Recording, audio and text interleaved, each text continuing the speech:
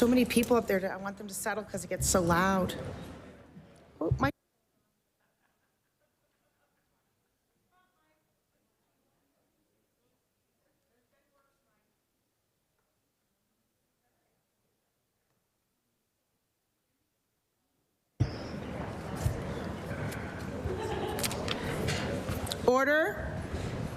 Order daily routine. Presenting and reading petitions. Presenting reports of committees. Tabling reports, regulations, and other papers. I recognize the honourable member for Halifax Citadel Sable Island. Thank you, Madam Speaker. In debate yesterday, I made reference to a number of Hansard arguments to reassure the members gathered here that we have in fact spoken about economic development over the past 3.5 years in this House, and I'd like to table a sample of those Hansard debates.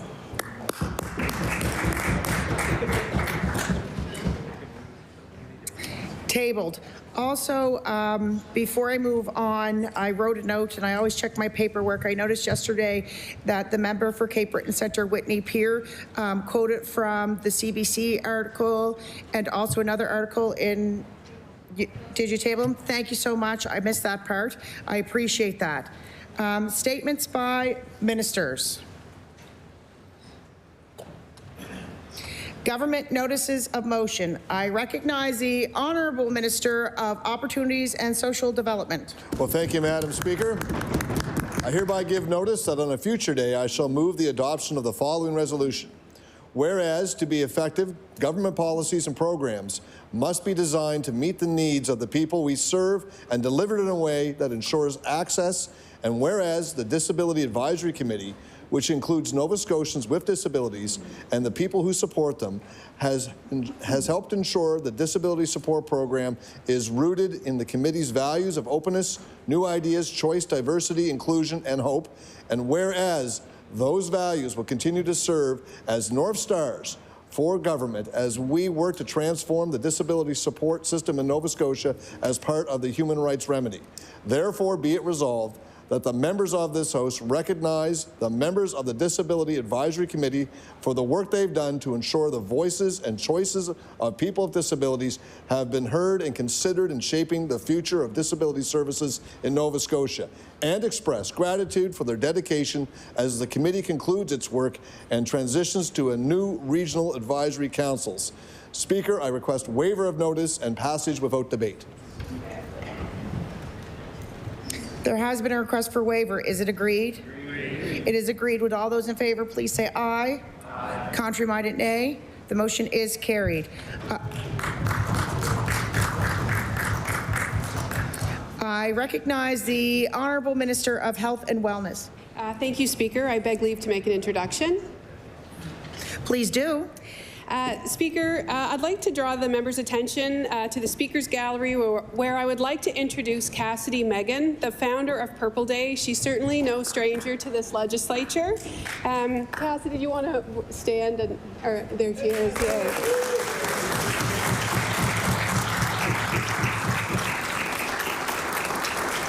Well,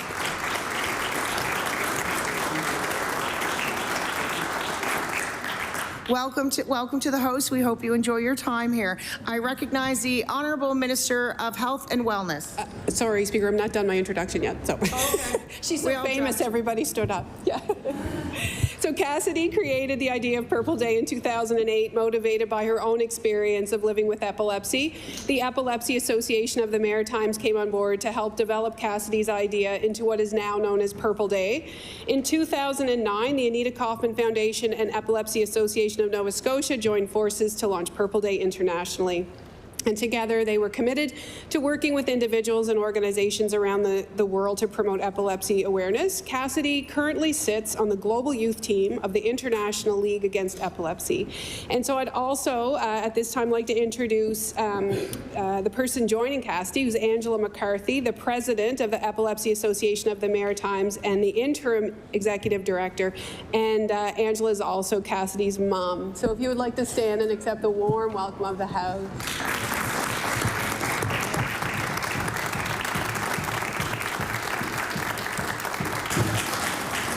Welcome, welcome. I recognize the Honourable Minister of Health and Wellness. Speaker, I hereby give notice that on a future day I shall move the adoption of the following resolution. Whereas epilepsy is one of the most common neurological conditions estimated to affect over 50 million people worldwide, and whereas 1 in 10 will have at least one seizure during their lifetime, and the public is often unable to recognize common seizure types or how to respond with appropriate first aid. And whereas Purple Day is now internationally recognized and is a day dedicated to increasing awareness about epilepsy, encouraging conversation on the topic to dispel myths, and reassuring those with seizures that they are not alone. Therefore, be it resolved that all members of this chamber recognize March 26th as Purple Day and thank the Epilepsy Association of the Maritimes and its advocates for providing education, support, and advocacy for individuals living with epilepsy and their families. Madam Speaker, I ask for waiver of notice and passage without debate. There has been a request for waiver. Is it agreed? It is agreed. Would all those in favor of the motion please say aye? Aye. Contrary-minded, nay. The motion is carried. I recognize the Honourable Minister of Growth and Development. Thank you very much, Madam Speaker. I beg leave to make an introduction. Please do. Joining us today in your gallery, Madam Speaker, are a number of our community housing partners. I ask them to rise to receive the warm welcome of the House. Angela Bishop, Executive Director with the Housing Trust of Nova Scotia. Michael Kabelin, Executive Director, as well as Adrian Sala, who's Director of Planning and Development with the Affordable Housing Association of Nova Scotia.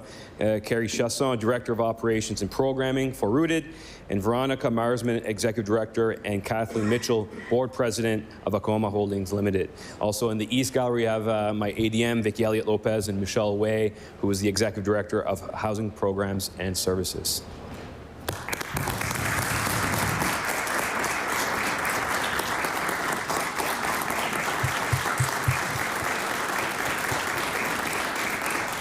Welcome, welcome to the House. We hope you enjoy your time here. I recognize the Honourable Minister for Growth and Development. Madam Speaker, I hereby give notice on a future day that I shall move the adoption of the following resolution. Whereas Nova Scotia's community housing partners play a role in preserving, improving, and building affordable housing for all Nova Scotians.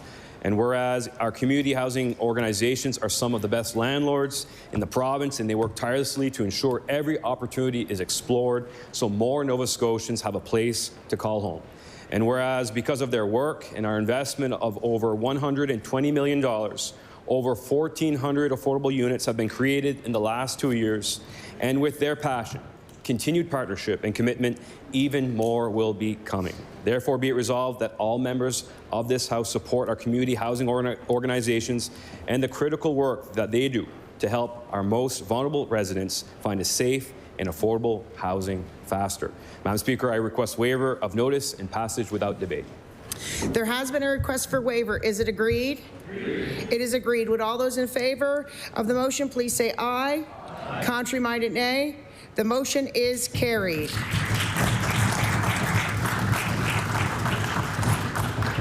I recognize the Honourable Minister of Health and Wellness. Thank you, Speaker. Speaker, I hereby give notice that on a future day I shall move the adoption of the following resolution. Whereas vaccination supports our health and well-being throughout every stage of our lives, from infancy to older adulthood, and helps us stay healthy so we can participate in the activities that matter to us, like staying active, enjoying time with loved ones, traveling, and going to school and work. And whereas diseases that were once controlled effectively and safely by vaccines, like measles, are now being seen close to home and can have devastating effects on individuals, families, communities, and the healthcare systems. And whereas a week that highlights the importance of immunization helps to increase public awareness and reinforce that we have a shared responsibility to keep our communities healthy and safe. Therefore, be it resolved that all members of this chamber recognize April 21st to 30th as National Immunization Awareness Week and take special note of this year's theme, to not let history repeat itself, to protect our futures, and to get immunized. Speaker, I ask for waiver of notice and passage without debate. There has been a request for waiver. Is it agreed? Agreed. It is agreed. Would all those in favor of the motion please say aye? Aye. Contrary-minded, nay. The motion is carried.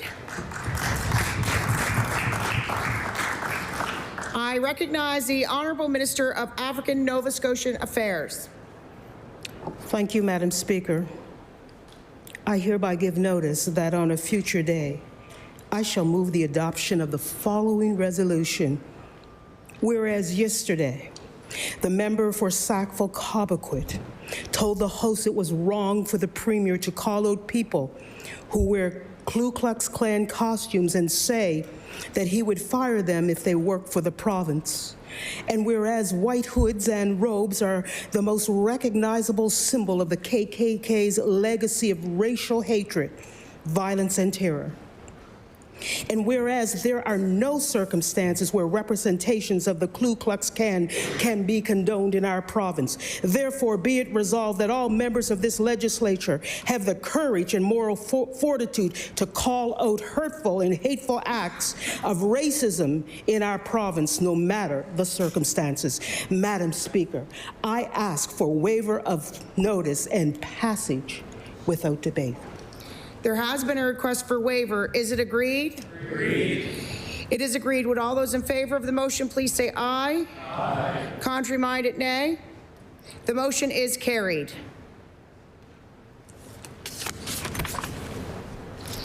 Introduction of bills. I recognize the Honourable Member for Dartmouth North. Thank you very much, Madam Speaker. I beg leave to introduce a bill entitled An Act to Amend Chapter 401 of the Revised Statutes 1989, the Residential Tenancies Act, respecting fixed-term leases.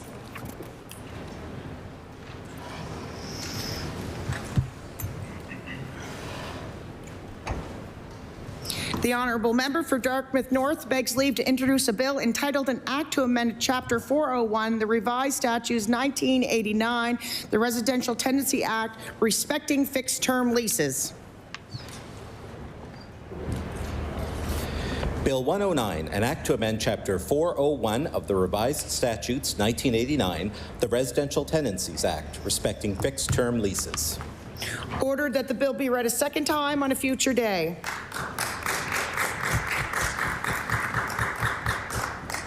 I recognize the Honourable Member for Sydney Member 2. Thank you, Madam Speaker. Madam Speaker, I beg leave to table a bill, an act to expand work-integrated learning programs.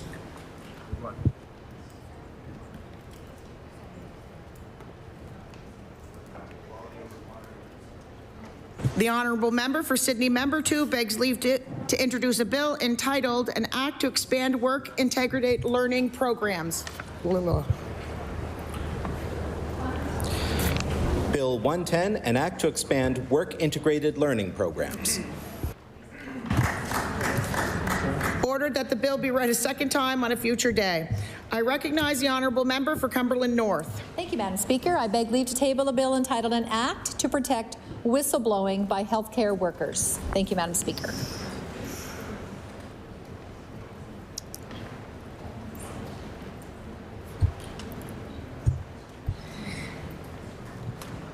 The Honourable Member for Cumberland North begs leave to introduce a bill entitled An Act to Protect Whistleblowing by Healthcare Workers. Bill 111, an act to protect whistleblowing by healthcare workers. Ordered that the bill be read a second time on a future day. I recognize the Honourable Member for Halifax Citadel Sable Island. Thank you, Madam Speaker. I beg leave to table a bill entitled An Act to Amend Chapter 7 of the Acts of 2011, the Fair Drug Pricing Act, to expand access to PrEP.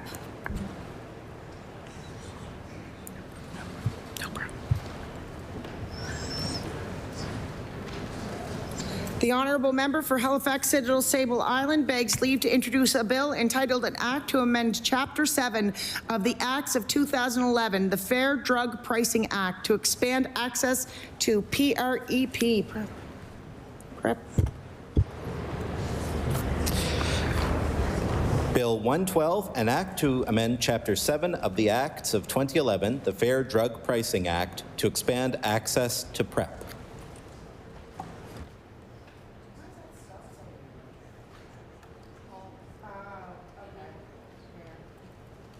I recognize the Honourable Member for Cumberland North. Thank you, Madam Speaker. I beg leave to table a bill entitled An Act to Create a Medically at-Risk Registry. Thank you, Madam Speaker.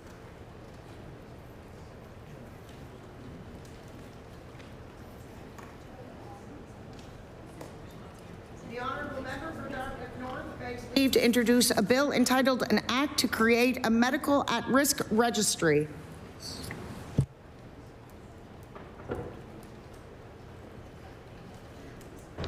Bill 113, an act to create a medically at-risk registry. Order that the bill be read a second time on a future day. I recognize the honourable member for Halifax Needham. Madam Speaker, I beg leave to table a bill, an act to amend Chapter 18 of the Acts of 1998, the Municipal Government Act, and Chapter 39 of the Acts of 2008, the Halifax Regional Municipality Charter, to empower municipalities to tax vacant properties.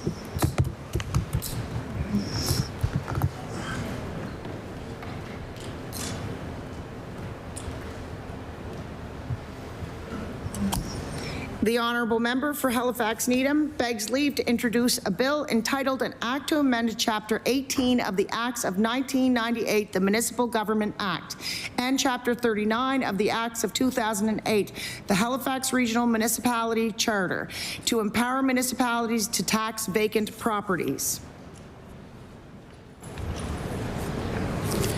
Bill 114, an act to amend Chapter 18 of the Acts of 1998, the Municipal Government Act, and Chapter 39 of the Acts of 2008, the Halifax Regional Municipality Charter, to empower municipalities to tax vacant properties.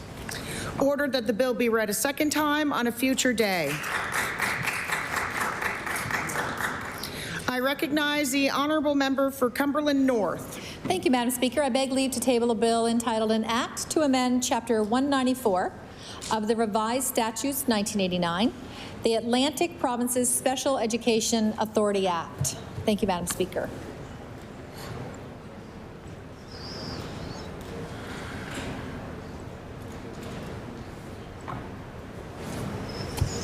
The honourable member for Cumberland North begs leave to introduce a bill entitled An Act to Amend Chapter 194 of the Revised Statutes 1989, the Atlantic Provinces Special Education Authority Act. Bill 115, an act to amend Chapter 194 of the Revised Statutes 1989, the Atlantic Provinces Special Education Authority Act. Order that the bill be read on read a second time on a future day. I recognize the honourable member for Dartmouth North. Thank you, Madam Speaker. I'd like to table a bill on behalf of my colleague, the MLA for Halifax Armdale, entitled An Act to Provide Transparency and Accountability Respecting Hospital Emergency Departments.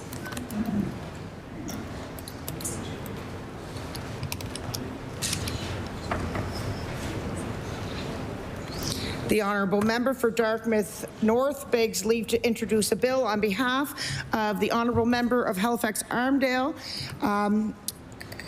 entitled An Act to Provide Transparency and Accountability Respecting Hospital Emergency Departments. Bill 116, an act to provide transparency and accountability respecting hospital emergency departments. Ordered that the bill be read a second time on a future day.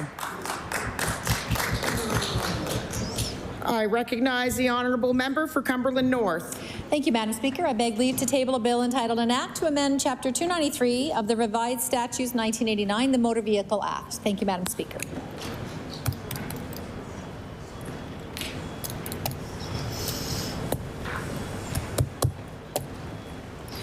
The honourable member for Cumberland North begs leave to introduce a bill entitled An Act to Amend Chapter 293 of the Revised Statutes 1989, the Motor Vehicle Act.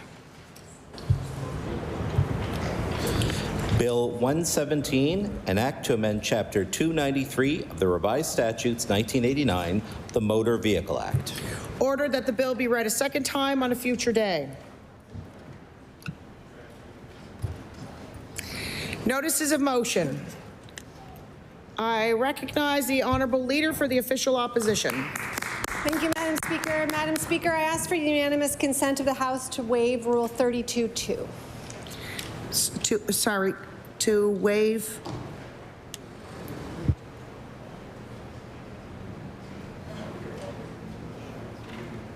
I recognize the honourable leader of the official opposition. Madam Speaker, whereas Jean Laroche has been a reporter since 1985, covering the highs and lows, the silly and the serious, and the whole of the political landscape of this province, including countless elections since 1995, longer than any sitting member of this House, and whereas he has been the president of the Parliamentary Press Corps for over 15 years, a near constant presence in the halls of this House, which, as he reminds us, ain't a home, mentoring, terrifying, and coaching successive cohorts of reporters and doggedly pressing generations of politicians of all political stripes, and whereas his wife Catherine and his 3 sons Christian, Samuel, and Joseph have sometimes, perhaps grudgingly, shared Jean with the CBC and with the people of Nova Scotia for over 40 years so that he could serve the public as a reporter and ensure that Nova Scotians have remained informed about the laws that govern them and the goings-on of this House. Therefore, be it resolved that all members of this House wish Jean Laroche a happy, active, and long retirement, urge him to be kind to all of us in any future fictional endeavors, and thank him for his dedication to our province. Yes. I ask for waiver of notice and passage without debate. Agreed. It is agreed. Would all those in favor of the motion please say aye? Aye. Contrary-minded, nay. The motion is carried.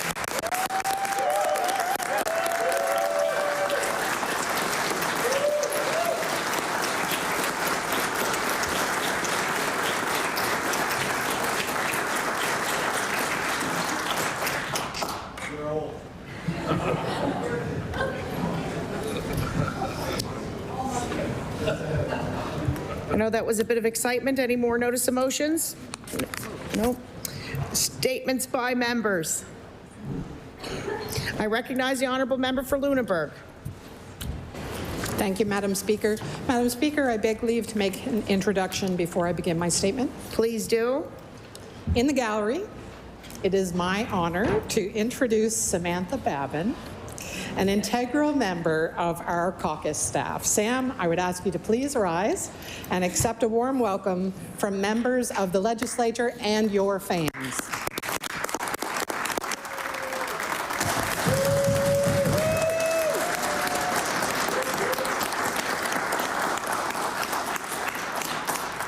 Welcome, Sam. We hope you enjoy your time here and feel the love from your caucus members. I recognize the honourable member for Lunenburg. Madam Speaker, it is my personal pleasure today to rise and celebrate and express our collective gratitude to an exceptional member of the PC caucus office, Samantha Babin. This month marks Sam's 5-year anniversary working with us, and she has been, throughout that time, an invaluable part of our team.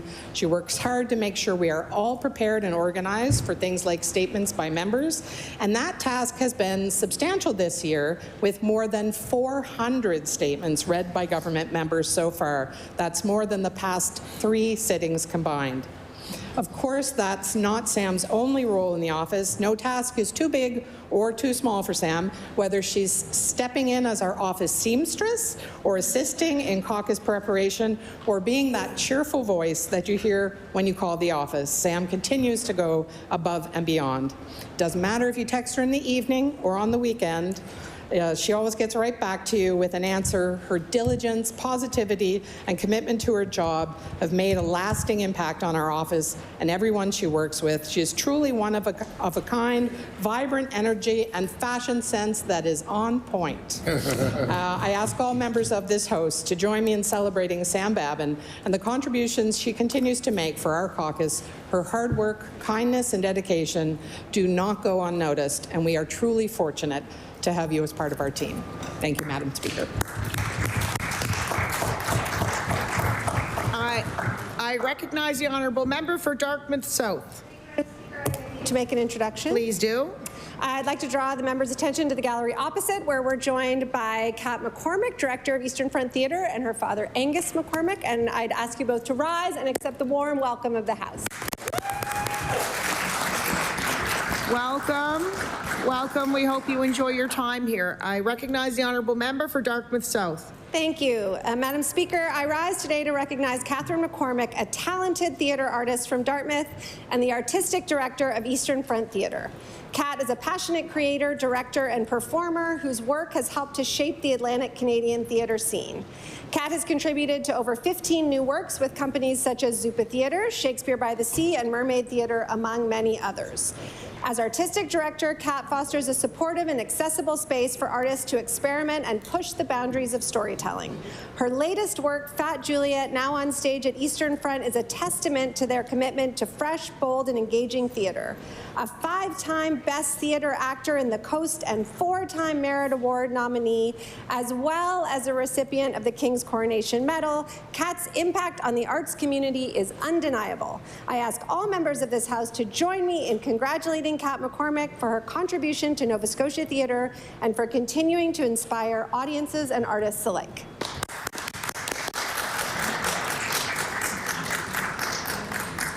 I recognize the honourable member for Sydney, member 2. Yeah, thank you, Madam Speaker. Madam Speaker, as we all know, we come into here and we've been here a few weeks. And we all have caucus office staff that work day and night to support us as we do the work here on behalf of the people. Myself and my colleague are very needy, Madam Speaker, and we have a lot of demands, but our staff has been so wonderful to support us. And I want to recognize them on the floor of the House. Chris Abraham, Grace Evans, Nora Ahmed, Ray and Joel, Carson Rayfuse, and Braden Clark. This is the team that supports my colleague and I. They have a lot of experience. They've been around politics for a bit, and I can tell you they're absolutely wonderful. They've been wonderful to us. They've been wonderful to our families, and I know they have great relationships with staff from the other caucuses and staff around the legislature. So I rise my place to recognize the staff in our office, the Liberal caucus, and thank them for all the support not only they provide to myself and my colleague, but provide to Nova Scotians. Thank you, Madam Speaker. I recognize the honourable member for Guysborough-Tracadie. Madam Speaker, bear with me. My constituency assistant normally writes most of my member statements. However, this one is for her because Charlotte Cosgrove is celebrating a birthday today, Madam Speaker, and it's a big one. It's 50.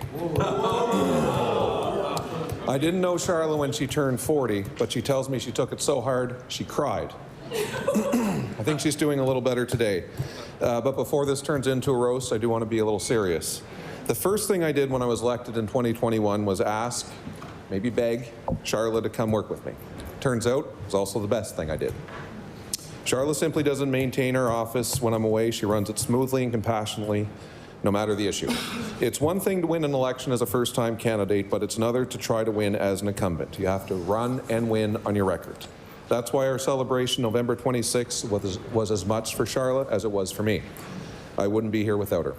Madam Speaker, I know she and her sassy CAs are watching, so please join me in wishing a happy 50th birthday to Charlotte Cosgrove. Thank you, Madam Speaker.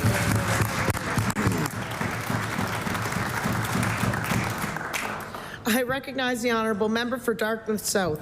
Thank you, Madam Speaker. Madam Speaker, I rise in recognition of Eastern Front Theatre and the work that they have done in championing accessibility initiatives across this province. In 2021, they launched the Accessibility Project, an ongoing initiative aimed at guiding theatre organizations in moving forward to reduce barriers to accessing and working in performing arts, no matter what capacity. In addition to a full report on the current state and future accessibility in Nova Scotia theatre, this project has also seen the creation of the Accessibility Hub, an online community resource that creates a shared vocabulary, provides access measures, and normalizes access plans. The hub includes a search tool that allows a user to find recommendations to make their activities more accessible, depending on their timeline, budget, and target community. Users are able to add the recommendations to their plan and can export the list that can then be used for grant proposals, infrastructure changes, or strategic planning. Eastern Front is currently in phase 3 of the Accessibility Project and is working on the development of accessible venue audits to help organizations and facilities assure that they are creating welcoming, accessible spaces. Theatre is for everyone, and these efforts by Eastern Front will bring more theatre to a greater number of Nova Scotians. I ask this House to rise and thank Eastern Front, their entire team, for their services.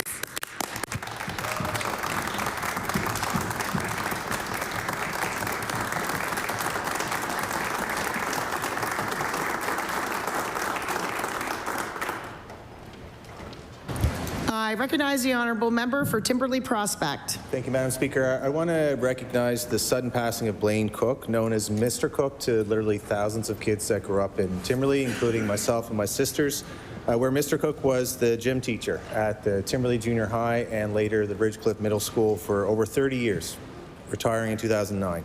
He won many awards, including the highest standing in physical education and an Outstanding Service Award from Nova Scotia Athletic Federation.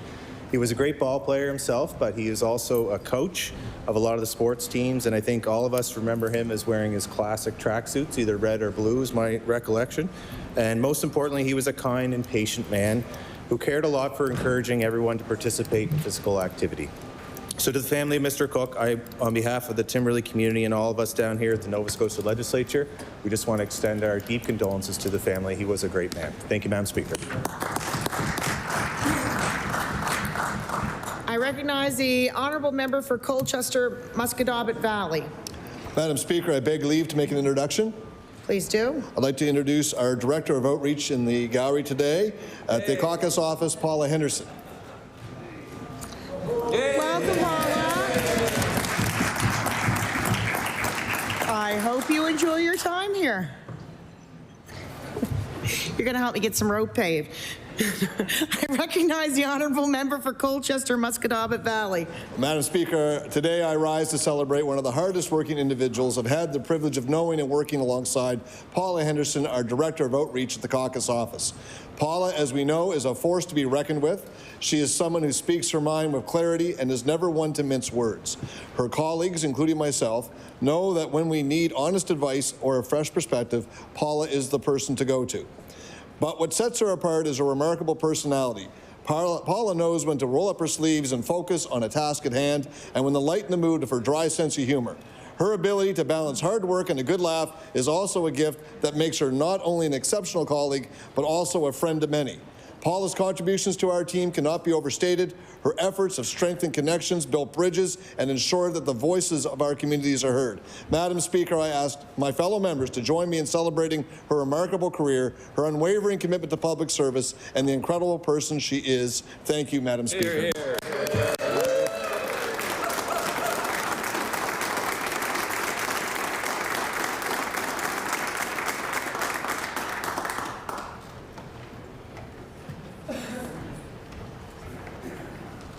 I recognize the honourable member for Halifax Citadel, Sable Island. Thank you, Madam Speaker. I beg leave to make an introduction relative to my member statement. Please do. Joining us in the gallery today, we are joined by friends and family of Kim McGregor Cavan. And so I'll introduce them who are here. Aaron Casey, Heather McDougall, Liz McGregor, and Kath Perry. Welcome to the House. Welcome to the House. We hope you enjoy your time here. I recognize the honourable member for Halifax Citadel, Sable Island. Madam Speaker, I rise today to share the joyful legacy of Kim McGregor Cavan. Cue a soundtrack of Bon Jovi, Guns N' Roses, and more.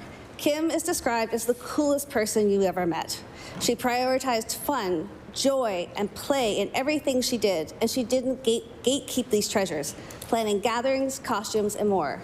She was a karaoke queen, embodying, I am not a singer, I am a performer. All of this fun cemented her close relationships. As a sister, daughter, partner, and mother, Kim was dedicated to her family. They held each other up. And Kim was close to her friends, having an annual May-long weekend gathering with friends from preschool on through the years. Kim was deeply kind and compassionate and worked throughout her career in disability support. After growing up in Amherst, Kim attended Teachers College and then worked with a range of organizations getting people back to work, including the Ontario College of Teachers, the HRCE, the RCMP, and Nova Scotia Power. Madam Speaker, I will end by asking all members to honor Kim by grabbing life by the lapels and living our best days with the people we love.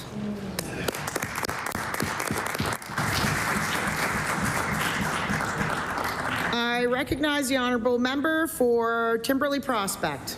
Thank you, Madam Speaker. The Mayflower Curling Club is moving to Timberley. Their open house is taking place this Saturday in Timberley, and the exceptional facility promises to be a true gem for the region, offering a state-of-the-art rink that is poised to become a cornerstone for both residents and visitors alike. The facility will actually have 8 pristine ice surfaces, providing ample space to host both national events and international. In addition to the top-tier curling facilities, the modern, accessible complex will feature versatile spaces designed to accommodate a variety of functions, from casual gatherings to significant events. This excellent meeting room rental opportunities will further enhance the facility's appeal, making it a value venue for community events and social functions. The Mayflower Curling Club rink represents more than just a sporting venue. It symbolizes our community's spirit of unity, inclusivity, and dedication to healthy living. We eagerly anticipate the positive impact it will have on Timberley and understand there might be support from the province to help with membership fees. As we look forward to the grand opening, let us recognize and thank all those involved in bringing this incredible facility to fruition. Their hard work and dedication ensures that the Mayflower Curling Club rink will soon become a beloved fixture in our community, fostering camaraderie, athleticism, and pride for generations to come. I ask the members of the host assembly to join me in recognizing and thanking all those involved in bringing this incredible project to fruition. Thank you, Madam Speaker. I recognize the honourable member for Cumberland North. Thank you, Madam Speaker. I rise today to thank the municipality of Cumberland County for opening a new service centre in the community, the village of Pugwash. Located in the new Pugwash Library building, the service centre is open 2 days a week, and the staff are able to assist with both full-time and seasonal residents with a variety of matters, including development permits, tax and water billing, as well as water connections and disconnections. Having this centre available in Pugwash means it is no longer necessary for local residents to travel into Amherst to access county services, and also demonstrates a commitment on behalf of the Cumberland County Council to the future of the village of Pugwash. Madam Speaker, please join me in thanking the municipality of Cumberland for supporting the people of Pugwash and area and for recognizing this growing community. Thank you, Madam Speaker. I recognize the honourable member for Glace Bay Dominion. Madam Speaker, as spring settles in, many of our firefighters begin their seemingly never-ending response to wildland fires. As we all know, grass and brush fires are a real concern in many communities across Nova Scotia. In Cape Breton, we refer to it as grass fire season. The demand on firefighters' time and the wear and tear on equipment is significant. Firefighters are exposed to excessive smoke inhalation and increased risk of breaks and strains. Cardiac arrest is a real concern, especially after exhaustion sets in on long hours necessary to fight wildland fires.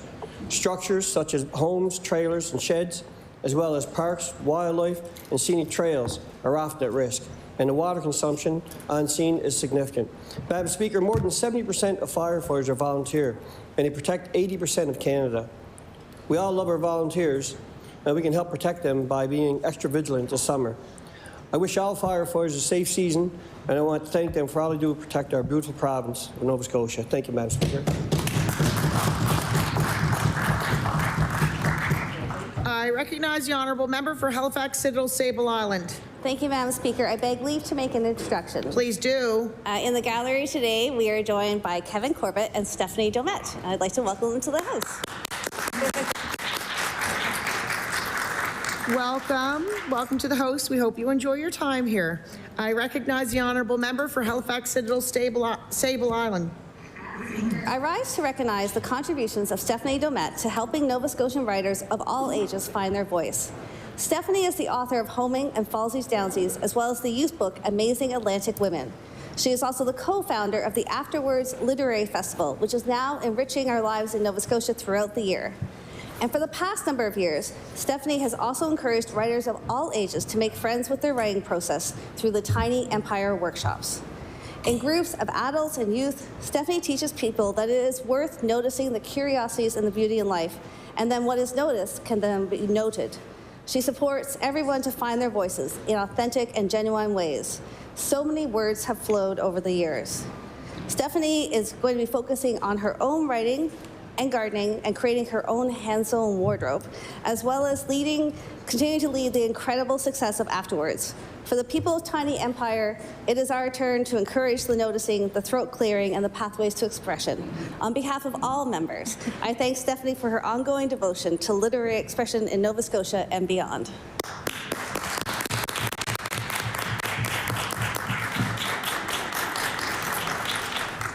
I I recognize the honourable member for Digby Annapolis. Thank you, Madam Speaker. Madam Speaker, I rise today to recognize and celebrate the exceptional service of Linda Weir, who retired in December 2024 after 28 years of dedication and commitment to the Digby Pines. Linda has truly exemplified the spirit of the Digby Pines. Over nearly 3 decades, her unwavering focus on guest service has made her a cornerstone of the Pines experience. While she is stepping away from her day-to-day duties, Linda's legacy will live on the countless events, conferences, meetings that she helped bring to life. As the event manager, Linda has touched the lives of thousands of guests. She has been an integral part of nearly 200 weddings and countless gatherings, ranging from milestone celebrations to reunions and from major conferences to intimate meetings. Through her hard work and passion, she has created memorable experiences that will last a lifetime for so many. Linda, your dedication and spirit will be greatly missed, but we wish you all the best with everything that you do next in your well-earned retirement. Thank you, Madam Speaker. I recognize the honourable member for Sydney Member 2. Thank you, Madam Speaker. Madam Speaker, as we all see, many of us are starting to wear the pins, the daffodils. I just want to rise my place because we're probably not going to be here next month, but it is Daffodil Month, and it's, of course, about cancer awareness and raising awareness and funds to help those that are battling cancer across our province. We know many of us know someone or have had the journey with cancer, and it takes a village, it takes heart, it takes bravery to take cancer head on. So I rise to my place to recognize everyone who will be involved with Daffodil Month in raising funds and awareness to fight cancer, but also I want to recognize all of the families that continue on that journey and offer our love and support. So thank you, Madam Speaker. I recognize the honourable member for Sackville-Cobequid. Speaker, I beg leave to make an introduction. Please do.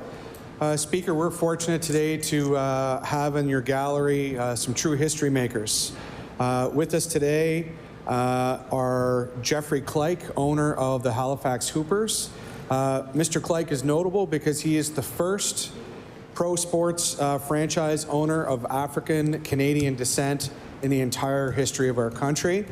I also learned that in welcoming Mr. Kleik to the legislature today that he has deep roots to this province. He's the great-great-grandson of William Hall, whose portrait hangs on the wall downstairs, the first black man, the first Nova Scotian to receive the Victoria Cross in our history.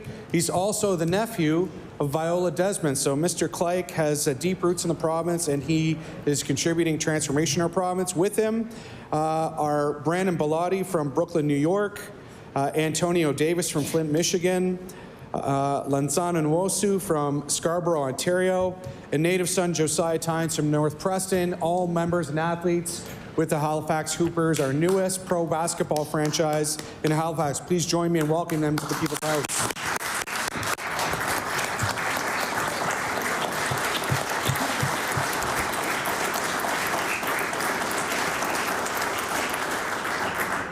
Welcome to the House. We hope you all enjoy your time here. I recognize the honourable member for Sackville-Cobequid. Thank you, Speaker. Nova Scotia is a basketball hotbed in Canada. Our athletes and coaches have forever changed the game at the university and pro levels and through the legendary annual provincial black basketball tournament. Our love affair continues through the Halifax Hoopers, a locally owned and managed pro basketball franchise competing in the Basketball League, which operates in 37 cities across North America. The Hoopers are owned by Jeffrey Kleik, a Cape Breton University graduate and two-time AUS champion, showing African, Nova Scotian, and black youth that hoop dreams include franchise ownership. Yeah. Beloved son Augusto Jones, known to many as Augie, is one of the finest basketballers and coaches this province has ever produced. He serves as GM and head coach. Augie was a national champ at St. FX and a coach with Canadian national team experience. Together, Mr. Kleik and Coach Jones have built a roster of high-skill, high-character athletes that are showing our youth that you can play, coach, and professionalize the game at its highest level right here at home. The Hoopers play their home opener on April 18th at the Zatzman Sportsplex in Dartmouth, and tickets are available now at halifaxhoopers.com. Please join me in celebrating the Hoopers and wishing them the best during their inaugural season.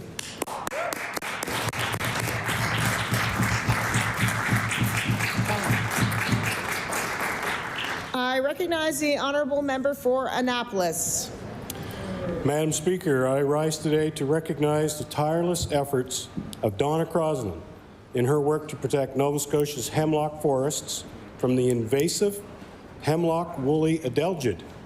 Donna has been a steadfast advocate for the use of biocontrols to safeguard our precious old-growth hemlocks, which play a critical role in carbon sequestration and climate mitigation. Her dedication to this cause has brought together experts, woodlot owners, and government agencies, all working toward a common goal: preserving these iconic trees for future generations. Donna's advocacy highlights the importance of moving forward with the biocontrol program, which offers a sustainable, cost-effective solution. Madam Speaker, Donna's passion for conservation and her commitment to protecting Nova Scotia's natural heritage are truly inspiring. I ask all members to join me in thanking Donna Crosland for her invaluable contributions to our environment and for her unwavering determination to ensure the survival of our hemlock forests. Thank you, Madam Speaker. I recognize the honourable member for Cape Breton Centre, Whitney Pier. Speaker, I rise to commemorate the 100th anniversary of the murder of William Davis and the striking miners of 1925. In my community, June 11th marks Davis Day. In June of 1925, striking miners and community members made their way to the power plant on Daly Road in New Victoria, where company police shot 300 rounds into the crowd, wounding and killing Mr. Davis. Speaker, 100 years ago, miners in my community went on strike for better pay, better wages, and to protest union busting. And that night, after William Davis was killed, my community, troops went into my community and they beat up members of my community, Madam Speaker. And for that, we will always remember William Davis, his family, the sacrifices made by the members, the striking members, and by the Davis family. They are forever in our hearts, and we will honor them. I recognize the honourable Premier. Thank you, Madam Speaker. Permission to make an introduction. Please do. Thank you. Speaker, seated in your gallery today, I have my mom, Sharon Houston. She's a very, very strong person, married to a sailor who was here in Halifax and then raised 3 kids. As my dad traveled the world in service of our country, Mom was often left to make sure that we got to all the places the 3 of us need to get to. So she's an incredible person. Thank you, Mom. I love you, Mom. And with her is my sister. My sister is certainly the glue that holds our family together in so many ways. So. Thank you for joining us today, and good news for the opposition. I'll be on my best behavior in question period today. Well, welcome to the House. You two did a fine job raising your son. I recognize the honourable member for Dartmouth North. Madam Speaker, last night the Dartmouth Whalers U13 Sea Orcas won the Dartmouth Regional Gold Medal, winning 2-1 in sudden death overtime against the Eastern Shore Mariners. The game was fast, intense, and the whole season has been fun, full of fun, skill building, and most importantly, team building. I'm super proud of number 13, Françoise Lebel, who upped her game significantly this year. I want to send a huge congratulations to her, her whole team, and a giant thank you to her coaches Neil Fisher, Joe Triff, Jason Murphy, and manager Maya Belanger. And on the weekend, the Whalers U11 Sea Dolphins earned a bronze medal in the Dartmouth division. Number 5, Aimé Lebel, scored a beautiful goal toward the end of the game, and tears came to my eyes with pride. I am very proud of him for working hard all season and being such a supportive member of his team. Shout outs to the Dolphins and big thanks to their coaches, Matt Watt, Sam Blondeau, Adam Gordon, and Daniel Rice, and manager Lisa McDonald. Madam Speaker, thank you to everyone who makes the Dartmouth Whalers organization run to provide young Dartmouthians an opportunity to learn, develop, play, sleep, eat, breathe hockey. Thanks. I recognize the honourable member for Hammonds Plains, Lucasville. Madam Speaker, today I rise to recognize Acadian Fish and Chips and Enzo Pizzeria, a fantastic local restaurant in Hammonds Plains that serves up incredible fish and chips and, more importantly, genuine hospitality. Acadian Fish and Chips presents themselves by offering fresh, local Nova Scotian ingredients and takes pride in delivering some of the best food in the province. But Acadian Fish and Chips is more than just a restaurant. From the moment you walk in or call the place for an order, you're treated like family. The owner, Brendan Chaheen, and his staff are always welcoming, ready for a chat, and genuinely interested in learning about their customers. And yes, Speaker, I'll admit I'm there quite often. Their kindness, their warmth, and of course their amazing food make them a true staple in our community. To the team at Acadian Fish and Chips, thank you for your incredible service and for always making everyone feel right at home. Our community is lucky to have you. Thank you, Speaker. I recognize the honourable member for Cape Breton Centre, Whitney Pier. Speaker, in June 1923, workers of the Sydney Steel plant went on strike with the hope of gaining union recognition, better wages, and working conditions. The strikers blocked scabs from entering the plant and removed workers from the boiler rooms. The steel workers' resolve was strong. BESCO had requested and got 350 troops, 74 horses sent from Halifax. From the Royal 22nd Regiment, the Provincial Special Police joined the soldiers. And on Sunday evening, July 1st, 1923, the Provincial Police attempted to drive the strikers away from the plant gates. The police recklessly pursued the strikers along Victoria Road in the pier, attacking pedestrians and strikers and damaging property. The events were described as a reign of terror and became known as Bloody Sunday. We will never forget, and we will always remember. Thank you. I recognize the honourable member for Clayton Park West. Madam Speaker, thank you very much. I rise today to celebrate a remarkable resident of Clayton Park West, Ellie Moody, who turned 101 years on March the 9th. Madam Speaker, Ellie's life is a testament to strength, wisdom, and resilience.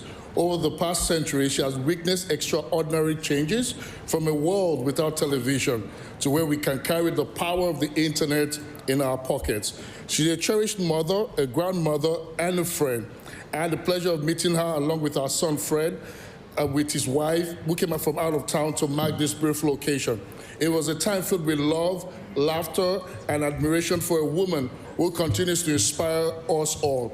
And she still has many beautiful stories to share. I want to ask all members of this House to join me in congratulating Ellie Moody on reaching this incredible milestone and for the legacy of kindness, of grace, and strength she brings to our community. Thank you, Madam Speaker. I recognize the honourable member for Dartmouth North. Madam Speaker, Doris McCarricker is a beloved member of the North Dartmouth community, and especially so at the Freedom Foundation, where she delivers monthly homemade cookies. The Freedom Foundation is a not-for-profit and transitional home that helps men recover from addictions. As one Freedom Foundation staff member remarked, a house is not a home without the smell of freshly baked cookies. And Doris's cookies and other sweets bring back fond memories, create comfort, and help the men take a break from their daily struggles. Doris's sweet contributions have earned her the nickname the Cookie Lady among residents and staff, most of whom can't remember a time when she wasn't a part of the foundation. Her actions let the folks at the Freedom Foundation know that they are a valued part of the North Dartmouth community and that their neighbours care. I ask this House to join me in thanking Doris for using her considerable baking skills to fill bellies and lift spirits at the Freedom Foundation in Dartmouth North. With 28 seconds, I beg leave to do an introduction. Does anybody mind? I would like to introduce someone in the East Gallery. Her name is Julie Chasson. She is a highly intelligent, loving, articulate, and funny lady, and I just like everybody to give her the warm house welcome.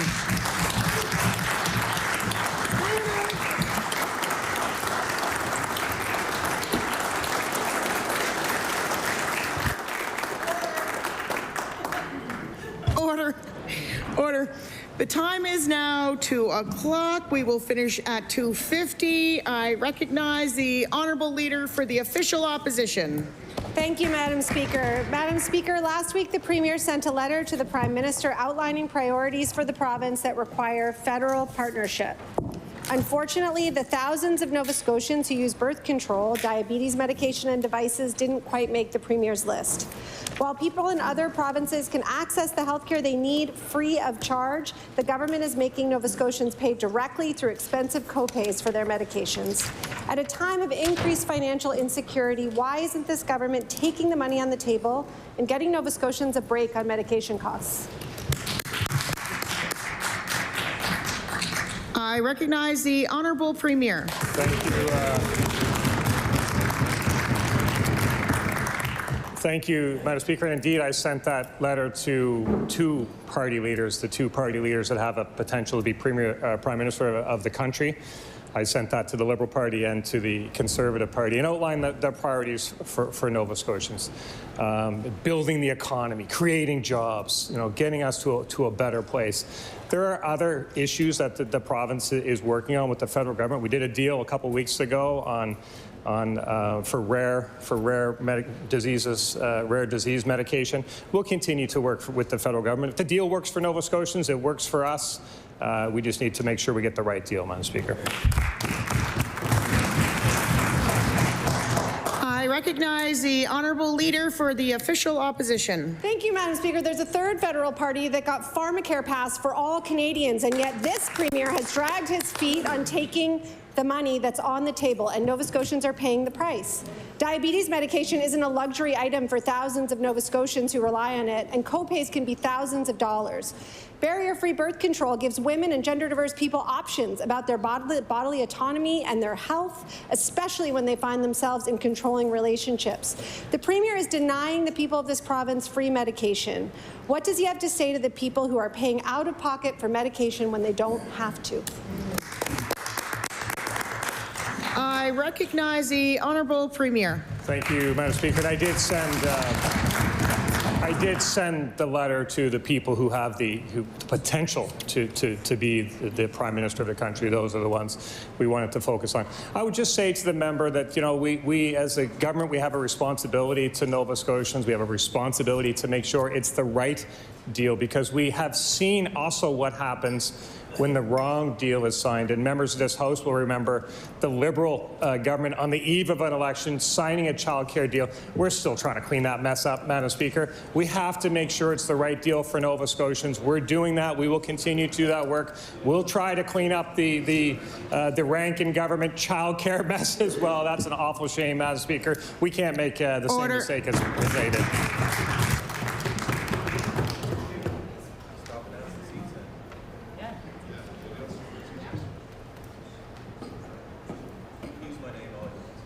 Just a reminder, we can't say members' names who are still sitting in the House. I recognize the honourable leader of the official opposition. Madam Speaker, cheap shots at the federal parties doesn't change the fact that the window for securing free diabetes and birth control for the people in this province has likely closed. BC made contraception free years ago and signed a pharmacare deal 6 months ago to get the money on the table. Manitoba and PEI have signed since then, and every week that goes by without a deal means Nova Scotians are paying out of pocket. The Premier has been to Ottawa 3 times this session. Why couldn't he find time to sign on the dotted line and get free medication for Nova Scotians?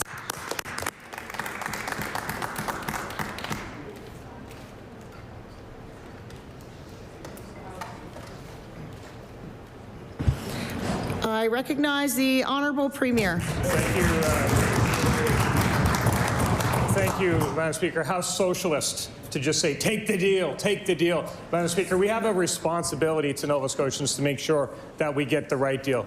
We led the way on diabetes and providing care for those living with diabetes. We're leading the way on the health care file in general. Incredible progress we're making, Madam Speaker. We want to make sure that it is the right deal for Nova Scotians, that it's a deal that's sustainable for Nova Scotians, and we will not look away from our obligation to Nova Scotians, Madam Speaker. We will do what is necessary. We will continue to do that. Thank you, Madam Speaker. I recognize the Honourable Leader of the Liberal Party. Madam Speaker, the Premier's own Facebook page announced over 200 childcare seats. The first thing they referenced was the national childcare deal that was signed this week on his Facebook page. But my question, Madam Speaker, is that we all strive that schools should be places of learning, inclusion, and respect. The decision to remove flags that represent Mi'kmaq, African Nova Scotian, and LGBTQIA+ and other communities sends the wrong message to students who deserve to feel safe and supported.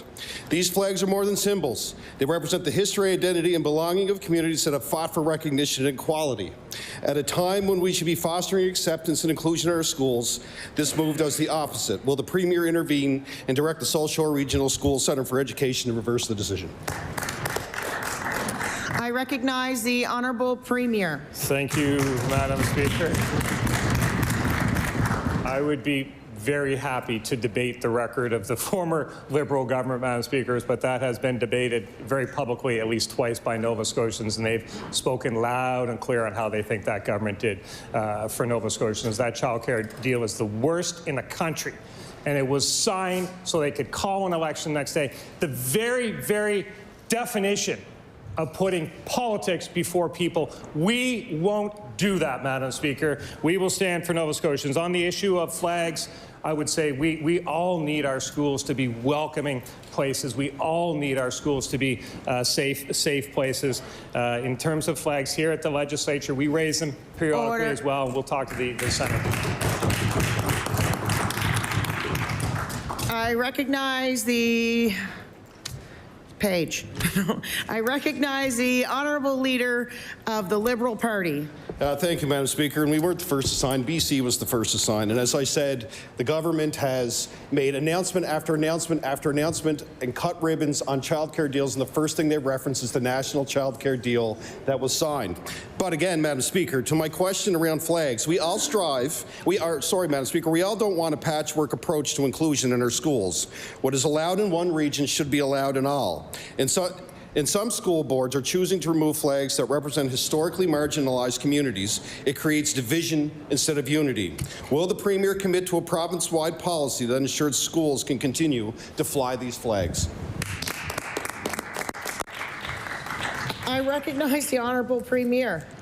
Thank you, Madam Speaker. And I just have to say how remarkable it is that the entire Liberal caucus, both members, continue to try and rewrite history on the deals they signed for this province. That childcare agreement, the worst in the country. We're trying to clean that mess up. We're committed to cleaning that mess up. But listen, at the legislature here, we have certain flag raisings. We participate in them. I participate in a number myself. I don't know the full background of the decision of the Centre for Education. We'll have those discussions to see what drove their decision, what they're trying to achieve. We'll have that discussion with them. That's not something that we were aware of, certainly not myself, and I don't believe the department either. But we'll have those discussions to see what they're trying to achieve there. I recognize the Honourable Leader of the Liberal Party. Thank you, Madam Speaker, and I'll finally just say that we're proud of that deal, and that their members who cut ribbons on daycares all across this province were proud of that deal too before the election. But Madam Speaker, students of all backgrounds, African, Nova Scotian, Mi'kmaq, LGBTQIA+, all students deserve to see their identities and histories reflected in the spaces where they learn. This government has spoken about supporting diversity, and we want them to stand proud and clear on this one. Will the Premier take immediate action to ensure that every student in Nova Scotia knows their government stands with them by allowing these flags to fly in all schools? I recognize the Honourable Premier. Thank you, Madam Speaker. We'll have those discussions with the Senator to understand their thought process. Our schools need to be welcoming, safe places. We absolutely agree with that. Every place in Nova Scotia should be a safe place. There is no room for hate in this province. I was blown away yesterday when I heard the member for Sackville-Cobequid talking about the KKK, and not a single member of his caucus or not a single member of the opposition stood up and said, hold on a second, too far. I'm proud of the minister for standing up today and saying there is no place for hate in this province, Madam Speaker. I recognize the Honourable Leader of the Official Opposition. Madam Speaker, I'd like to share the results of a diagnostic test that I got last week. Like thousands of women across this province, I got a mammogram that didn't detect cancer, but did confirm that due to areas of dense tissue, there was a significant chance that it could not detect cancer if cancer was present. The report itself comes with a warning that reads, quote, dense breast tissue can hide cancers on a mammogram. Other provinces have dense breast screening to detect cancer care more often, but we do not. When will this vital cancer screening be available to women in our province? I recognize the Honourable Minister of Health and Wellness. Thank you, Madam Speaker. And again, I thank the member for bringing this to the floor of the legislature. We know that dense breasts is one of the high-risk factors, but it's not the only one. It's not the single one. And so we do have a high risk. We're one of 2 provinces in the country that has a high-risk breast screening program. And the reason that information is on reports offered to women across the province is so that they understand that this is one of several high-risk factors, and it's important for them to understand that.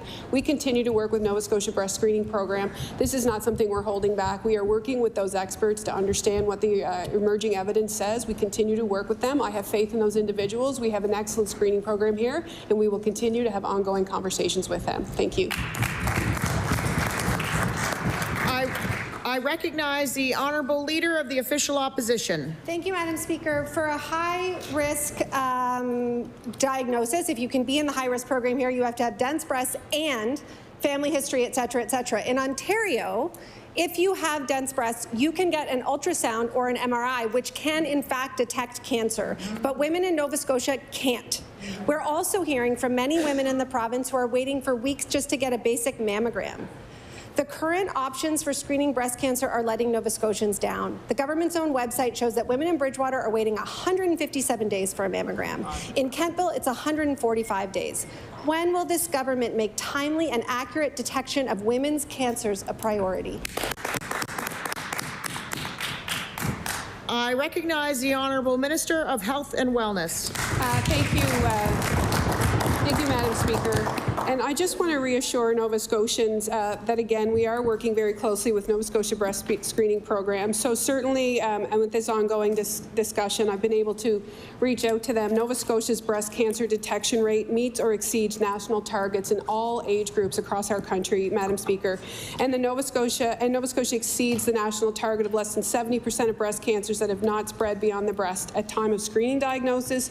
So we really, despite the members' comments, we really are doing an incredible job in Nova Scotia in terms of detection. We know that dense breast is one risk factor, but it's not all of them. What's important is that there's a thorough screening process with a clear pathway to care. And certainly the results point to that.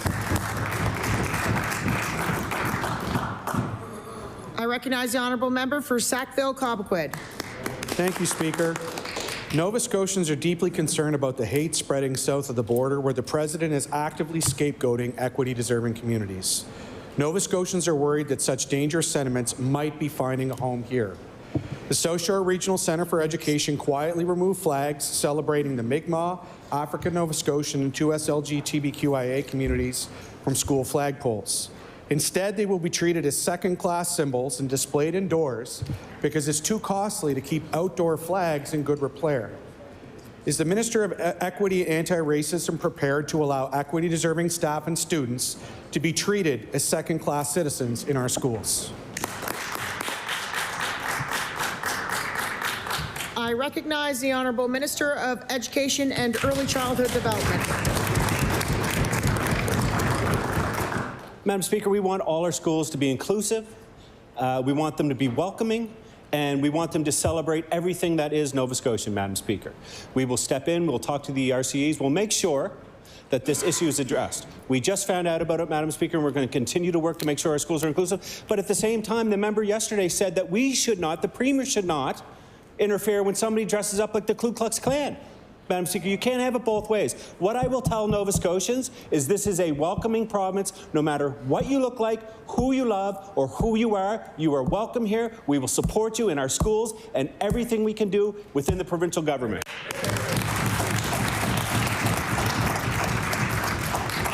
I I recognize the honourable member for Sackville-Cobequid. Speaker, I thank the minister for the answer.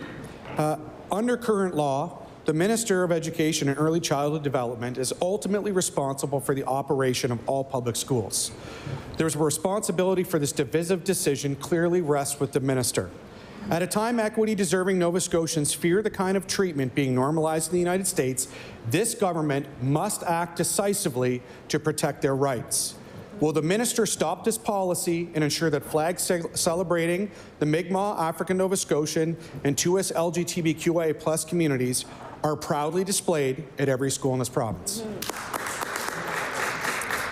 I recognize the Honourable Minister of Education and Early Childhood Development. Thank you, Madam Speaker.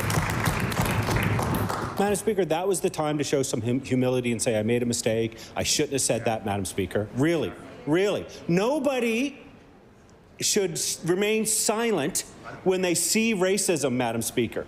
No one should remain silent when they see sexism and homophobia, Madam Speaker. Whether you're the Premier of this province or whoever you are. It doesn't matter if you lead this problem or if you're just somebody who lives down the street, Madam Speaker. We have a responsibility as human beings to speak out, and nothing will stop this government or Nova Scotians from doing that.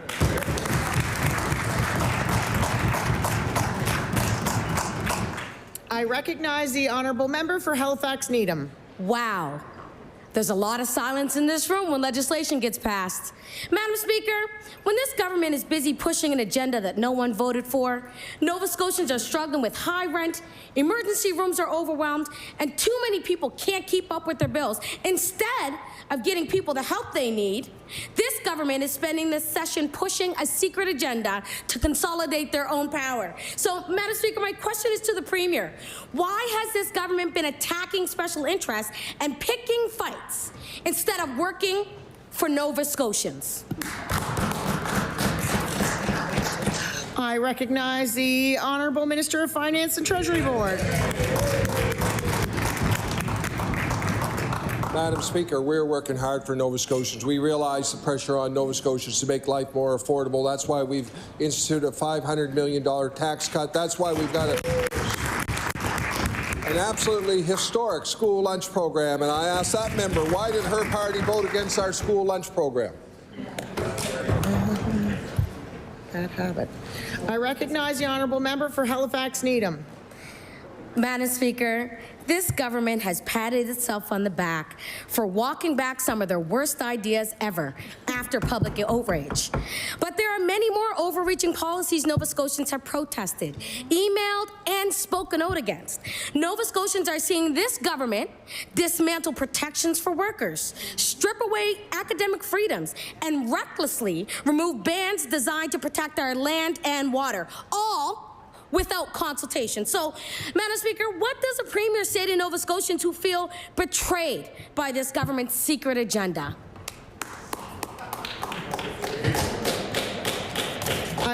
I recognize the Honourable Minister of Finance and Treasury. So, Madam Speaker, I am continuing to be happy to stand on this government's agenda. When we have to backtrack on something, we'll do that. We are willing to say, okay, we'll change that plan. We are working hard for Nova Scotians. We're in an existential crisis for our country right now. Our province is strong. We have a strong budget. We have a strong mandate from the people of Nova Scotia. We'll continue to work for the people of Nova Scotia.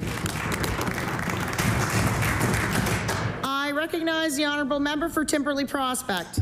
Thank you, Madam Speaker. The government has justified ending the long-established bans on uranium mining and fracking, saying that this must be done in order to allow for mature conversations. But many believe these conversations have a predefined outcome. When asked, the government only points to the environmental assessment process. Is this all the government is, my question for the Minister of Environment, is this all the government is prepared to offer in terms of public consultation? Thank you, Madam Speaker. I recognize the Honourable Minister of Environment and Climate Change. Hey, thank you, Madam Speaker. Only environmental assessments, the former Minister and Premier says. That's ridiculous, Madam Speaker. The fact of the matter is, Nova Scotia is recognized by the Supreme Court of Nova Scotia as a very strong regulatory framework. Nova Scotians can be assured we have strong regulations in place to protect the environment, to build up the economy. And Madam Speaker, I recall a few weeks ago, folks, they like to throw quotes out. Well, I got a quote here, Madam Speaker, for this House, for anyone that doesn't say we can do it. It's from the Irish playwright George Bernard Shaw. People who say it cannot be done should not interrupt those who are doing it. Thank you, Madam Speaker. Okay, thank you. I had a confirmation the minister is going to table this afterwards. I recognize the honourable member for Timberley Prospect. Madam Speaker, and we were at Public Bills where we had many presenters and the submissions, and there wasn't one presenter that actually spoke in favor of opening up to fracking. And given the highly technical nature and the short public input timelines in the EA process, the average citizen is unlikely to be able to participate in that, and it's hardly public consultations. The EA, for example, has a 30-day process for public submissions, not consultation. Will the government conduct a proper public consultation on these important issues, which are obviously of great public concern, or are they simply going to direct people to the EA process and call that mature conversations? Thank you, Madam Speaker. I recognize the Honourable Minister of Environment and Climate Change. Madam Speaker, in a time of unprecedented challenges for Nova Scotia and Canada, casting shade on our robust process is not helpful. As the Premier and other ministers have indicated, Madam Speaker, we're going to have a mature conversation. And a mature conversation implies recognizing the facts. The facts are Nova Scotia has a strong, common sense regulatory framework. We are always looking to improve that.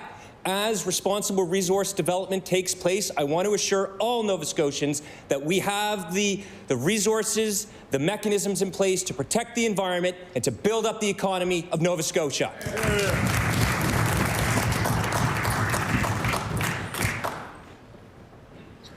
I recognize the honourable member for Halifax Needham. Madam Speaker, for most Nova Scotians, the cost of their homes is their biggest expense.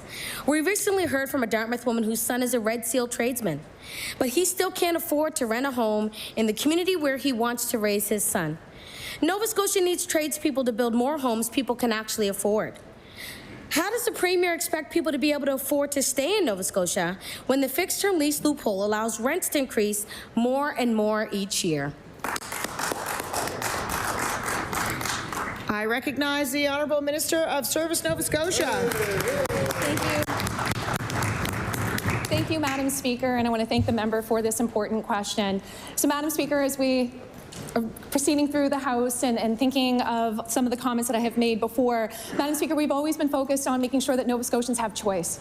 And so when we look at the investments that have been made in housing, it's so important to make sure that Nova Scotians can see that choice, so they have the ability to be able to choose either a home or an apartment that is right for them, Madam Speaker. But I also know that my colleague, the Minister of Labour, Skills and Immigration, and through the Nova Scotia Apprenticeship Agency, is doing everything that they can to encourage young people to move into careers in the skilled trades. Because, Madam Speaker, we have to have people building the homes that we need right now, Madam Speaker. So it is a cross-government approach, and we're going to continue to tackle those challenges. I recognize the honourable member for Halifax Needham. Thank you, Madam Speaker. And we do want people to have choice, but choice doesn't make homes more affordable. What we know, and what the minister knows, is that people across the province are facing higher and higher rents because landlords are using fixed-term leases to get around the cap. When rents are sky high, it's nearly impossible for young people to save for a down payment on their first home. People will leave and move to other provinces if they can't afford a home in the community that they love. So, Madam Speaker, why isn't this government closing the fixed-term lease loophole so young people can build the life they want in the province we all love? I recognize the Honourable Minister of Growth and Development. Thank you very much, Madam Speaker. I know the member opposite disagrees of the success that we have with our housing plan. We are seeing supply increase. We're seeing vacancy rates increase. We're seeing rents to start to stabilize, Madam Speaker. That work is ongoing. I start to wonder if the member wants to backtrack themselves and actually maybe support our government's initiatives, like the More Opportunities for Skilled Trades program, like our investments in housing. And I actually also asked the member which of the $31 million, almost $32 million invested in the last number of years in her constituency, which you want to backtrack and maybe support now.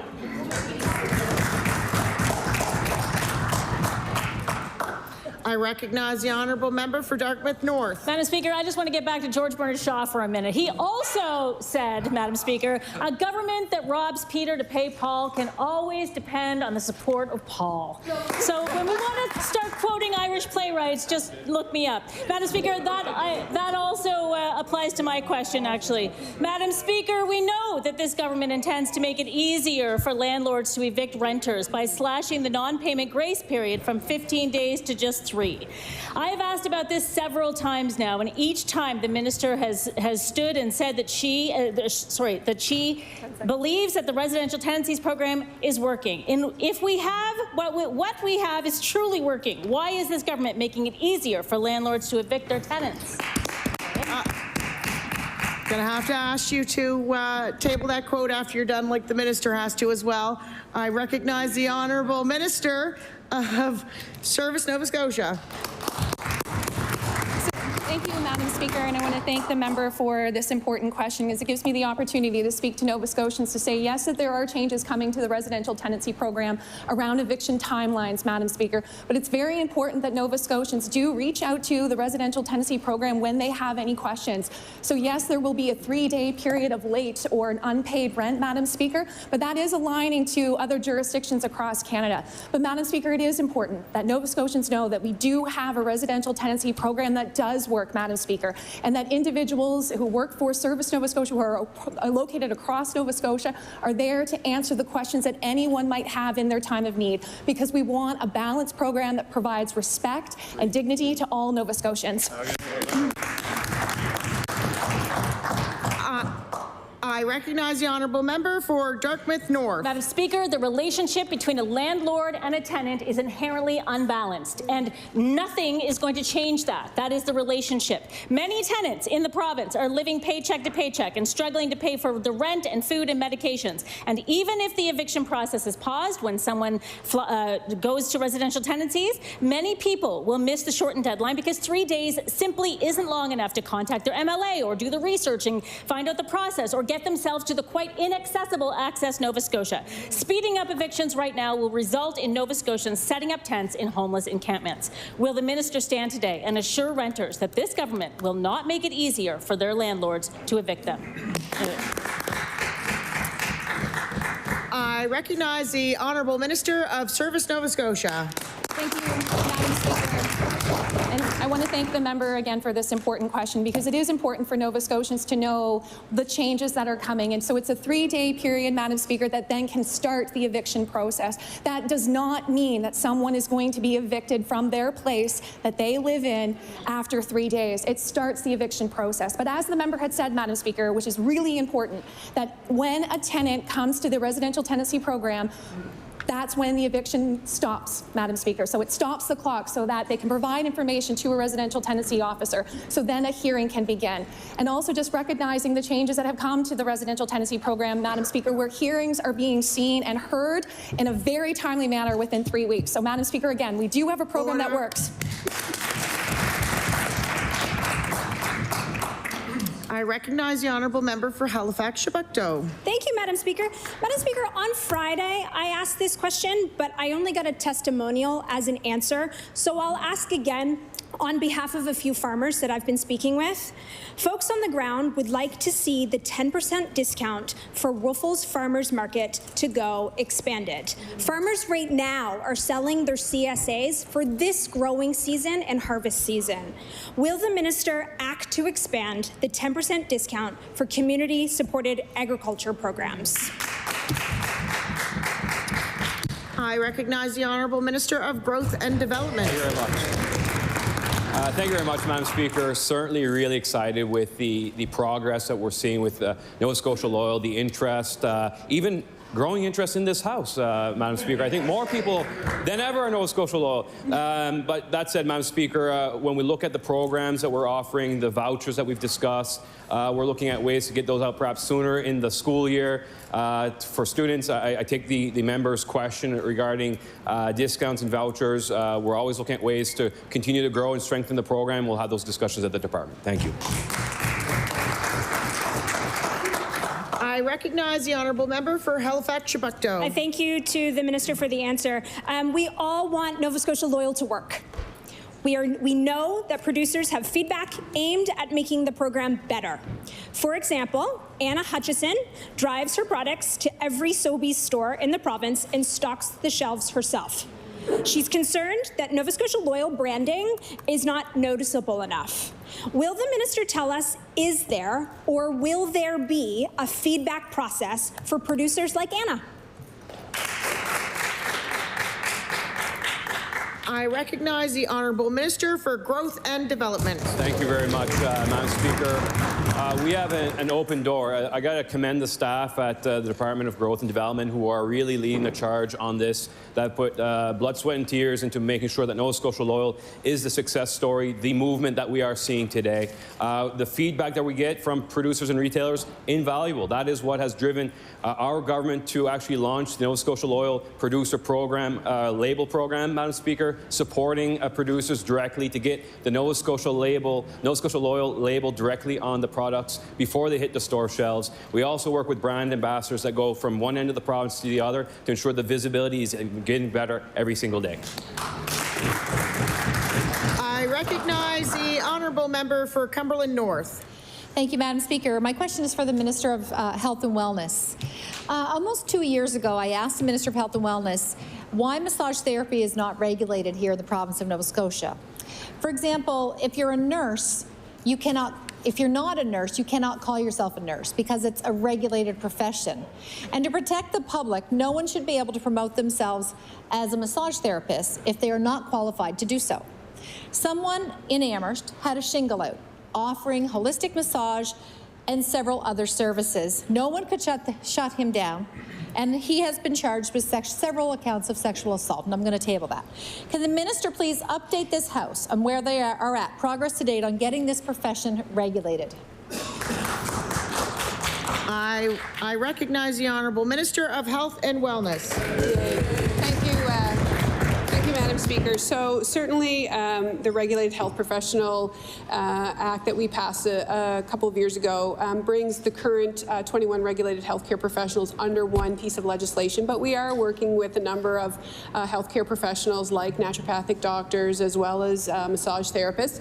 There is title protection, but it is very important when people seek services that they do ask for the qualifications of the people who are providing services for them.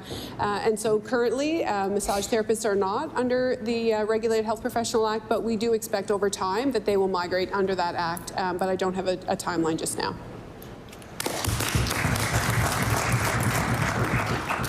I recognize the Honourable Member for Cumberland North. Thank you, Madam Speaker. I am disappointed that there's been no progress since 2 years ago that I asked this question. Here in this House, I brought this up, and it was the same practitioner that has been charged with several accounts. If massage therapy had gotten regulated, several victims could have been prevented from experiencing sexual assault in our community. Will the minister please make regulating the profession of massage therapy a priority for Nova Scotians? 2 years ago, I brought this up, and it's still not done. Will the minister please make this a priority to protect people of Nova Scotia? I recognize the Honourable Minister of Health and Wellness. Thank you, Madam Speaker. And first of all, I want to thank the folks in the department and the massage therapists across this province who've been working very hard for the last number of years to make sure that this profession is brought online under the Regulated Healthcare Professional Act. I think it's unfair to say that there's been no work done. We have to make sure that there is a number of things in place. It is very important when people seek private services that they understand the qualifications of the individuals who are providing care for them.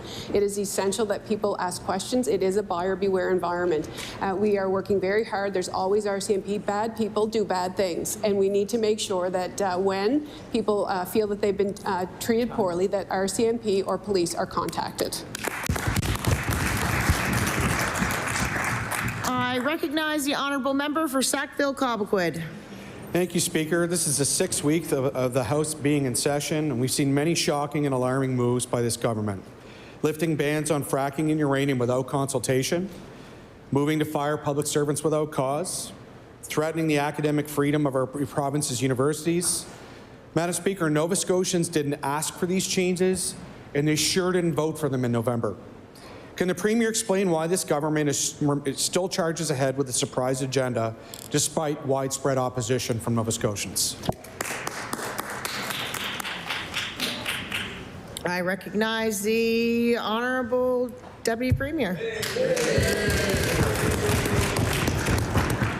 Thank you, Madam Speaker. When we were on the doorstep several months ago, Nova Scotians spoke loud and clear about what they wanted. They wanted our government to continue to build hospitals and nursing homes, to expand the school lunch program, to expand daycare programs, to continue to look for opportunities to grow this province. And then there were existential threats that we were not campaigning on because they weren't evident at the time. But this government does more faster, and we're going to continue to do that. Thank you, Madam Speaker. I recognize the Honourable Member for Sackville-Cobequid. Madam Speaker, the Premier has said that sometimes his government gets it wrong. His government got it wrong when they tried to fire the Auditor General, and they walked that back. They got it wrong when they tried to pick and choose what Freedom of Information requests to respond to, and they walked that back too. Nova Scotians have clearly told this government it is wrong about other changes. They've rallied in the streets, they've written to their MLAs, and they've turned out to public bills to tell them. Why won't the Premier listen to Nova Scotians and walk back changes nobody asked for about environmental protections, civil servants, and universities? I recognize the Honourable Minister of Communications, Nova Scotia. Thank you, Madam Speaker, and thank you to the member opposite for the question. And while I've listened to a lot of, for lack of a better term, mansplaining from the member opposite for over the last couple hours and days, I would like to say that while Nova Scotians, respect a government that can walk back on things that maybe they don't get perfectly, how come the member opposite didn't apologize when he didn't get it right yesterday standing with the Ku Klux Klan? I'm not sure.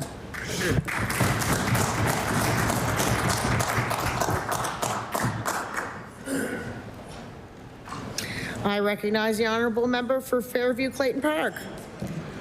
Speaker, an Office of a Child and Youth Advocate is desperately needed in our province. The authors of a recent Canadian Centre for Policy Alternatives report explained this office can be the difference between life and death for many marginalized children and youth.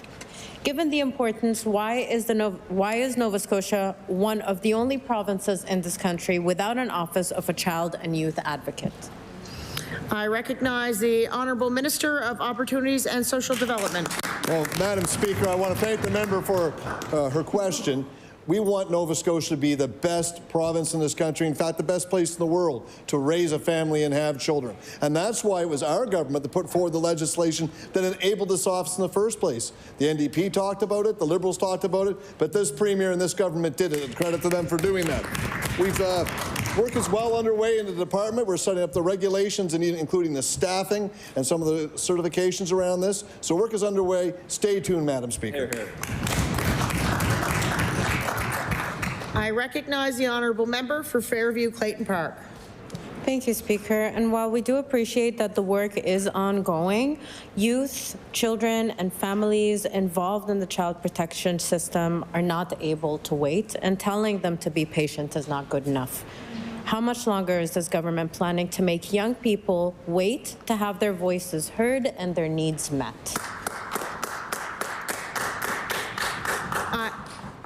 I recognize the Honourable Minister of Opportunities and Social Development. Well, thank you, Madam Speaker. Thank the member for her question.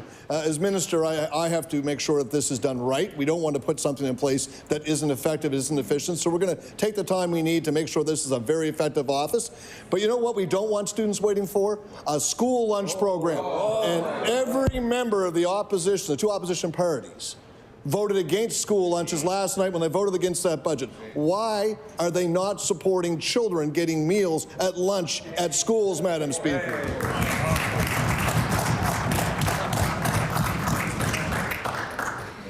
I recognize the Honourable Member for Cape Breton Centre, Whitney Pier. Speaker, Bruce Masals is a long-serving Halifax volunteer firefighter. Now retired, he was diagnosed with stage 4 bladder cancer last summer. Unfortunately, even though his type of cancer is covered for firefighters by WCB, Bruce's claim was rejected as he fell through the gaps in the coverage. What will the Minister of Labour do to ensure others like Bruce, who volunteer to protect people across our province, don't fall through the gaps?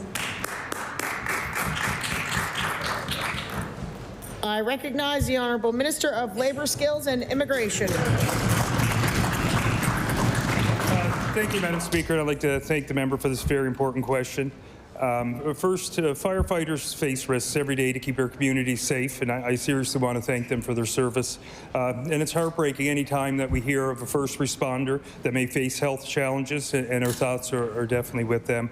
I've been looking into these circumstances that the firefighters are facing, and I wanted to know, as policymakers, it's critical that we understand the whole process of the journey.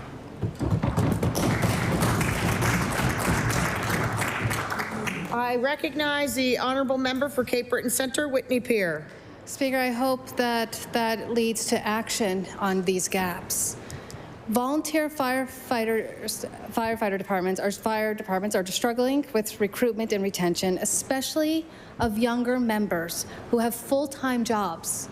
During the historic wildfires of 2023, many volunteer firefighters told us that they were concerned about their job security when they had to miss their day jobs to help control the fires in Shelburne and Tailtalon. When will the minister ensure that volunteer firefighters have job protection and their employers have the supports when these dedicated volunteers are working to keep Nova Scotians safe? I recognize the Honourable Minister of Labour, Skills and Immigration. Thank you, Madam Speaker, and thank the member for this important question. Having experienced wildfires and went through that whole experience, I can't thank them enough for their efforts. I can't thank them enough for their dedication and service.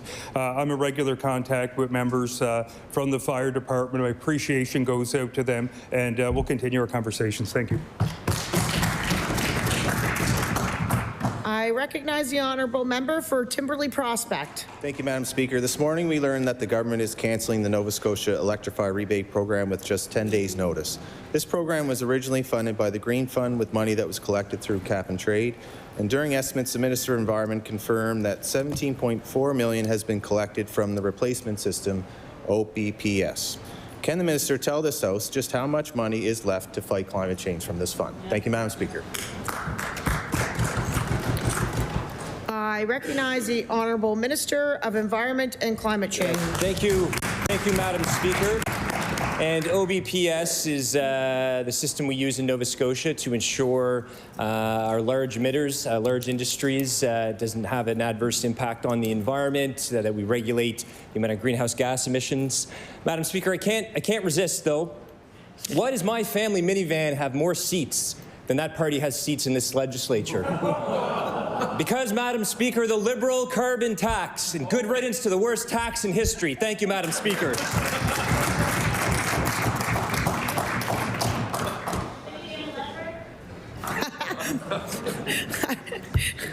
I recognize the Honourable Member for Timberley Prospect. Thank you. And as George Bernard Shaw said, some look at things the way they are and ask why. I dream of things that never were and ask why not. And I'm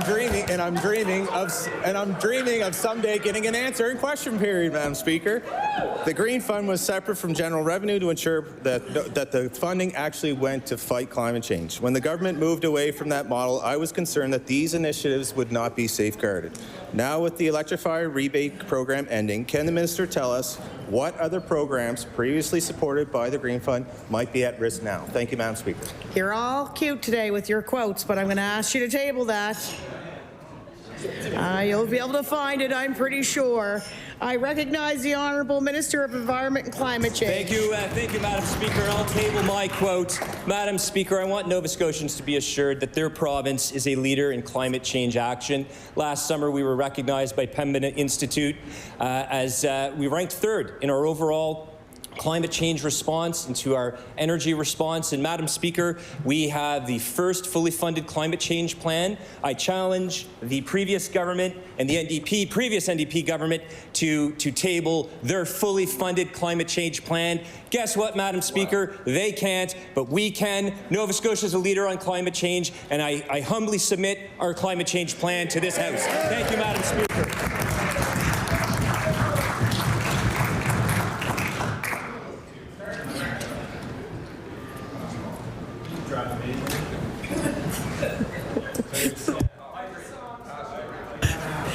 recognize the honourable member for Fairview Clayton Park. Speaker, after almost 5 decades, MetroWorks has filed for bankruptcy. Among other social enterprises, MetroWorks operated Kennard Learning Center and employment skills programs for newcomers. With the closure of MetroWorks, the future of these important programs is up in the air.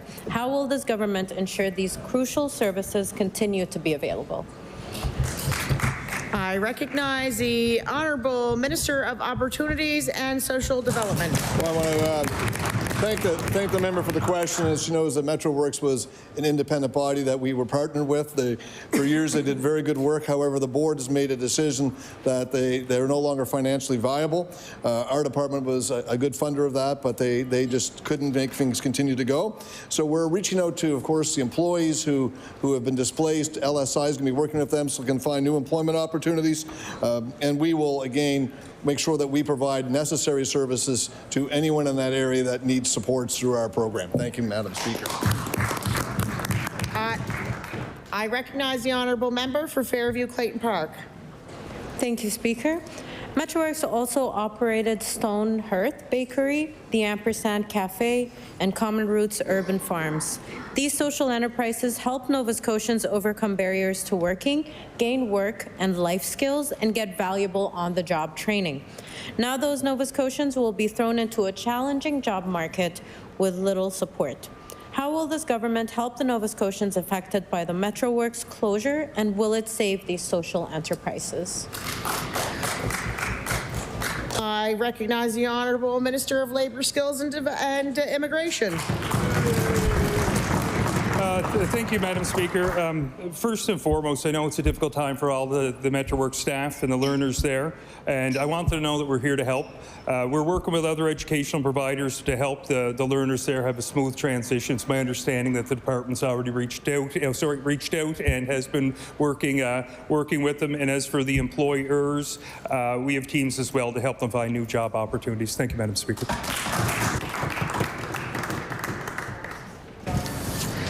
I recognize the honourable member for Cape Breton Centre, Whitney Pier. Madam Speaker, increasing drought conditions in the province are causing taps to dry up in rural Nova Scotia.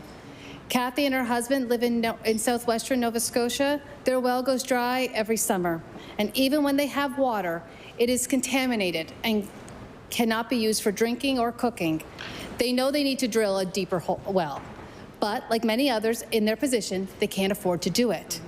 Will the Minister of Environment and this government support Nova Scotians who need to drill deeper wells? I recognize the Honourable Minister of Environment and Climate Change. Thank you, Madam Speaker. And certainly the issue specifically with Southwest Nova Scotia, I'm certainly aware that's been a long-standing issue.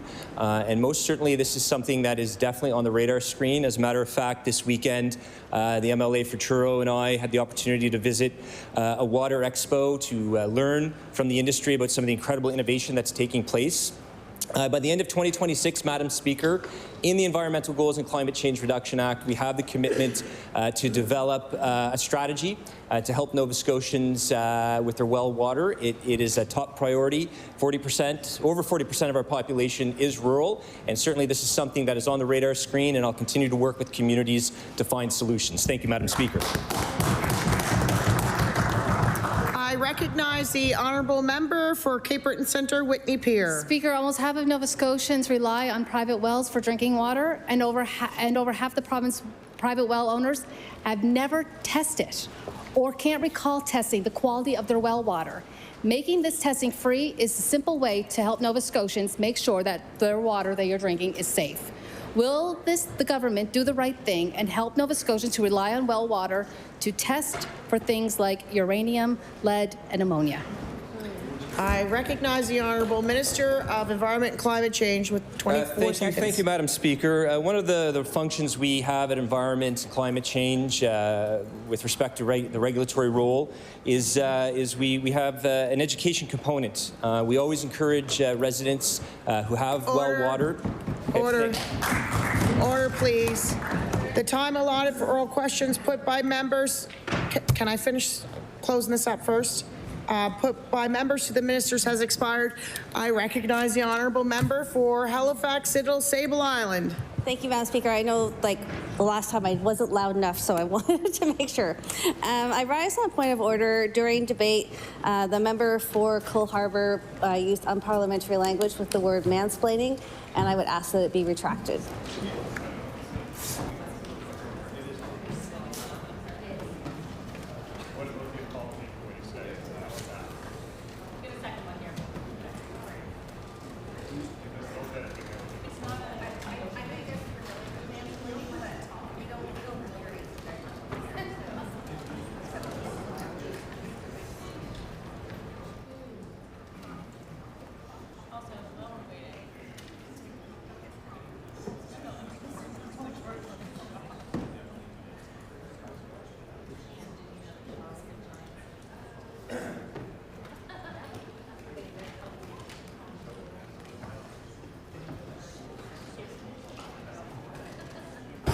So I just looked through the records of unparliamentary words, and it's not there. But in the context, I don't find it unparliamentary, and your point of order is dismissed. Is this a new point of order? Okay. I recognize the honourable member for Halifax, Citadel, Sable Island. Thank you, Madam Speaker. I rise on a point of order. Throughout the debate, various members did refer to a previous debate without tabling documents. So the members for Preston, Pictou East, Cole Harbour, and Halifax Atlantic, and I would ask that they table that debate.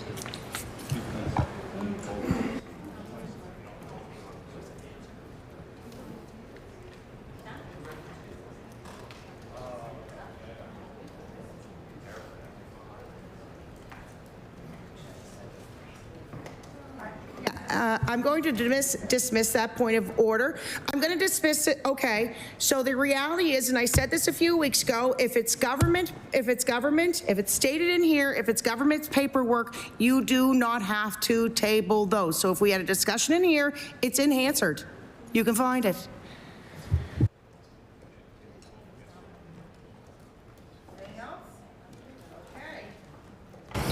Government business.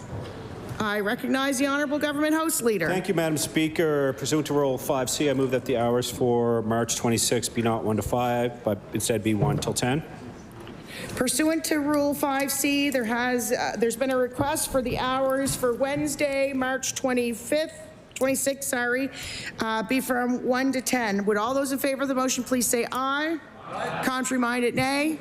The motion is carried. I recognize the Honourable Government House Leader. Thank you. Thank you, Speaker. Would you please call order of business government motions? Order of business government motions. Speaker, I move that you now do leave the chair and that the House resolve itself into the Committee of the Whole on Supply.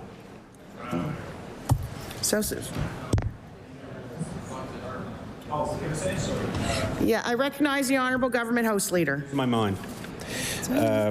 Just give me a second, Madam. I ask that you now leave the chair and the House resolve itself into the the Committee of the Whole on bills. Okay. The motion is carried. We will have a short recess while the committee sets up.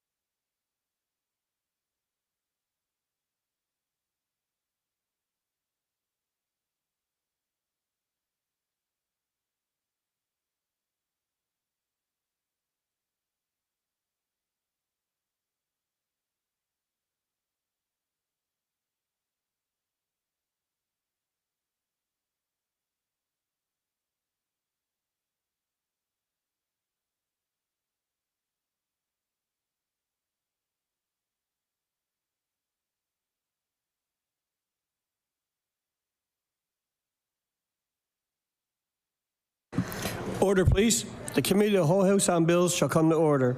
I recognize the member from Eastern Shore on an introduction. Thank you, Mr. Chair. I beg leave to introduce longtime Eastern Shore Councillor David Hensby, also spent 4 years in this House as the MLA for Preston. I would like to welcome him here for the afternoon. Thank you, Councillor Hensby. Welcome to the House Assembly. I hope you enjoy your day here. I recognize the Honourable Government House Leader. Thank you, Mr. Chair. Could you please call Bill number 24, Temporary Access to Adjacent Land and Act respecting the Joint Regional Transportation Agency Act and Act to amend? Bill number 24, an act respecting temporary access to adjacent land and to amend Chapter 23 of the Acts of 2021, the Joint Regional Transportation Agency Act. I recognize the clerk. Chair, Bill 24 was referred to the House by the Standing Committee on Public Bills on March 24, 2025, and contains 21 clauses and a schedule. Is there any debate on Clause 1? Shall Clause 1 carry? Carried. Carried. Clause 2 and Clause 3. Is there any debate on Clause 2 and Clause 3? Shall Clause 2 and 3 carry? Carried. Carried. Clause 4. I recognize the Minister of Public Works.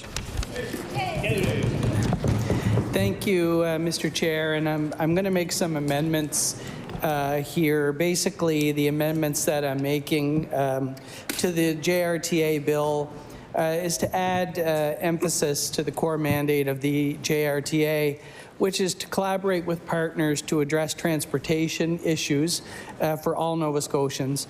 And the proposed amendments will clarify that costs will be shared between a municipality and the province, and that the minister will make reasonable efforts to consult with the NSFM and municipalities impacted by actions taken under the Act. So I'll just read the clauses, Mr. Chair. So page 1, clause 4, proposed section 1A, re-letter proposed clauses B and C as C and D, and add the following proposed clause immediately after proposed clause A. B, ensure collaboration, including with partners and municipalities, in addressing transportation issues for the public good. Page 2, Clause 5, proposed Section 2, proposed definition of regional transportation system, add active immediately after regional the last time it appears. Page 3, Clause 7, proposed Clause 5B 2E, delete transit and substitute transportation. Page 4, Clause 9, proposed Section 7, re-letter proposed subsections 4 and 5 as 6 and 7, and add the following proposed subsections immediately after proposed subsection 3. 4, the cost of any work undertaken under subsection 1 shall be apportioned between the municipality and the Crown in right of the province in the manner agreed upon them. 5, where no agreement is reached under subsection 4 within a reasonable period of time, the minister may determine the apportionment of the cost of any work undertaken under subsection 1. Page 4, Clause 9, proposed subsection 7.7 as renumbered. A, delete 4 and substitute 6, and B, delete is recoverable in any court of competent jurisdiction, and substitute may be recovered in any court of competent jurisdiction at the discretion of the minister. Page 4, Clause 9, proposed Section 7. Add the following proposed subsection immediately after proposed subsection 7 as renumbered. 8, notwithstanding subsection 7, no municipality incurs any cost or owes any debt for any work undertaken under subsection 6 within the first 12 months of the coming into force of this section. Page 4, Clause 9, proposed Section 8, add, but the Minister of Municipal Affairs shall make reasonable efforts to consult the Nova Scotia Federation of Municipalities and municipalities impacted by ministerial action taken pursuant to this Act, immediately after this Act. Pages 5 and 6, Clause 13, proposed subsection 19.2. Delete and substitute the following. 2. The Technical Advisory Committee under subsection 1 may include representatives from the Halifax Regional Municipality, other municipalities, the Halifax Port Authority, the Halifax International Airport Authority, Halifax Harbour Bridges, the Atlantic Canada Opportunities Agency, the Department of Public Works, and any other entity the advisory board deems necessary. Page 7, Clause 18, proposed subsection 26.3, delete, report annually as required by subsection 27.1, and substitute, update the regional transportation plan as required by the minister. Page 7, paragraph 19B, delete and substitute the following. B, striking out on implementing the 5-year master transportation plan required by subsection 26.1 and substituting and work with respect to its mandate. Thank you, Mr. Chair.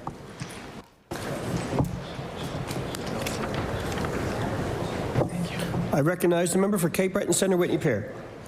Thank you, Chair. And while I'm looking at some of these amendments, and I think some of them might deal with some of the issues that we have with this bill, I just again want to reiterate, this is, I don't even know how many times now a bill has now come forward before Committee of the Whole from the government with substantial changes made to it.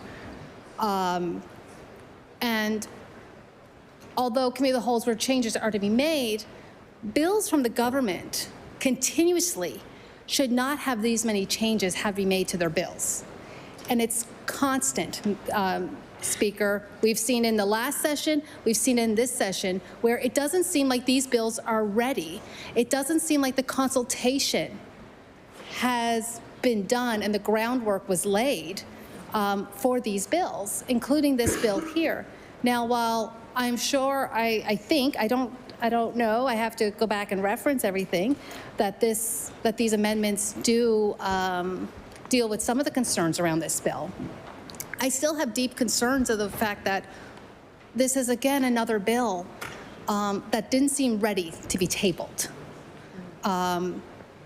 Because, again, there's small changes, there's unintended consequences of changes that need to be made in bills. That is the nature of the beast. But when government is bringing forward 2 pages or a page and a half worth of changes, it tells me that maybe their legislation chair may not have been ready to come before the House. It also doesn't allow stakeholders who raised concerns the chance to come and discuss with us if these amendments do in fact meet help with any of the concerns that they had on this bill. So for right now, I just want to register that out of the several bills the government's brought forward, I think the government has brought forward substantive changes on quite a few bills, including this one. It certainly became a pattern and a habit the last session, and it is now becoming another pattern again in this session. And I just want to register that. Thank you.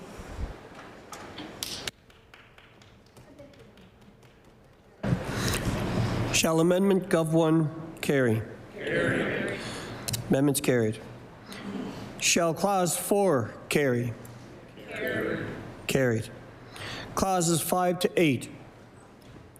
I recognize the member for Cape Breton Centre, Whitney Pear. Certainly not from Halifax, Chair. I just want to bring forward a few things within those clauses as mentioned.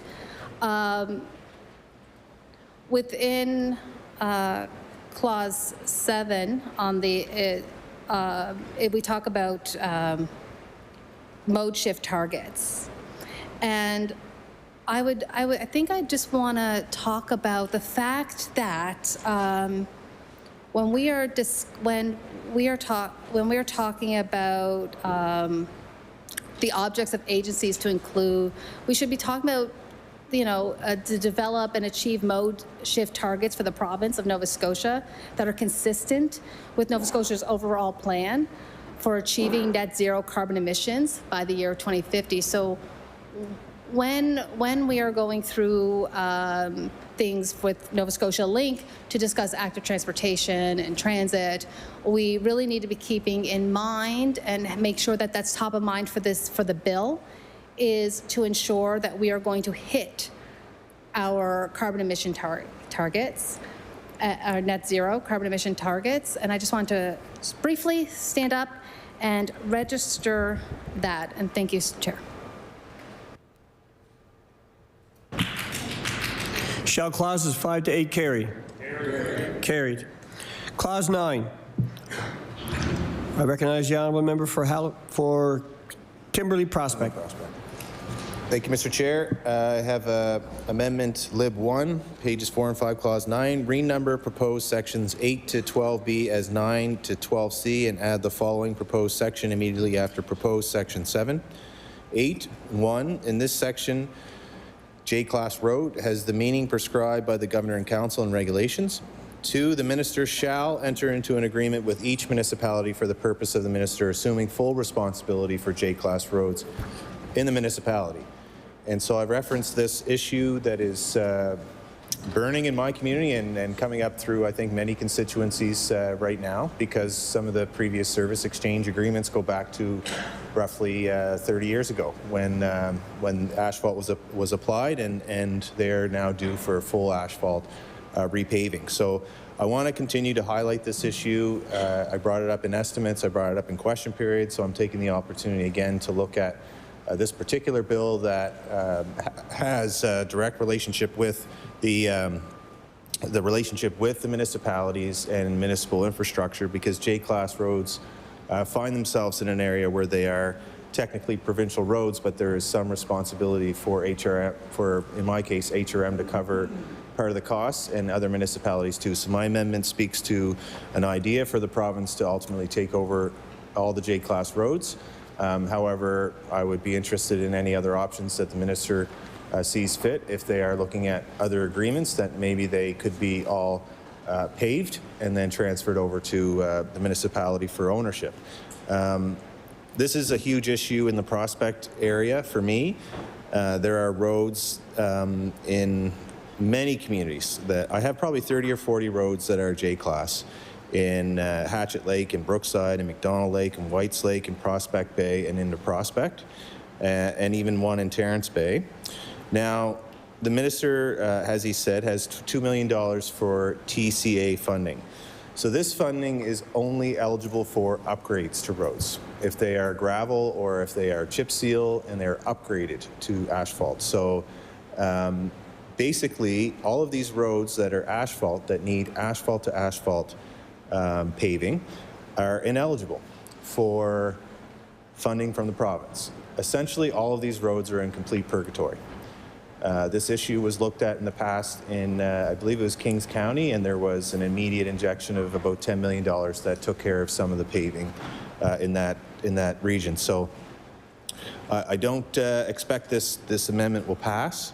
However, I do really feel the need that this is a really pressing issue for I would have to say many MLAs, because I've seen some of the maps, and there's J-class roads in many constituencies, and it's a burning issue. And so I would ask the members to, if they don't support this amendment, to speak to the department and find out where their J-class roads are, and hopefully we can come together to figure out a solution so that people that are paying roughly the same taxes, they could live a street over from one another, and there's no logical explanation that I can find of why one person is on a J-class road and will not be able to get repaved right now, and then someone is on another road paying the exact same tax, whether it's provincial and municipal.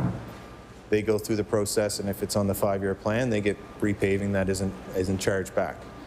We also need to look at the formula, because other municipalities do levy their costs to directly to residents as an area rate on their property tax bill, and that requires a vote for residents on the street. So very complicated issue. I won't go through much more than that, but it's a big issue for me. So I feel the need that I need to continue to push to make sure that the province takes a bigger role, and since I'm the provincial representative for the area, I will push for the province to ultimately take over the J-class roads entirely with this amendment. Thank you, Mr. Chair.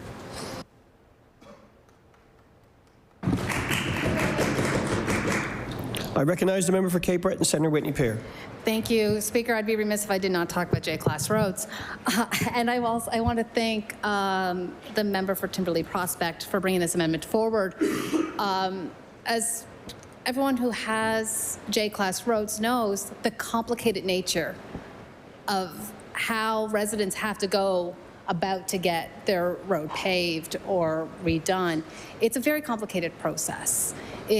And oftentimes what happens is these roads barely ever get done.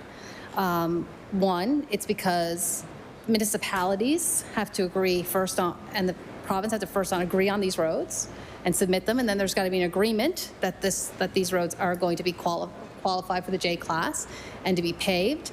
The second of all is the municipality has to find it in their budget for the cost sharing. And oftentimes what happens is municipalities can't afford to do the amount of roads paved. They just can't afford to do them. I was listening to the CBRM March 6th budget meeting, and lo and behold, what comes up is the topic of J-class roads. And several councillors brought up their frustrations, their concerns, their issues with this program and how it works. And these are, for all intents and purposes, former county roads, provincial roads, that now have gotten into a cost-sharing agreement with the province and the municipality. But what happens is many of these communities who have the J-class roads barely ever see new pavement or pavement at all. And I think that a new agreement has to be done. I think maybe this is a step forward. And so I hope that it is taken under consideration by the minister, because many of our residents are dealing with terrible roads that really do need to be paved. Thank you. I recognize the member for Cumberland North. Thank you, Mr. Chair. I would like to stand and show support for this amendment from my colleague. And I think back to 2017 when I was first elected, my very first meeting with the municipality of the town of Amherst. This was on the agenda. This was on the list of items that the town of Amherst wanted the province to look at and make changes on how J-class roads are managed. And so because of that, I do believe it is a long-standing issue that many municipalities are very frustrated with. And when you talk to property owners, they don't always understand municipal versus provincial responsibilities. They just want their road paved. So for those reasons, I support this amendment from my colleague and his comments as well. Thank you, Mr. Chair.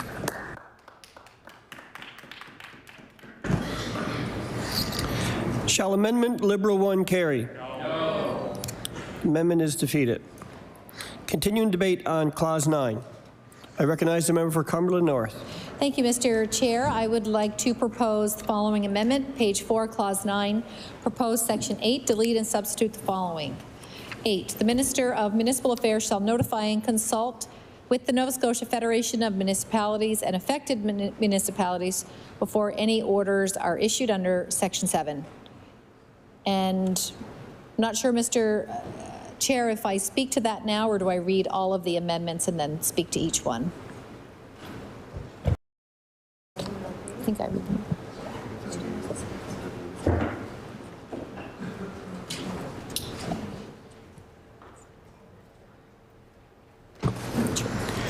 Sorry, you need to read the amendments and then speak to each one. Okay.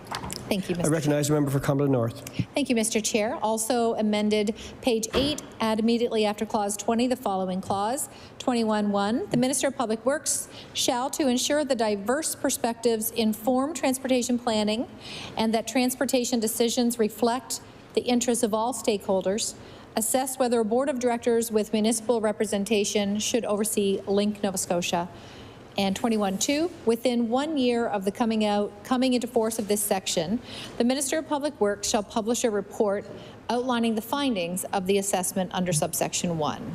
Renumber and adjust cross-references accordingly. So, Mr. Chair, we were not aware that the minister was going to bring forth these amendments. So, I would say now, given the government's amendments that have been tabled and with the minister's explanation, I would say my first amendment has been taken care of with the government's amendments.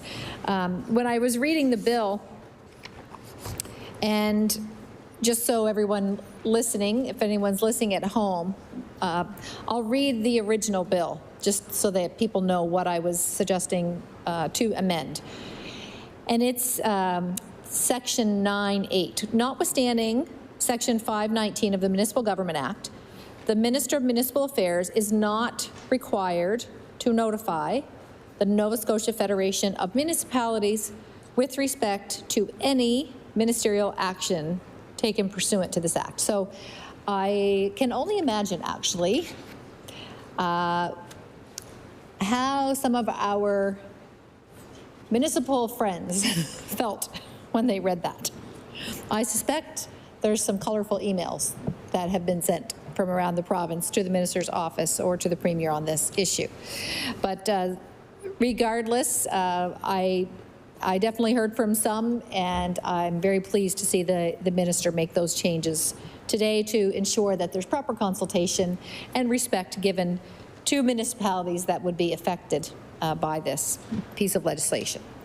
My second amendment, which is page 821.1, adding this new clause.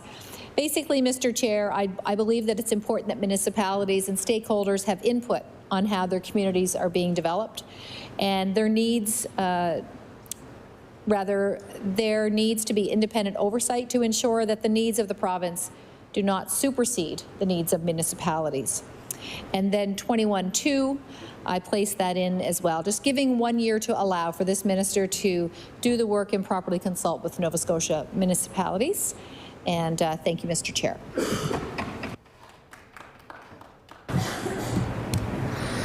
Shall Amendment Independent 1 carry? Amendments defeated. Shall Clause 9 carry? Carried. Shall Clause 10 to 21 carry? Oh. I recognize the member for Cape Breton Centre, Whitney Pier. Thank you, and I am speaking to Clause 14. Speaker, or Chair, just to give everyone a frame of reference for where we're at. Clause 14 excludes employees of the agency from the parts of the Civil Service Act and the Civil Service Collective Bargaining Act. Chair, because of what we've already seen in a previous bill, the unfortunate Bill 1, this section here, this clause caused great concern for me. Hoping that the minister might speak to it at the end of at the end today, before we vote, because it is concerning after seeing what Bill 1, the civil service, and then seeing it coming up here. And I am concerned that this is becoming a trend across this government's actions. And I truly believe I am someone who is proud of our civil servants. I am proud of government workers do great things. And I do believe they also should have I also believe that they should have the protection of a union. and that they should also have job protection and the right to bargain. It's something I truly believe all workers in every industry should have the right to unionize. And so with that, Chair, I take my seat. Thank you.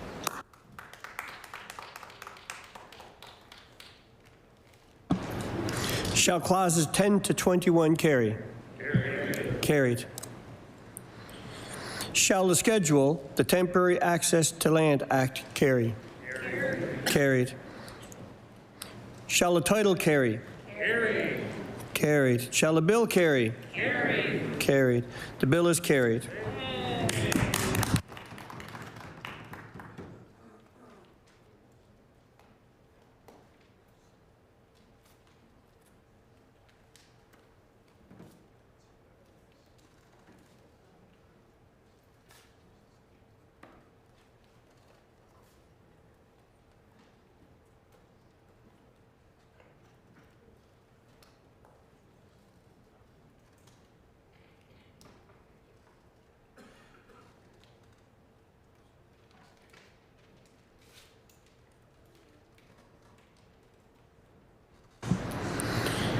I recognize the Government Deputy House Leader. Chair, I move that you do now rise and report this bill. The committee shall rise, and we will take a brief recess until we set up.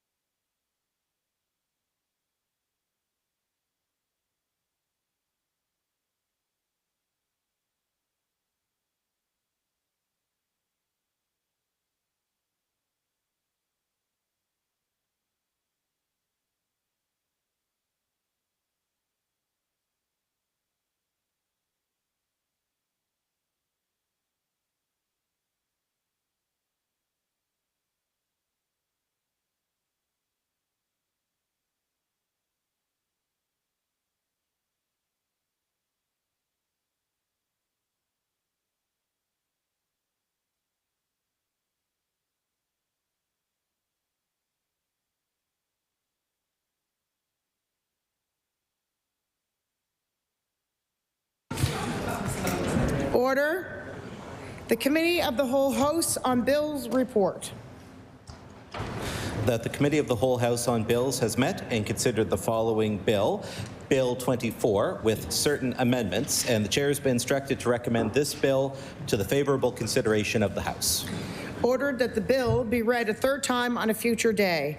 I recognize the Honourable Government House Leader. Thank you, Madam Speaker. Would you please call order of business private local bills? Private local bills, I recognize the Honourable Government House Leader. Speaker, would you please call private local bills for third reading? Private and local bills for third reading, I recognize the Honourable Government House Leader. Speaker, would you please call Bill 30, Windsor Curling Club Continuation Act? Bill 30, Windsor Curling Club Continuation Act, I recognize the Honourable Member for Hants West.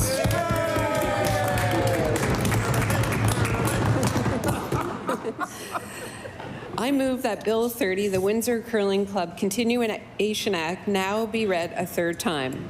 Madam Speaker, the Windsor Curling Club has been a staple in our community for the last 117 years. After suffering a devastating fire in September of 2007, the community rallied together with help from the province and rebuilt a new club that opened the following year on their 100th anniversary.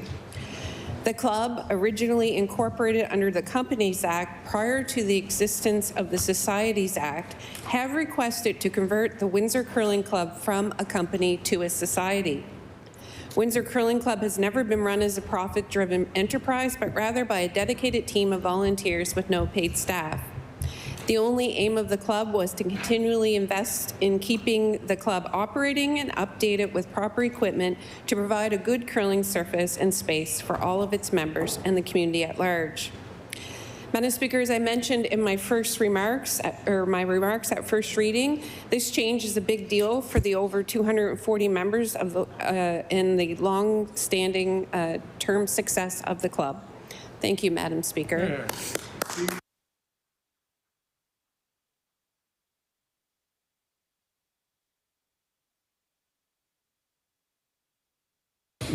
If I am to recognize the Honourable Member for Hants West, it will close debate on third reading. I recognize the Honourable Member for Hants West. Thank you, Madam Speaker. As a former member of the club, I am proud to have been able to assist with this legislation and can attest to the contribution this club makes to our community. And with these few comments, I move to close debate on third reading of Bill 30. The motion is for third reading of Bill 30, Windsor Curling Club Continuation Act. Would all those in favor of the motion please say aye? Aye. Contrary-minded, nay. The motion is carried.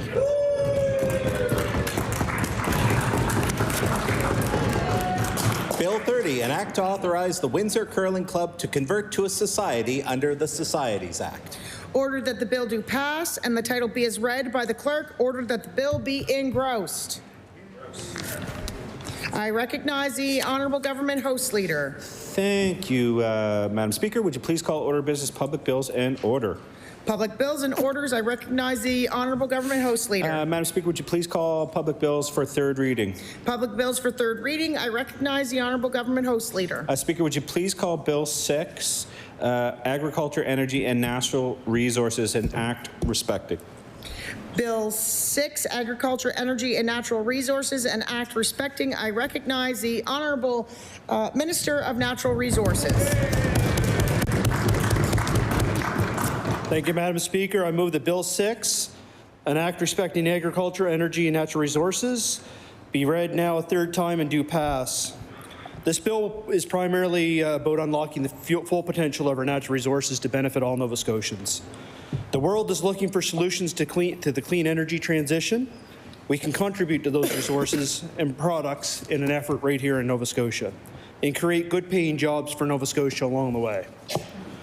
There's no path to clean energy and a secure future without critical minerals. We need lithium and graphite for EV batteries. You need zinc for wind turbines, indium for solar panels, and copper for electricity transmission. You need uranium for nuclear energy, medical isotopes, and food production. That's why uranium is on Canada's critical mineral list. That's why Saskatchewan is so successful as a safe uranium producer, and Nova Scotia could be too. Everyone wants a reliable source from places where mining is ethical and sustainable. Nova Scotia can be that safe, responsible, and reliable as a supplier. But first, we need to know more about our uranium resources. And the only way to do this is to lift that blanket ban. It has prevented us from doing research about the quality, quantity, and locations of uranium, both for the purposes of developing it, but also for the purposes of keeping Nova Scotians safe. Even we in government cannot do the research while this ban is in place. Madam Speaker, we're at a different moment in time now. We need to take advantage of our natural resources. We can do it safely and responsibly, and we can reap the rewards for generations of Nova Scotians to come. Madam Speaker, this bill also repeals and replaces the Agrologist Act. The changes will better address industry needs by providing the ability to make regulations, moving current detailed aspects of the Act into regulations and bylaws to allow for more timely updates to match industry's best practices, and updating the Nova Scotia Institute of Agrologists membership classes and their complaints and disciplinary processes. This bill will also include changes to modernize the Agricultural Weed Control Act. The changes will ensure industry is better protected from the introduction and spread of noxious weeds. They will better align with Nova Scotia with other provinces to ensure the protection and sustainability of the farming community. Madam Speaker, all these amendments advance opportunities for Nova Scotia. They will allow us to capitalize on our abundant natural resources and create prosperity for Nova Scotia today as well into the future. And I know my colleague, the Minister of Energy, will have more to add on his side of the conversation in moments to come. So with that, Madam Speaker, I will take my seat for the time being.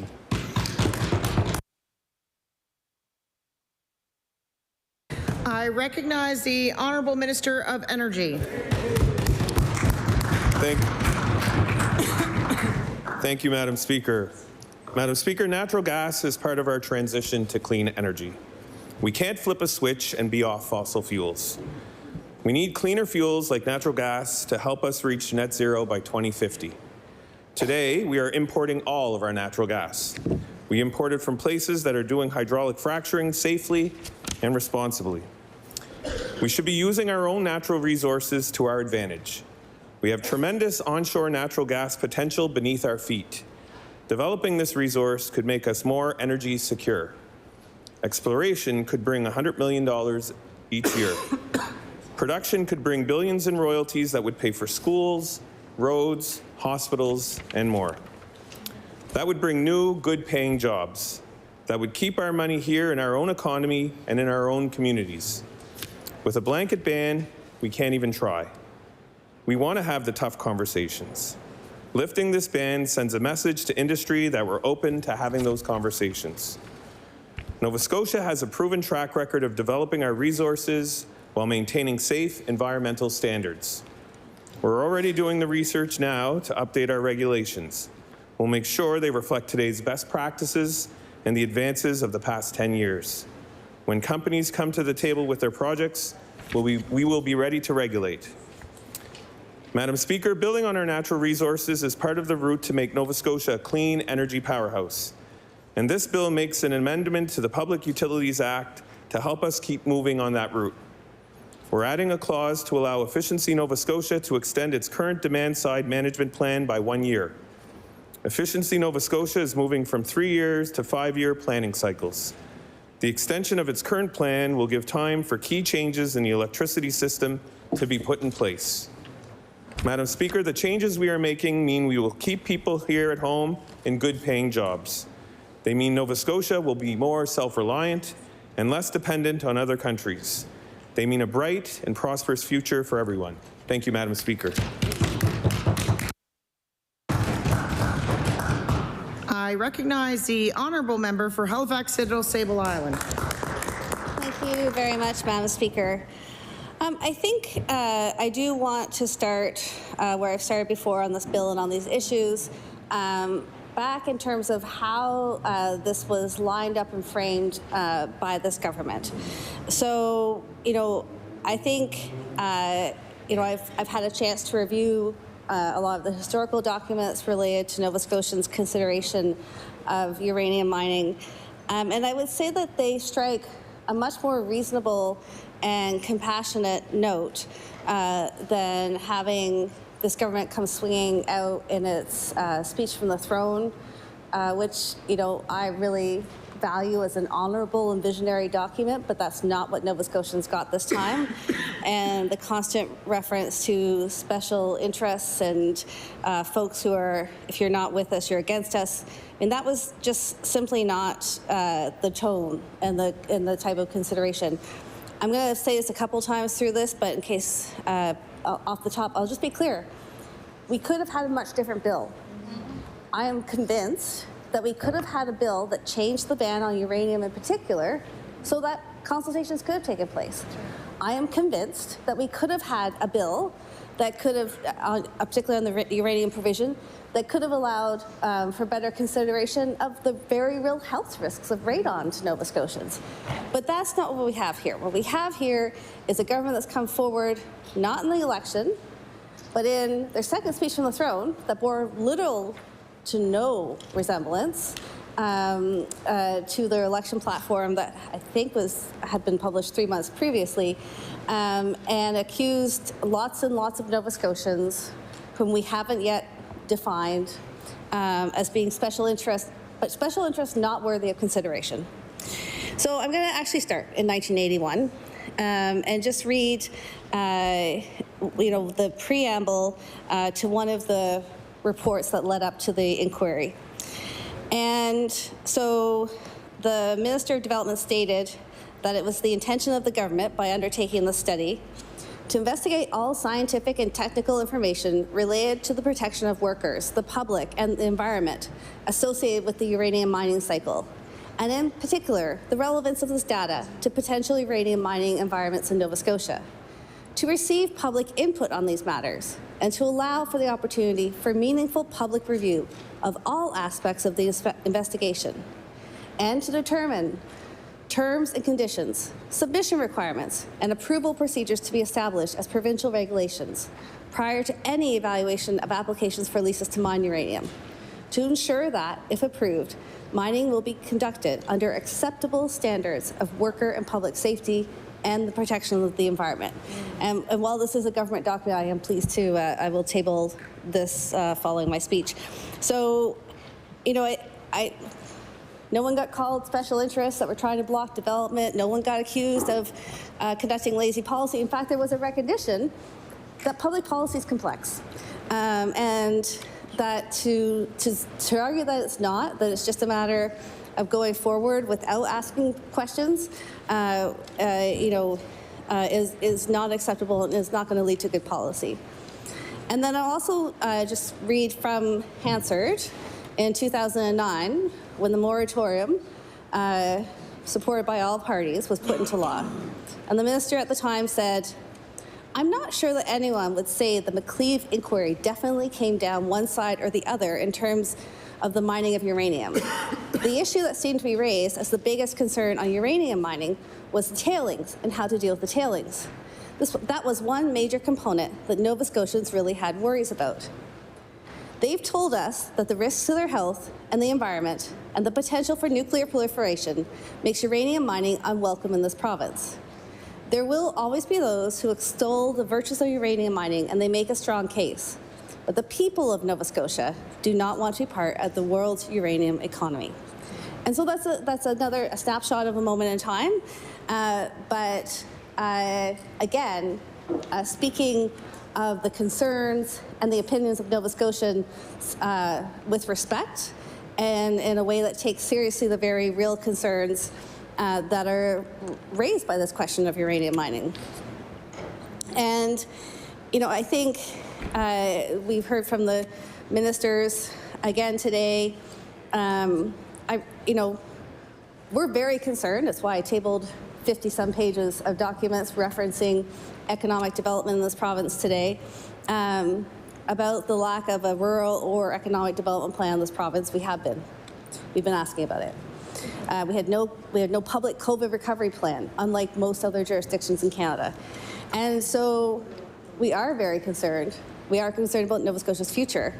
And at the same time, I take great exception to waving around well-paying jobs that, honestly haven't been quantified. When I asked the minister in estimates, I can't remember the exact number, but it was over the lifetime of the critical mineral strategy, which doesn't include fracking or uranium, but they're not tied to an actual plan. Like, we don't, what's going to happen this year, what's going to happen next year. I understand there's this feeling that we have to raise the ban, but we actually have a fulsome critical mineral strategy also that we want to implement. And I actually think it's a fundamental disservice to that strategy that I think only about 200,000 K has been allocated this year to support its implementation. And why the government then turned around after passing that last spring and decided to throw some uranium and fracking into the mix is hard to understand. And I would say that, the assertion that we've proven that we could do it safely, I think Nova Scotians are concerned about that assertion. We heard from folks, we heard from one folk, but certainly I've spoke to folks who lived through the test wells for fracking around Kennett-Cook. We had someone come see us. People are still concerned about the effect of that on their wells. We've talked about, and I've tabled before, the increasing cost of contaminated sites in this province. So we have a huge liability in contaminated sites. We have a huge liability with Boat Harbour. And so I think Nova Scotians would be right to say, how is it going to be different this time? And this government has not provided a true answer other than to express that by questioning that we're just not on side with going forward.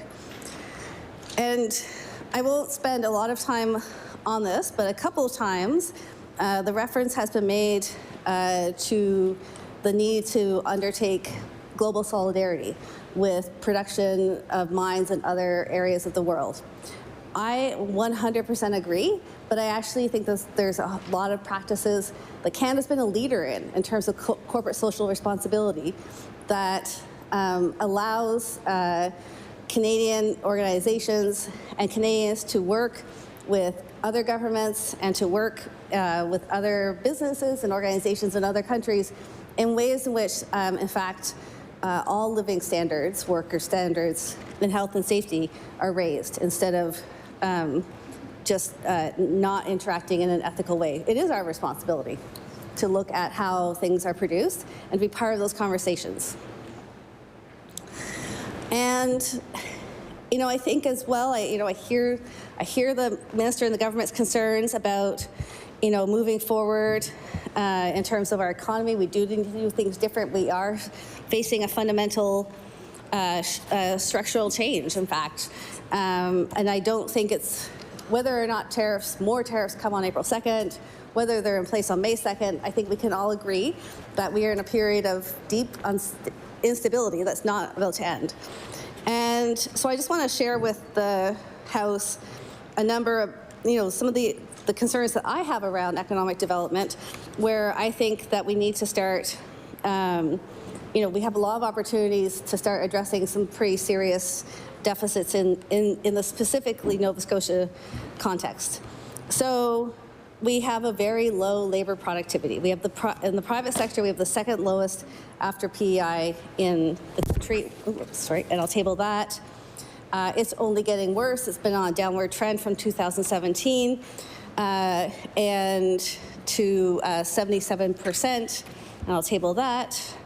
As we've noted here in the House before, Nova Scotia actually ranks 60th out of 60 provinces and states in terms of GDP per capita. Now, I'm always hesitant to throw states in there because there's a lot of different measures of inequality, but the point is we have not done a good job of supporting Nova Scotians to have the jobs that they need and access to the investments that they need. And I guess the question then is this now the time to look at natural resource development, or where else are the areas of potential?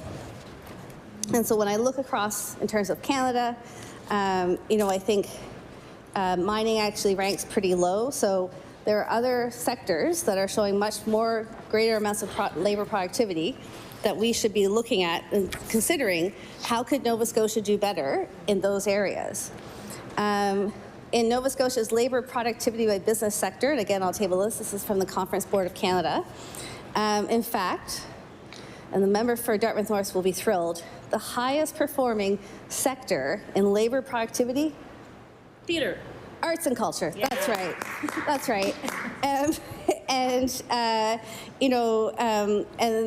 then I also tabled a look at what the knowledge economy is, right? So we know we have amazing work being done in this province in oceans, in other technology sectors. So I'll leave those to be tabled so people have access to them.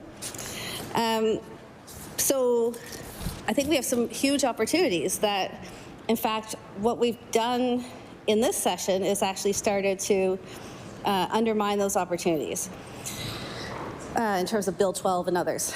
And I've asked some, and I also want to understand the business case for opening the door specifically to uranium mining. I've asked these questions before in terms of what sort of expression of interest have we seen, what are the goals for this year, how many jobs, do we actually have the right kind of uranium? I know that folks point to Saskatchewan, and I think I've also talked about Saskatchewan, but I would say that in that case, I think the location, we've talked about the fact that Saskatchewan, the location of the mines makes it a very different proposal. I would also say that, and they have Indigenous partnership, 48% in the uranium mines, which is much different than having to have Mi'kmaq chiefs write open letters to try and get a response from this government. And we've never, I understand there's been a meeting, but we haven't heard. So we don't, what comes of that? So we don't know, as far as we know, they're still very much opposed to this bill. And it would be great if the ministers could confirm or deny that. But, it is actually such a fundamental issue. And I would also say, I'm just going to dig through my pile of documents here. Again, this dismissal of folks who might want to talk about what this all means as special interests. When we look at Saskatchewan, it's actually really disingenuous, because you know what's happening in Saskatchewan in the uranium mines? Monitor, monitor, monitor, okay? So there are ongoing monitoring studies that are updated annually that look at the environmental and health impacts of what's happening, and mines need to meet certain standards. It's not like it's not like it's without risk. The risk is well recognized, and again, I feel like just saying we have to get rid of the ban and let's go really disregards those very real risks. Is actually very insulting for Nova Scotians.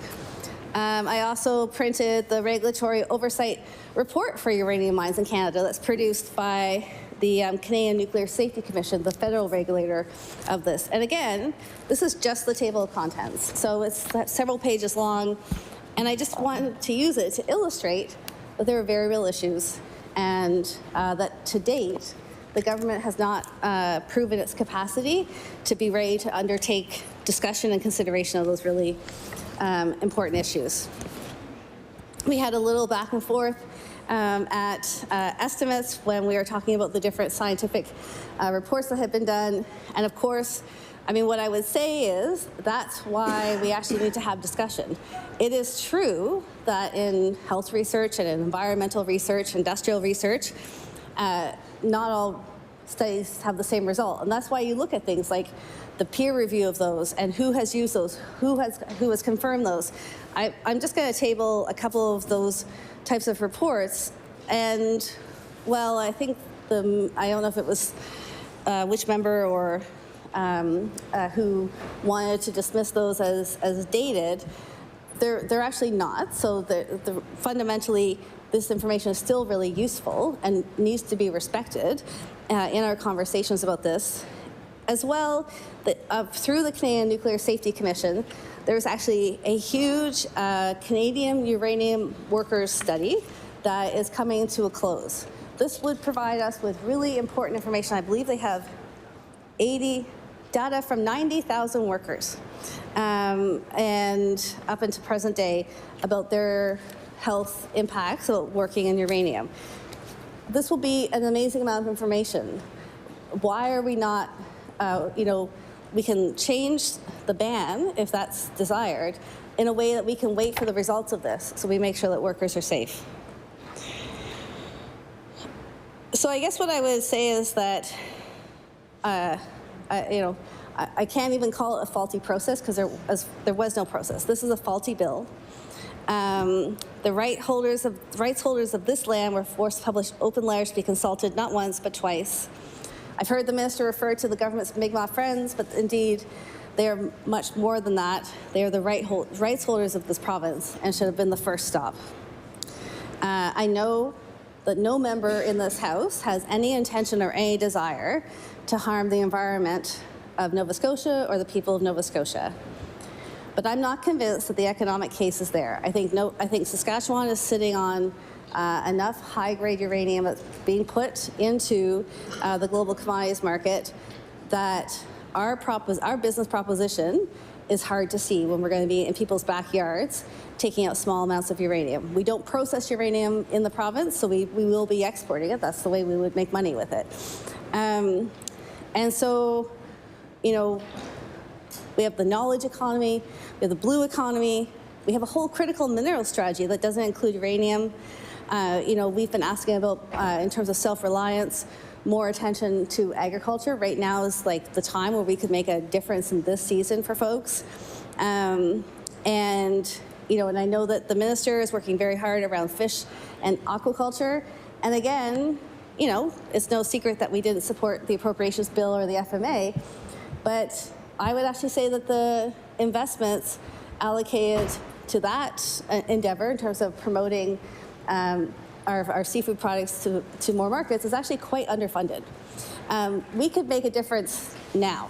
So again, I think we have we're, for some reason, all engaged in this very controversial decision. The government must have known. The government surely knew that proposing a bill that ended the uranium ban and cleared the way for fracking was going to be controversial. They had to have known that. That's how they positioned the speech on the throne. That's how they positioned the budget address. It's a deeply disappointing approach to working with Nova Scotians, and I would encourage the government to take a step back and to think about pausing these actions until Nova Scotians can be properly engaged in a conversation. We won't be supporting this bill, and with that, I'll take my seat. I recognize the honourable member for Timberley Prospect. Thank you, Madam Speaker. Just have a few points to make as we're in the final reading. The first point is around the new Committee of Public Bills, formerly Law Amendments Committee. And the former Committee of Law Amendments was partially designed so that Nova Scotians could come and bring their views forward, but also to bring specific amendments on how they could strengthen the bill or modify the bill. So now we have a committee that is not interested in looking at potential ways that the bill could actually be amended. Nova Scotians can no longer bring forward ideas on how to strengthen or how to change the bill to make it more palatable for Nova Scotians. And so you would think that the process of public bills is now meant to gauge general support for legislation that comes forward. And since Nova Scotians can't say what they would change the bill to, they're limited to say whether they basically endorse moving forward to the next reading or if they oppose legislation. So we had 21 presenters and 87 written submissions to the the Committee of Public Bills, and not one of those presenters or even written submissions spoke out in favor of ending the ban on high-volume hydraulic fracturing in the province as it is today. And I wonder why we would go through that process. And obviously the government is interested in backtracking on many bills. They've done that. This is one of the few that they haven't. Though 100 plus Nova Scotians have spoken out through the process that the government has changed themselves, presumably to look at support and opposition, but virtually every single person that participated in that process did not speak up and say, keep going, we're ready to start fracking today. That's the first point.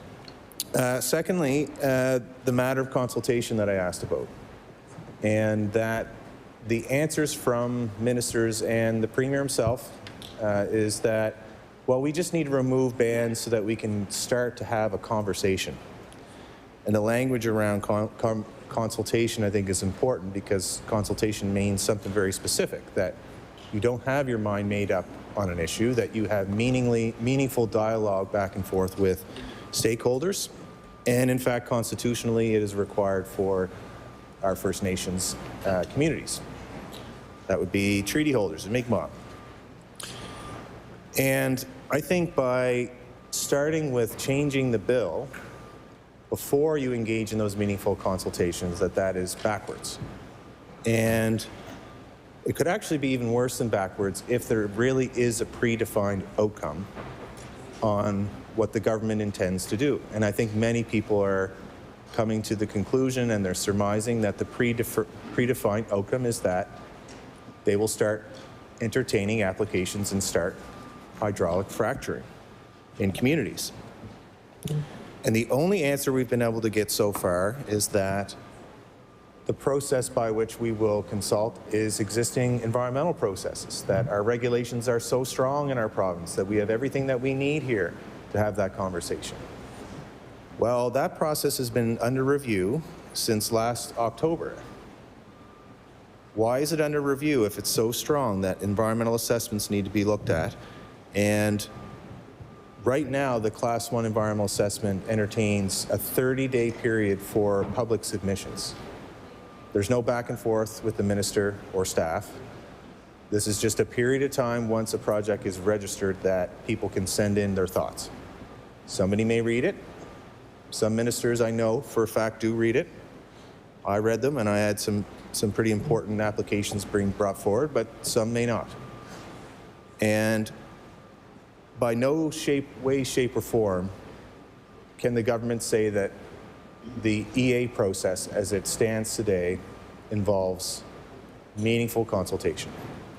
So that would lead me to believe that passing this bill is in bad faith, and that they are prepared to start the process without any broad consultation with communities. And the third point is around the environmental concerns that folks bring up, and just generally when you begin to start down this road. Now, as a caucus, we of course support resource development. Member for Sydney, Member 2, and I have served in regulatory portfolios where we've supported and effectively regulated activities when it comes to resources, and we need them. It's still the backbone of our economy in Nova Scotia. So we're not saying altogether that we are against certain activities when it comes to resource extraction, but we're not comfortable right now stripping the bans off without any conversations with communities that will be impacted. Especially when it comes to an issue that once it was brought forward, and you've had literally every single person bring their views forward, and not one of them said, go ahead, we're fine with removing the ban, and then we'll start to engage in an environmental process to express our views with any given specific project that might be impacting them. There are issues around how hydraulic fracturing, what the chemicals are that they use. It's a lot of fresh water, it's sand, and it's chemicals. And in Canada, there is no requirement for companies to list the various chemicals that are used in the process. This is why in some states in the United States that there is requirements for companies, proponents, to actually say what is going to be injected into the ground. And this is important stuff, given that such a wide range of our province is on wells.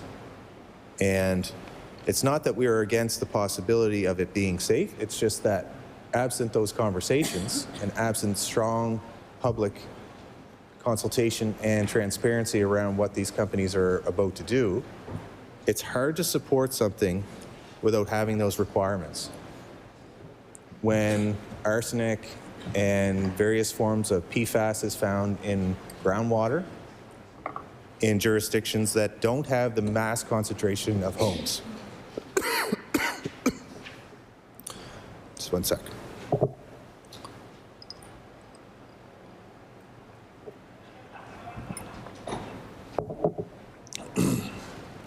Might not be able to go the hour. I'm just getting a cold. Yeah, I'm good. Sorry. No, I'm good.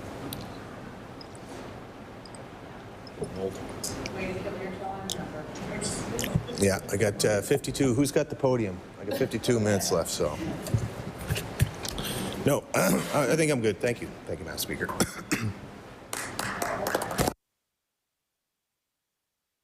I recognize the honourable member for Cape Breton Centre, Whitney Peer.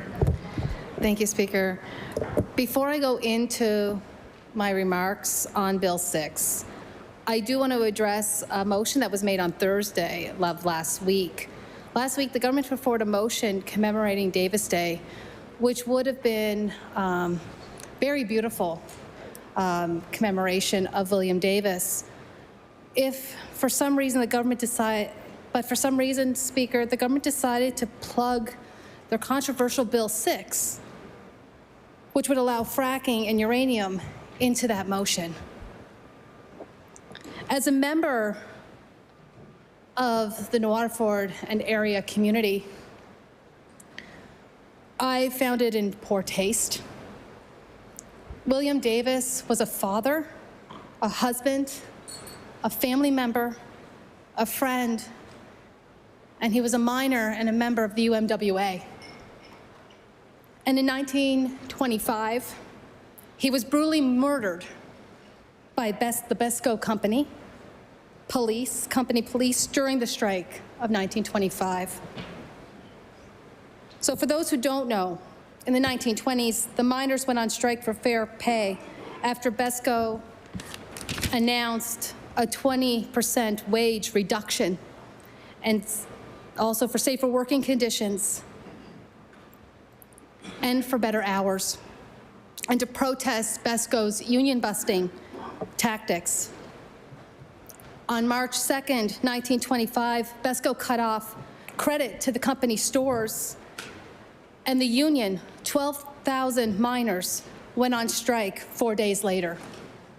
By June, families were on the brink of starvation in my community.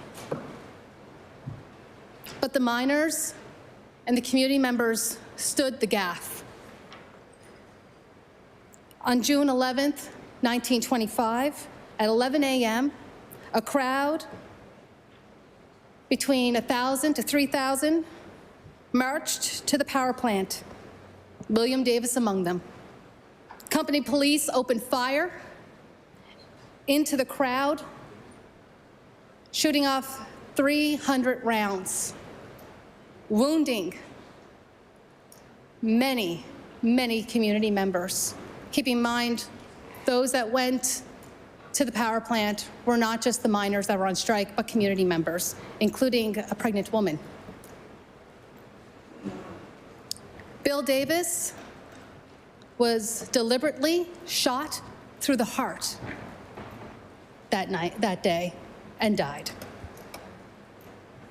The actions taken by the community members and the miners on June 11th and the sacrifice of William Davis deserved better than to be used to promote uranium. The Davis family continues to mourn and celebrate William Davis's life and legacy. And I found it hard to listen to a minister who I've never seen at a Davis Day commemoration use that legacy to prop up Bill 6. It was very hard for me. It was very emotional for me to to see that, because William Davis and his family, they deserve better. They deserved, William Davis deserves a motion in this House that was just about what occurred and about the legacy that was left behind.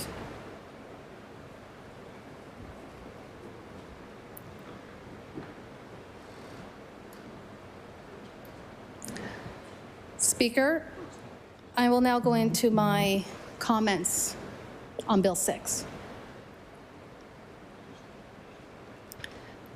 The bill does not pass the sniff test. The first failure of Bill 6 is the government's failure to follow the law and treaties. This government had a duty to consult with the Mi'kmaq in accordance with three Supreme Court of Canada landmark decisions, and there was a failure to do so.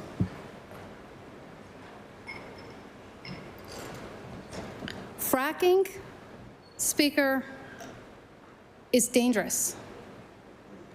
Uranium is dangerous.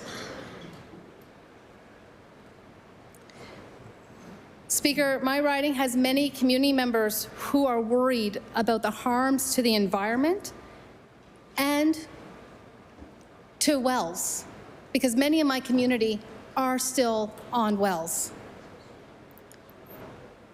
Fracking imposes health and safety risks to communities. Looking to the past on resource extraction as a method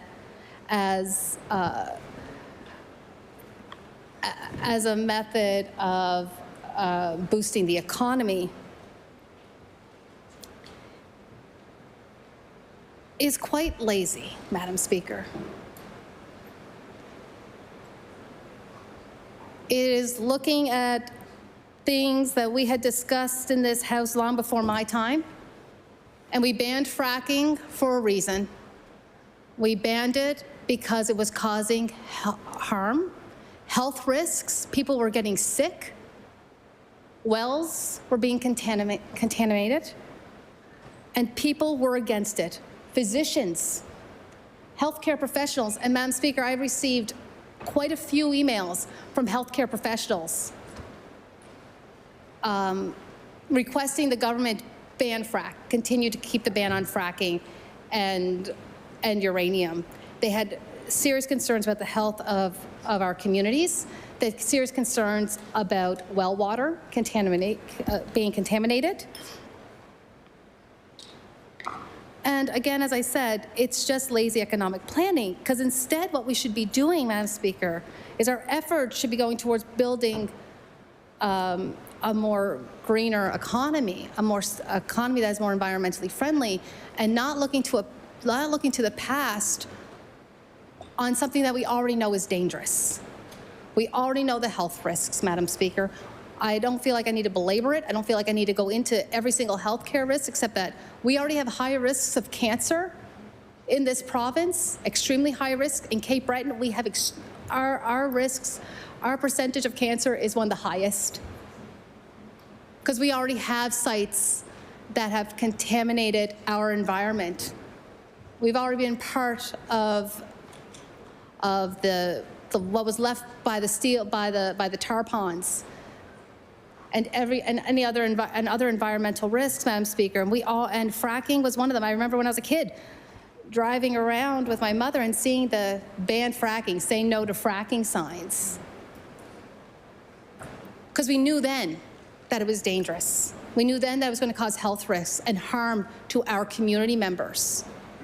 And for the government to bring this forward without consultation, without bringing it to the board, to the public before a bill has ever been done, before talking to healthcare professionals about the risks posed by fracking and uranium mining, Madam Speaker, this is what the government failed to do.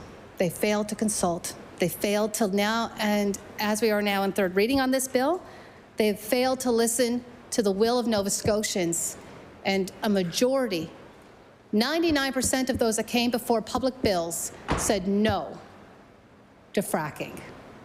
And I've not had one email except for one person, and I'm sure we all get his emails, only one person who said yes to it. That tells me something, Madam Speaker. That tells me this bill is not the will of Nova Scotians. This is definitely not the will of Cape Breton Centre Whitney Pier. Thank you.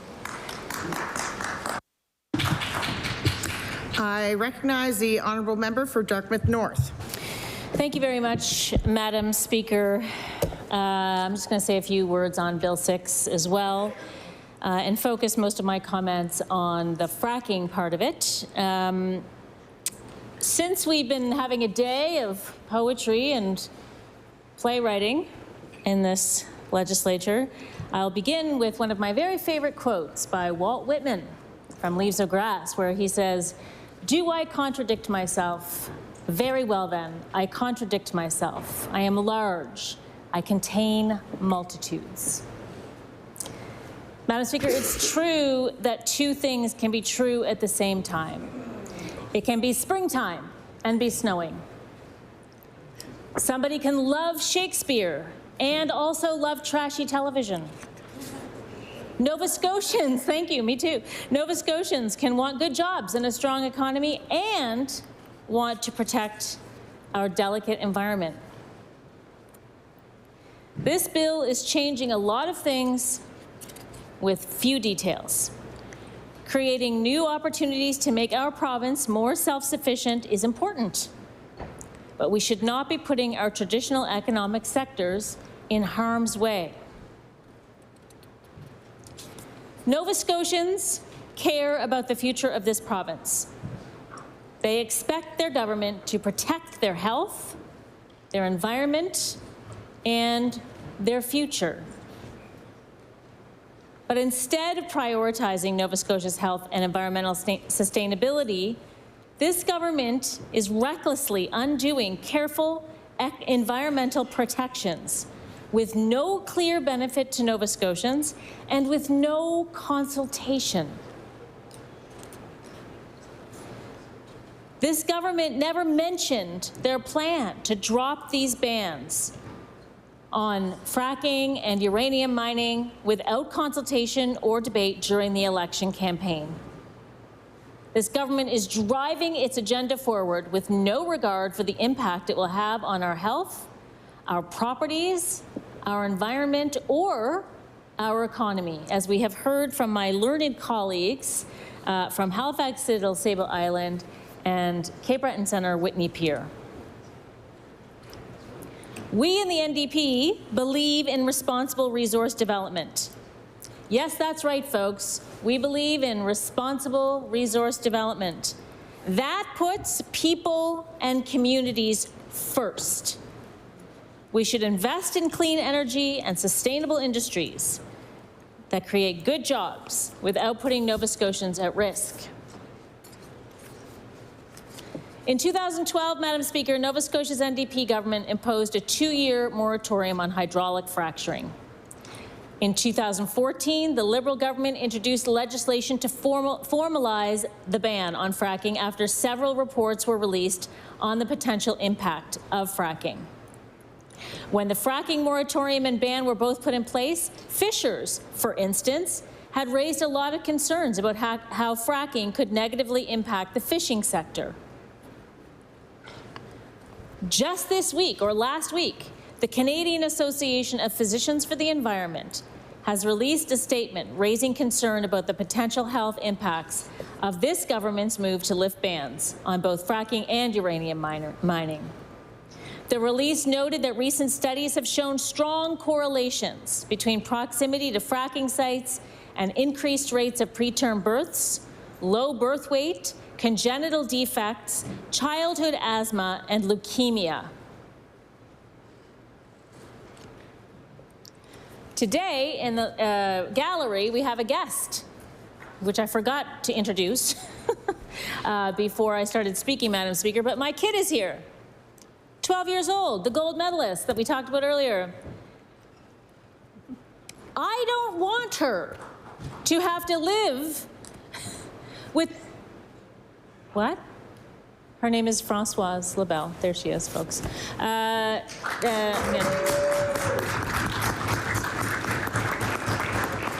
her brother's in the library. Her brother's in the library. And I don't want them to live in a province where they have to worry about the health effects of resource extraction when such a thing is done without the proper process. The Canadian Association of Physicians for the Environment's release also recognized that uranium mining presents its own set of health hazards, including increased risks of lung cancer and other respiratory diseases among miners and nearby residents due to radiation exposure. Madam Speaker, the government has said over and over that they're going to do this safely, that they got to lift these bans to get the conversation started. Well, I disagree. I disagree fundamentally.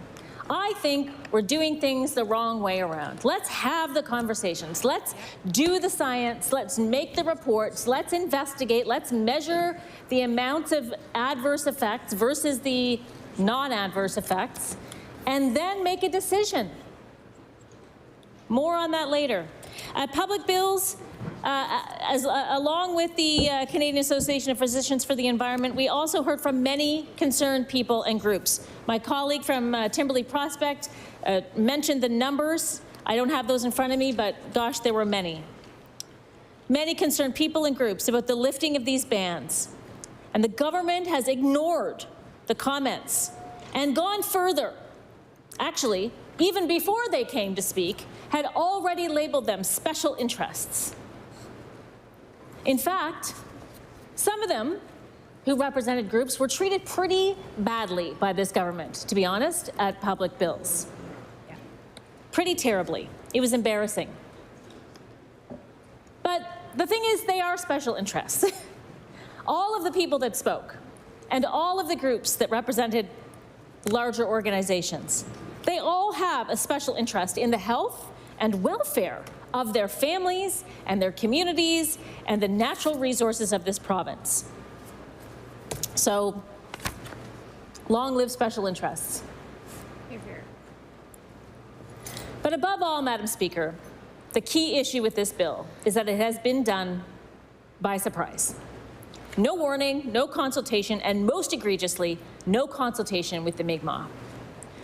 I will remind this House that the Government of Canada, and by association, the Government of Nova Scotia, has a duty to consult and, where appropriate, accommodate Indigenous groups when it considers conduct that might adversely impact potential or established Aboriginal or treaty rights.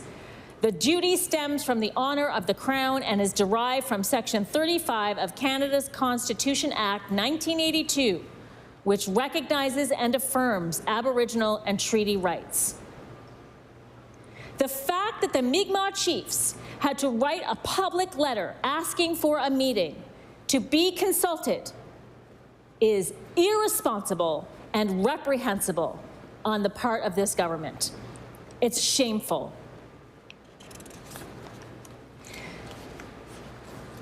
So I'm just going to finish off by leaving a few questions on the table, Madam Speaker, even though we're about to pass this bill, which will lift the ban on fracking and uranium exploration and mining in this province in 2025. And no one will answer these questions. I'm going to put them out there for people to listen to. Why is this government ignoring warnings from physicians and environmental experts about the dangers of uranium mining and fracking? Who exactly benefits from lifting these bans? And why will the government not name the special interests who oppose lifting them? Can the government guarantee that uranium exploration and fracking won't put public health and the environment at risk? What evidence does the government have that uranium mining and fracking would bring real economic benefits to Nova Scotians? Why is the government rushing forward to do something that Nova Scotians don't want and that they didn't campaign on? How does the government plan to safeguard Nova Scotia's long-standing industries like fishing and forestry and agriculture? And has this government done its homework on these ban reversals? Is there a cost-benefit analysis that takes into account future costs to the government? So those are some questions that we can all go out of this chamber with today, Madam Speaker. And I truly hope that the government has listened to these questions, has listened to the concerns of Nova Scotians, and will tread very carefully as it continues these conversations. Madam Speaker, as I close my comments, I will quote from the great William Shakespeare. It will be out of context. It's a quote from Julius Caesar after he gets stabbed 12 times in the Senate, or whatever it is, 15 times on the Ides of March, which just passed.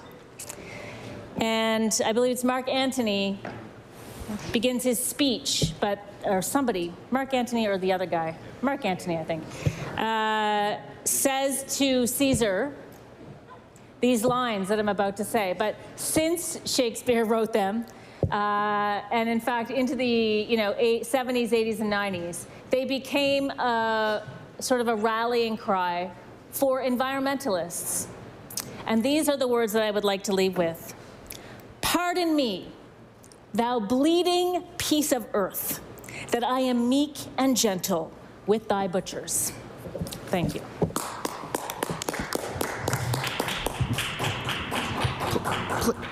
I'll have to ask you to please table that and not in a teacup.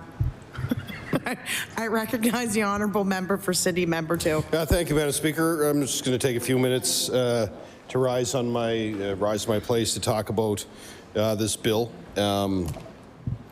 It's interesting in the sense that, again, you're in this, as my colleague from Timberlea Prospect said, we're all for consultation when it comes to resource development. And this bill has the aspect of removing the ban on fracking, but we've heard messaging from the ministers about we have to pass this bill so we can actually have a conversation about uranium exploration, which I can appreciate. And, I think, one of the reasons why you saw the bans come forward and you saw some of the decisions that were made and supported, Madam Speaker, by all folks on all sides of the floor, including the Premier of the day, and there's a few of us here that were around for that, but, supported wholeheartedly, all party support for that ban.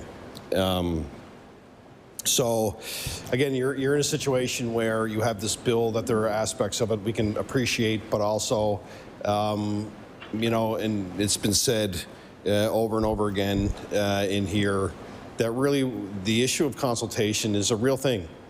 I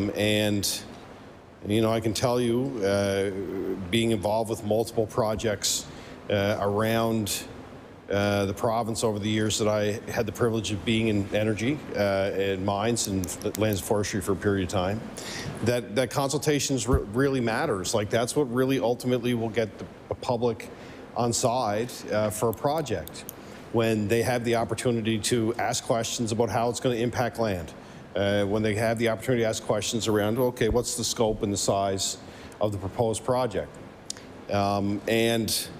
What really kind of concerned me with this government, and it really started the first day, or in the first days, Madam Speaker, when the Premier was asked if it was okay to drill on George's Bank. And the response from the Premier at the time was, everything's on the table, we're going to into resource development. And that told me that nobody did their homework. Because for years, multiple governments have worked with the fishers around George's Bank, and the importance of the fishery and the importance of what it means to our economy and the importance of what it means to the province. And the Premier just came straight out and said that everything's on the table. And I think that was a mistake, and I think that the Premier realized that after he said it, and he came out and corrected it days later. But it raised alarms for me because I said, well, is this messaging, or is there real Is there something behind this thing? And, you know, government's here now with this bill. They've explained why it needs to happen. I can tell you that our caucus and the conversations I had with people are willing to have the conversation about fracking, but they're not willing to take that ban off yet. They're not. They don't know enough about it. You know, it's one of those situations where I've been involved with multiple mines around the province when it comes to, and there's examples, you know, we've seen gold mining here. I've met with reps from there. I've met with reps from coal, I've met, you know, I've used the example of the Little Narrows gypsum all the time. Successful mine, they're gearing up. That is a great example, in my opinion, of social license and a community rallying around an economic development project. So, like, it can happen, and I've seen it happen. So we're very supportive of resource development in that capacity when it comes to mining. I've been involved with the offshore, which I'll talk about just briefly. You know, I was involved with Sable, with the decommissioning of Sable. That was over $4 billion, Madam Speaker, in revenue to the province. That built hospitals, that built roads. That was a huge economic driver for 20 years. It helped develop a lot of young Nova Scotians who wanted to get into the resource sector, and lots of scholarships and support through it, and it was a success. It was a huge success. And that is one of our greatest examples of resource development. You know, I've had and when it comes to the offshore and natural gas, I still believe there's potential. I had the opportunity to meet with, over the years, and in that time, had the opportunity to meet with ambassadors from countries in Europe who all had the same message around resource development and trying to diversify away from Russian gas. It was something that was talked about for years. You know, we looked at, I happily went to Calgary, flew the flag for this province to support pipeline development. And it was coming from the Liberals of the day. Right? We supported the idea of a pipeline because we knew there was potential for us. If we could get gas from the west, we could take it to port in Guysborough, and then we could get it off to Europe. And then we started having the conversations with Germany back then. We started having the conversations with the rest of the EU countries. So there's a lot of history around this. So, you know, I hope that this is an important conversation about the, you know, about the economic growth of our province, but it's also an important conversation that residents will have a lot of questions about. And that's why, for us as a caucus, we've been very supportive over the years. My colleague from Timberlea Prospect did a lot of the regulatory work around forestry. I spent some time there, and also with the environment. So he comes with a wealth of knowledge on this stuff and what needs to be done, and the steps that we can take to help help along the journey. I say this, I think one of the most important things we can do as a province, and I've said this multiple times, and I can table the article, I don't have it here, I can get it printed off, Madam Speaker, but in 2019, I was having the conversation with the Mining Association of Nova Scotia about this idea of mapping the land. And we did this on the offshore. It was the fair play analysis. We would map the offshore, we would look at we would do the research, we would have the information, we would give it to the sector, and we would put parcels out for bids. And sometimes they would bite and sometimes they wouldn't. Some of the parts, there would be no bids. But they would go out and test, and all the information was provided. I think from a mining perspective, I think you need to do that on land. I think that is an important thing for a whole number of reasons. You'll get a sense of where your best mineral deposits are. You'll understand kind of the layout of community and the sensitive areas that may be surrounding any potential mineral deposits. I think it is a good investment. I do. I wish we could have did it a couple of years ago. Instead of, you know, there is a process people can prospect in the province, but I think the province really could serve itself well if that work is done. So on the mining perspective, we're very supportive. I would say, and I've said this already in my comments, is that on uranium, I think we need to have the conversation And as the minister has said, this bill allows that because the minister has said we can't even, by law, we're not even allowed to talk about it. But the fracking is the issue. And that is the big one. And that is the one where when you have the First Nations chiefs express concern, and the government has said, oh, well, the meeting was great and it was productive and we're going to continue to talk. The meeting happened ultimately in response to the fact that the chiefs had to send a letter saying, why have you not consulted us on this idea of fracking? Like, I can tell you in the conversations I've had with the chiefs over the years, we've worked together looking at big gas projects and developments around big gas projects if they happened. We also looked at traditional hunting grounds for the Mi'kmaq and what that looked like from a resource development. Like, there are certain parcels of land that you're just not going to mine on. You're not. And the government can say we're open for business and do all that stuff, but you have to respect that stuff. And that's where you have to respect those conversations and respect those traditions and respect the fact that you're just not going to be able to go in and drill wherever you want. I'm strongly encouraging the government to spend the resources to actually map the land. You may find yourself in a situation where there's resource development, or there's resource deposits, critical minerals, in the ground that we may not know about, that are in a less sensitive ecological area, that would, you know, that the social license and such, it would be a clearer path. You'll learn a lot by doing that. And it's going to cost it's going to cost some money to do it, no doubt.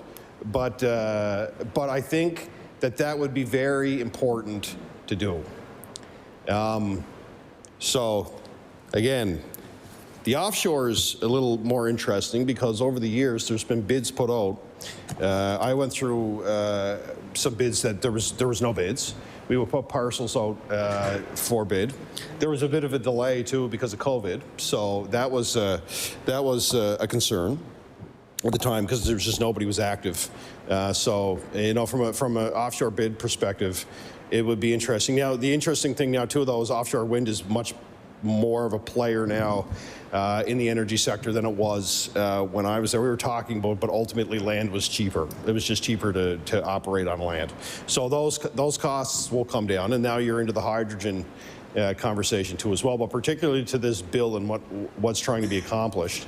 I just wish they were separate. I just wish they were separate bills, right? Like it's a case of, I think you want to have that conversation with communities, and if the minister is saying that's what he needs to have this bill passed, then of course we would support consultation.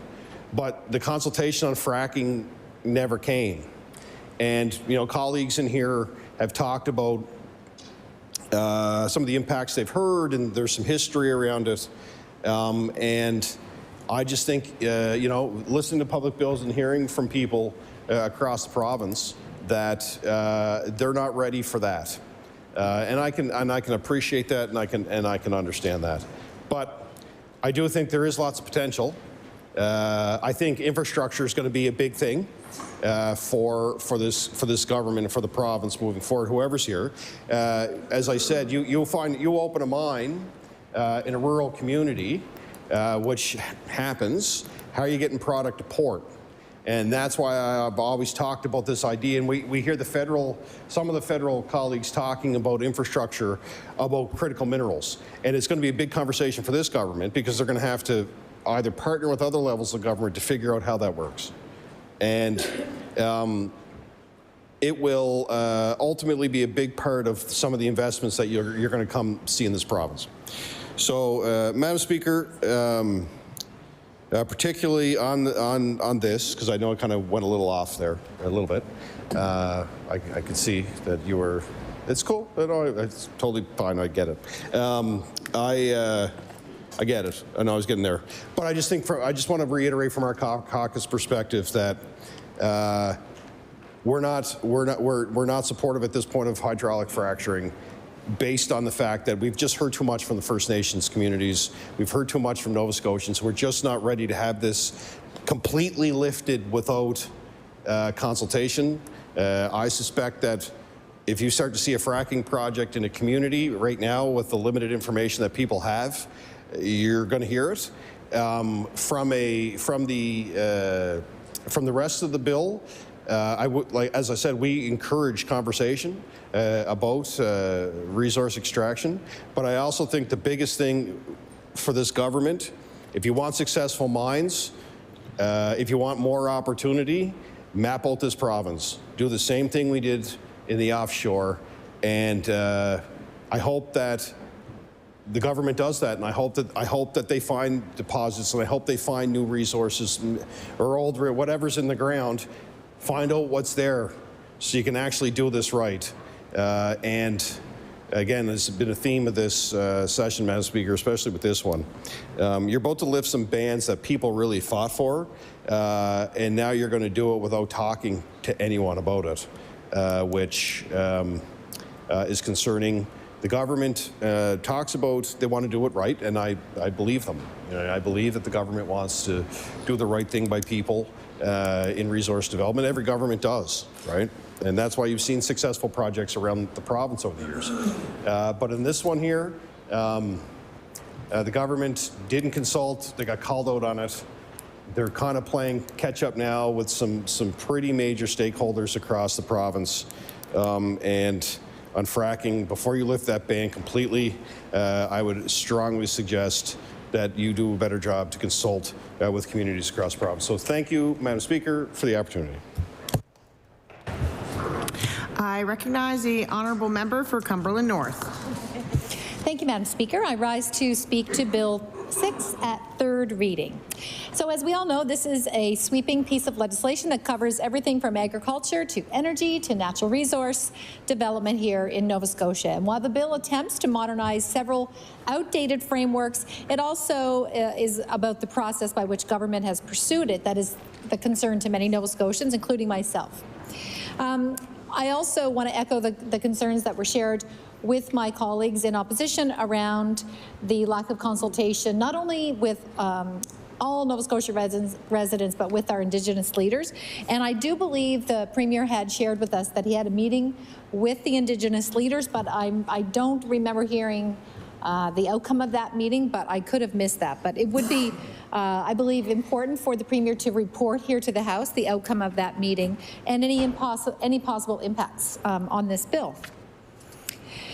So I got a lot of feedback on this bill. I wasn't 100% sure what I was going to share in my comments here in third reading. So I do want to talk a little bit about the lack of public consultation before this bill was tabled. The government is asking Nova Scotians to trust them after the fact, instead of involving them in the process from the beginning. And the challenge with that, Madam Speaker, is that it causes people to maybe have a lack of trust.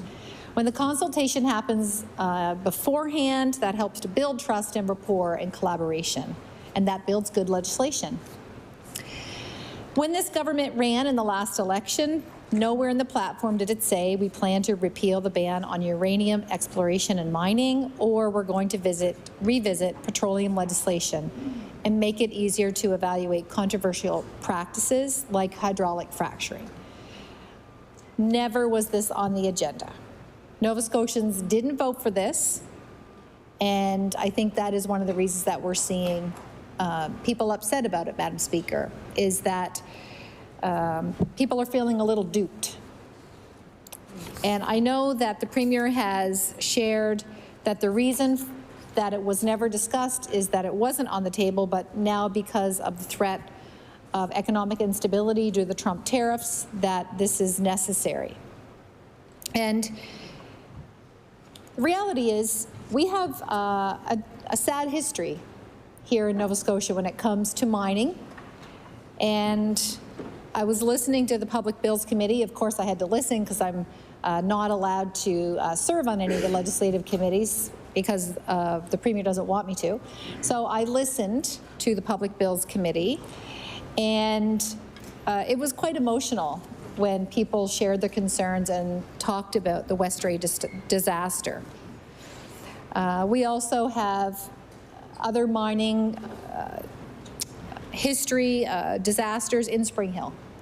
And my grandfather was one of those involved. He was in both of the Spring Hill bumps, and he was in the second one in 1958 when the mine closed in Spring Hill. And he survived. He was one of the last miners pulled. He survived underground for several days, was buried up to his neck in coal.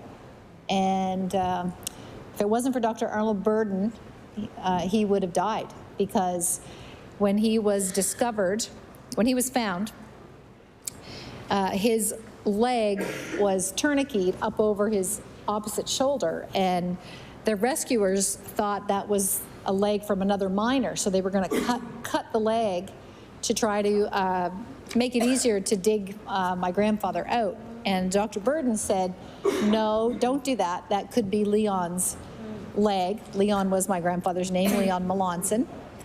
And of course, if they had have cut the leg off, he would have bled out. So the miners arduously dug him out and saved his life.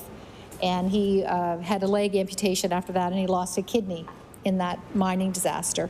But I just bring that up because that was part of the discussion at Public Works. It was important, or Public Bills Committee rather, and it was important for some of the people here in Nova Scotia to recognize our history. And I know we've had several successful mines in this province as well, so I want to recognize that as well. And in Cumberland County, we have a long history of, in addition to the disasters in mining, we have a long history of successful mining, especially in salt mining. And Malagash actually was the very first salt mine in all of Canada back in the early 1900s. And today we have 2 successful salt mines that are still in business and hopefully will be for many decades to come. Of course, we have the Pugwash salt mine, and we have the Compass Minerals salt mine in Napan. So mining brings a lot of emotion, I guess is my point, Mr. Speaker, when we talk about it here in Nova Scotia. So, not knowing how to vote on this bill, I decided to do a poll with my constituents. I have a fairly significant email distribution list, so I emailed out a survey. I believe it was Friday evening. I also posted it on my Facebook page, and from that survey, I received 319 respondents from Cumberland North and about 100 respondents from people outside of Cumberland North. And I haven't had a chance to compile the data from the people outside of Cumberland North, but from the people inside of Cumberland North, I had 185 people respond in favor. So 42% of the people that responded were in favor of this bill and the contents, and 58% of the people that responded were opposed. And that is actually what I would have predicted. It's a very divisive issue. Like there's a lot of people against and strongly opposed, but there's also a lot of people as strongly in favor of it. And once I get the data analyzed from people outside of Cumberland North, I'll share that as well. I do want to share that I found while I was compiling the data, I did have a bias. And when I first was elected in 2017, I came into this job as a businesswoman. I love business. I love starting new businesses and supporting other entrepreneurs.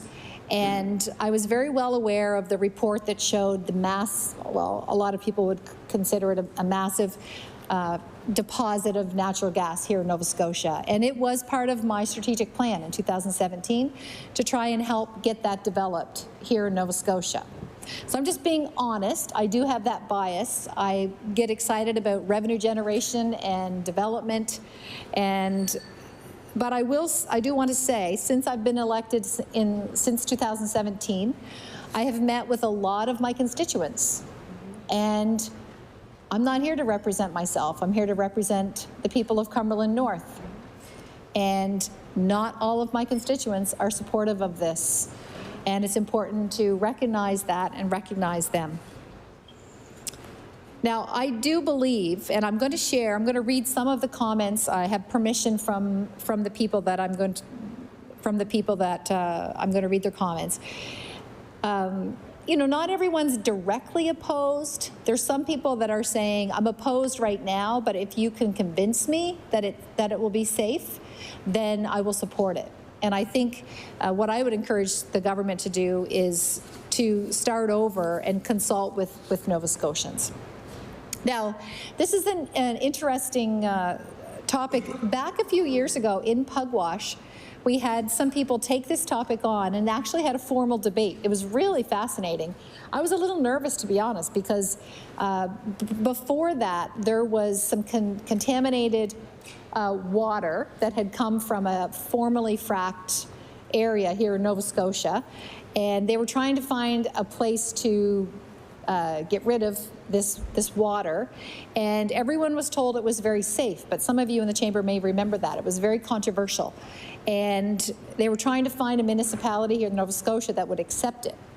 And despite everyone being said that it's safe and you could even drink it, people vehemently opposed that water, that fracked water, or water from a fracked process being dumped into their area. And I remember there was huge protests in the town of Amherst from people that were vehemently opposed to that water being dumped in our marsh area. And it wasn't placed there. I'm not sure where it ever went, to be honest. So because of that, I've seen a lot of passion behind this topic. So I was kind of nervous to go to this formal debate that was held. It was held at the curling rink in Pugwash. There was a formal moderator, Liz Roscoe. She is a resident of mine, of Cumberland North. She's a retired judge, very intelligent woman. She moderated the debate. And then they had a person, was from one of the universities here in the city, who debated all the reasons why it wasn't a good idea to do, this was specific to fracking. And then we had somebody who supported it. And they had a really good, strong, respectful, vigorous debate on the topic. There's about 350 people in attendance, and after the debate, people could ask questions. So it was very informative to everyone in the room. And some of the people that spoke and asked questions were people that had worked in the the oil and gas industry. And they were able to answer a lot of people's questions too, people that had concerns. And Mr. Speaker, I thought it was a really great, it was a great experience. A lot of people learned a lot that day. And I do believe the more that we can learn and consult is the way to go. So I did this poll, this survey, and based on this survey, for now, I do need to vote against Bill 6 because, again, I'm not representing myself. I'm representing the people of Cumberland North. But I do want to read some of their comments. So I'm going to, and I will table them, Madam Speaker. So I'll read first from Corey Siggett. Corey says, thank you for the opportunity to give my input. Please vote in favor of this bill. Natural gas is one of the resources that is an advantage for Nova Scotia. If we do not take advantage of our advantages, we are tying one hand behind our back. There are risks to fracking, as there are with everything. When the two Boeing 737s crashed, we did not stop flying planes. We worked to make them safer. Government should work to monitor and make sure that fracking is done with the safest, reasonable methods. The same goes with mining uranium or other minerals. We want social benefits, including health care, for our citizens in Nova Scotia and Canada. We need to support development and industry to provide jobs for our residents and revenue for the government. Nova Scotia Power burns natural gas to produce electricity. Nova Scotia Power must do that to meet emission standards set by our provincial government. We complain about the cost of electricity, but using imported natural gas increases the cost of electricity. That is for sure. Because there is a lack of pipelines, which makes natural gas more expensive. Well, there's a lot of fees for that natural gas to come into our province through the various different pipelines. That really adds to the cost. So that is from Corey Siggett. Another email I received from Marnie Simmons. Marnie's a great lady from Northport. Marnie says the issues of mining and hydraulic fracturing in Nova Scotia have been contentious for years. While the harvesting of minerals is somewhat necessary, in order to produce products that modern society requires, the after effects of such activity are detrimental to environmental safety and the health of humans, animals, and plant growth. The resulting tailing ponds gather toxic elements that do not magically disappear, but rather pollute groundwater for hundreds of miles around for hundreds of years. Tailings leach into major waterways and eventually into the oceans. Not much wonder marine life is in such trouble. Hydraulic fracking needs to be outlawed. It is the most respectful way to treat our earth, and the environmental consequences are toxic and long-lasting. The process requires copious amounts of fresh water, which is completely wasted. Water is mixed with harmful chemicals that pollute the earth, more specifically groundwater. People who drink the groundwater have developed many physical and neurological disorders that have altered their lives dramatically and irrevocably. In addition, statistics have shown that areas that have been fracked are prone to the increased likelihood of earthquakes, which we know are hazardous to infrastructure and human life. Research the findings of Jessica Ernst in Rosebud, Alberta, to learn about the effects of fracking. Jessica came to Cape Breton in 2014 to support those of us who were opposed to fracking in Inverness County, and we were successful in driving the fracking company out of Nova Scotia forever. We cannot pursue these kinds of invasive activities any longer. The planet cannot withstand any more destruction. Our physical environment cannot withstand any more pillaging and raping. Our health systems cannot support any more people with serious illnesses resulting from the destructive harvesting processes that destroy the earth. We all know the cost of health care these days is onerous. There are alternatives to creating the energies we need to live and to manufacture the products we want. Governments are unbelievably myopic and ignorant of what is available beyond the status quo. They need to educate themselves and legislate holistic methods that will benefit both the earth and the people who inhabit it. In solidarity, Marnie Simmons. Emily Gibbons says, while I appreciate we want more jobs and growth in Nova Scotia, why are we moving backwards away from environmental protection? Uranium is dangerous, fracking is dangerous, offshore exploration is dangerous. For the people involved, but also for the environment. We should be moving towards green energy, not going back. Can they not come up with something anything better? They should 100% be managing abandoned wells. That's nonsense if they're adding to this. It should be the responsibility of whoever was doing it.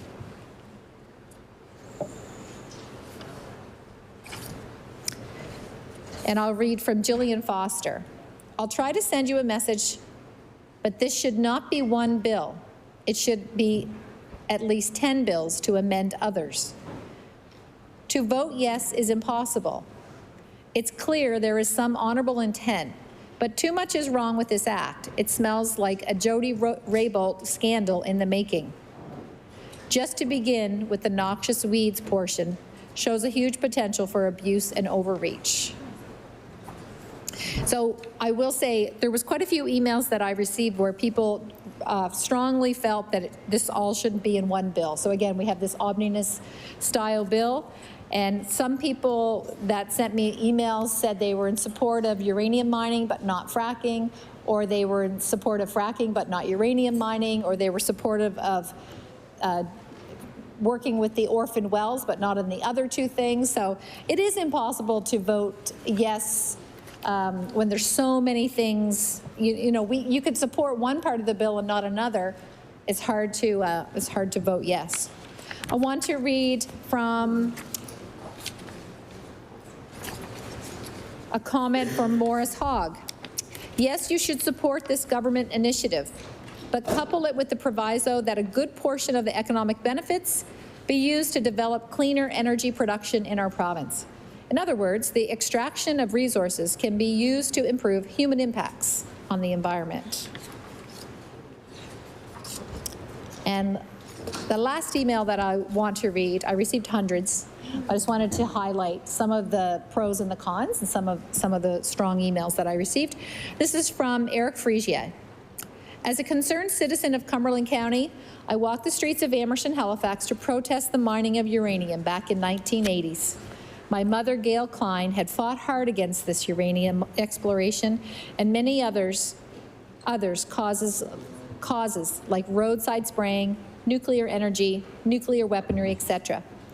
Now my mom passed away this year, and I feel like I need to take up her fight again due to the short-sightedness of our current provincial government. I believe Premier Tim Houston doesn't have a mandate to change policy that has been studied. Order. Whether you're quoting or not, you're not allowed to say the name of. So I asked you to retract that and keep going. I recognize the honourable member for Cumberland North. Thank you, Madam Speaker. I retract the Premier's name. My apologies. I believe the Premier doesn't have a mandate to change policy that has been studied, discussed, and deemed not advisable for the Nova Scotia people, or else it should be opened up for public debate and another election should be called immediately. It's an interesting comment. Taking the no out of Nova Scotia seems a rather callous thing to say when we have an epidemic of abuse and violence against the women of Nova Scotia. Does he intend to take the no out of no means no as well? But that was a really good comment. Do you understand the amount of violence and abuse of women that happens around areas of resource extraction? We need to take a critical look at what these critical minerals and resources are being used for. As of this moment, they seem crucial towards proliferation of more weapons and wars around the world. We need to take a critical look at how this rush towards resource extraction will affect our water, air, and soil. Will Cumberland County have to pay the toll of supporting the rest of Nova Scotia like we did with the Cobequid Pass toll highway? We are already being poisoned from the air by glyphosate. Will we now be poisoned from the ground and water below by hydraulic fracking and uranium mining? Where does the water come from that will be required, and where will that water end up?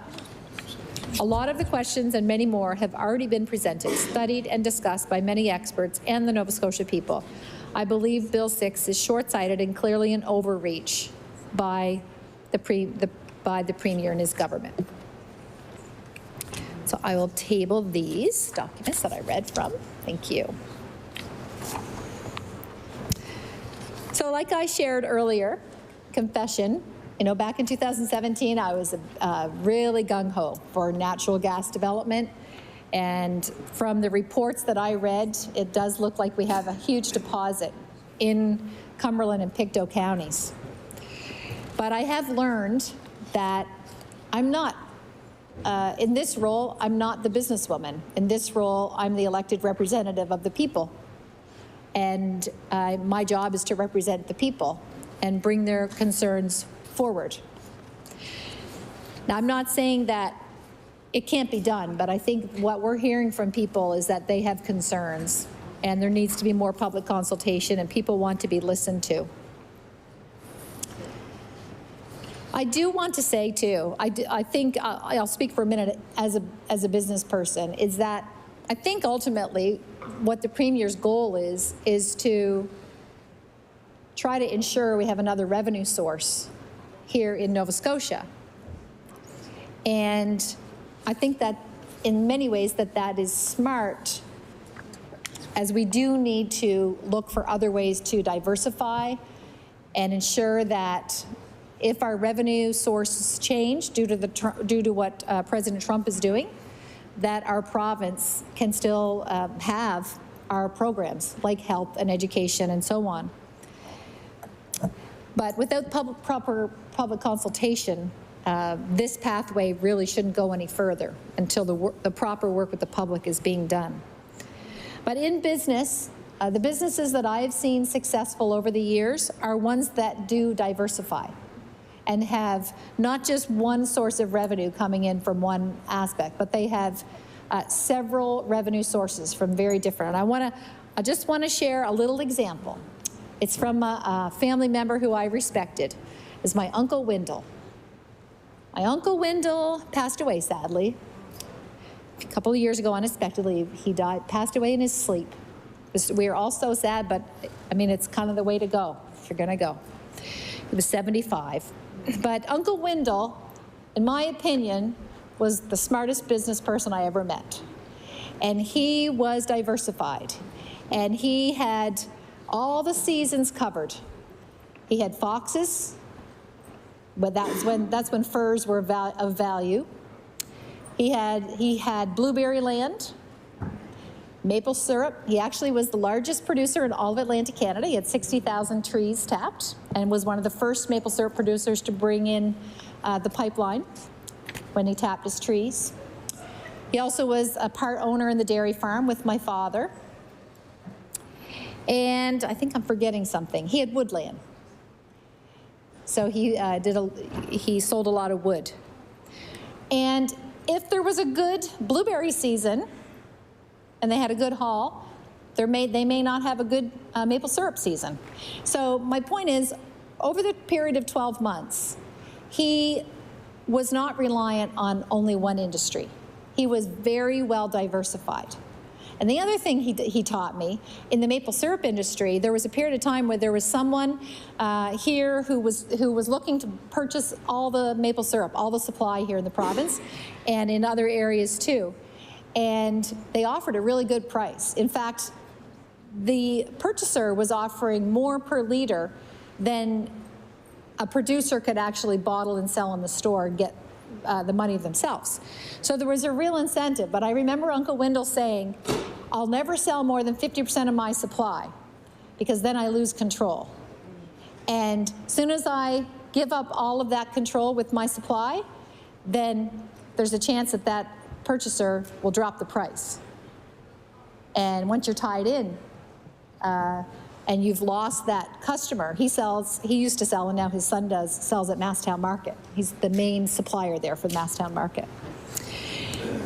So anyways, just a few lessons from Uncle Wendell. He was very diversified, very successful businessman, and I do believe that it is important for our province of Nova Scotia, our government, to look at all of the ways we have money coming into our province, and one of our biggest areas of vulnerabilities is the federal government.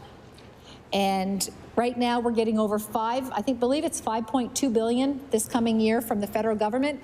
If something happened with our federal transfers, we're in big trouble here in the province of Nova Scotia. So I do think it is smart to look for other revenue sources and to try and strengthen those so that we are not so reliant on the federal government for all the services, all the government services that we have here in the province. So I'll move on, Madam Speaker. Other aspects of the bill that I would like to just bring up quickly. The creation of the Orphan Well Fund, I do believe, is a positive step toward environmental accountability. Abandoned wells do pose real risk to communities, and a dedicated fund to clean them up is long overdue. The Agricultural Weed Control Act and the Agrologists Act aim to strengthen the agricultural sector by improving weed management, setting clear standards for the professionals in that field, and that seems like something I could support as well. But again, I won't go into any more detail about the uranium exploration and mining prohibition. I support it in theory, but because the proper consultation wasn't done, and because my constituents have voted more in favor of not supporting this bill, that's how I need to vote. I do want to bring up a couple of things that were not included, and I've talked about geothermal energy here in this legislature. I am really surprised that this government still doesn't have a plan to fully develop geothermal energy in this province. There's a lot of potential, especially in my neighboring constituency of Cumberland South. But with the old mines there, and I know there's some businesses already in Spring Hill that are using geothermal energy, and they're able to reduce their heating costs for their businesses by 50%, is what they've told me. So can you imagine if we marketed that, the industry that would be able to welcome into Cumberland County and Nova Scotia? Heating costs are a big portion of a large industry, so that is a real selling point. So let's develop that geothermal. Let's develop our local food production, bring in some greenhouses. What a great way to increase local food production. Develop that geothermal energy and bring in some commercial greenhouses there to use that heat energy. Also, a couple other emails I got from people on this topic where they were asking, why is the government not developing their wood energy? We all know since the closure of Northern Pulp, there is an excess of low-grade pulpwood here in the province. And so there is some disappointment by some stakeholders throughout the province that there's no further development of wood energy projects here in the province, giving them a market, we all know that since the mill closed, there's a big need for that. So lots of potential there. Finally, on this matter of hydraulic fracturing, and while this bill maintains a prohibition unless authorized, it still creates a new pathway for regulatory discretion. It's a slippery slope, and Nova Scotians remember the hard lessons learned from fracking debates in the past. Once again, there's been no consultation on these changes. The government should be strengthening the ban, not quietly reshaping how it could be lifted. Nova Scotians do want transparency. They want honesty. They want meaningful consultation. They want to be part of the decision when it comes to land, air, and water they depend on. And I do believe the government's put the cart before the horse, rewriting laws and asking questions later. It's not how trust is built. And those that are watching, I know there's a lot of people in Cumberland North, they're curious about the survey results, and they're watching. I want them to know that I've heard you, I've read your emails, I've seen your votes, I've taken your calls, and because of the results of the survey, I will not be able to support Bill 6 at this time, and encourage the government to go back and do more public consultation. Thank you, Madam Speaker. If I am to recognize the Honourable Minister of Natural Resources, it will be to close debate on third reading. I recognize the Honourable Minister of Natural Resources. Thank you very much, Madam Speaker. I just want to say a couple quick things about the last speaker. Geothermal's actually being looked at very closely right now. There's a 2-year partnership. I started it when I was Minister responsible for energy. Actually, the committee in Spring Hill met today. That includes the Department of Energy, NSCC, and the municipality of Cumberland. I would have been there, except I was here today. So there are some initiatives going on about geothermal, not just the greenhouse aspect, but also possibility of inland fisheries with salmon fishery. There's questions about also more refrigeration units. Actually, the geothermal in Spring Hill is an energy that actually freezes the rink in Spring Hill, and we've skated on it all winter. They've actually been able to open the ice earlier. So geothermal is an energy that is being used. There's a lot of work that's going on in the wood initiative. And just one other thing that I have to stand here and correct it. The Davis Day motion resolution a week ago, Madam Speaker, it never said a word about uranium or natural gas, and I just have to clarify something about the record. I'm very, very, very respectful of our heritage in Cumberland South with mining, and actually William Davis actually spent some time in Spring Hill. His father and brother were actually killed in the disaster in 1891 in Spring Hill. And I've worked very hard not to disrespect any members of this House. I may have fun back and forth with the debate, but I've worked very hard not to disrespect any members of the House. That was not an intent to disrespect anybody. When we're done here in politics in the legislature, we have to be human beings and Nova Scotians afterwards. So I've worked very, very hard on that. But to be honest, I have to be truthful too. And I was quite hurt when I was said that I've never been at a Davis Day service. Madam Speaker, I start every June 11th. Even before I was in politics, I started in Joggins and River Hibbert. Arguably one of the very first coal mines in North America that some argue that was found in Joggins. I start the day there with the school in River Hibbert area where they recognize Davis Day. I follow through to the service in Spring Hill. And that was long before I was member or minister responsible or even an elected member. I'm very proud of the heritage that we have. And as I said, I'm not here to disrespect anybody. I try very hard not to follow that line and pay respect. The intent of the resolution last week was to recognize the 100-year and the contribution that even 100 years ago they were looking at critical minerals in our province in a different way. So there was no intent to disrespect anything here a week or so ago. And with that, Madam Speaker, there's been a lot said. We can agree on a pathway forward. We can disagree on the pathway forward. And with that, I move to close Bill 6. The motion is for third reading of Bill 6. Agriculture, Energy, and Natural Resources and Act respecting. Would all those in favor of the, there has been is a tie. There has been a request for a recorded vote. We will take a recess until the whips are satisfied. Okay.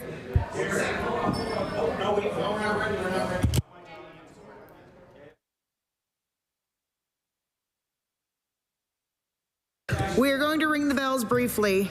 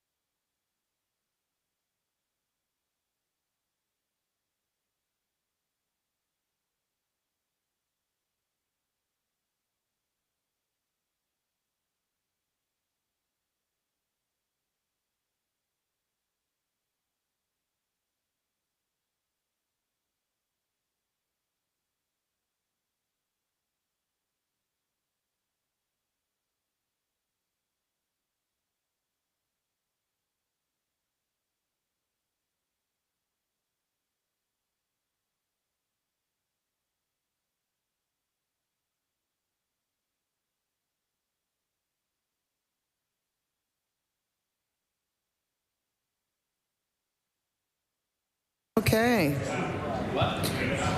Order.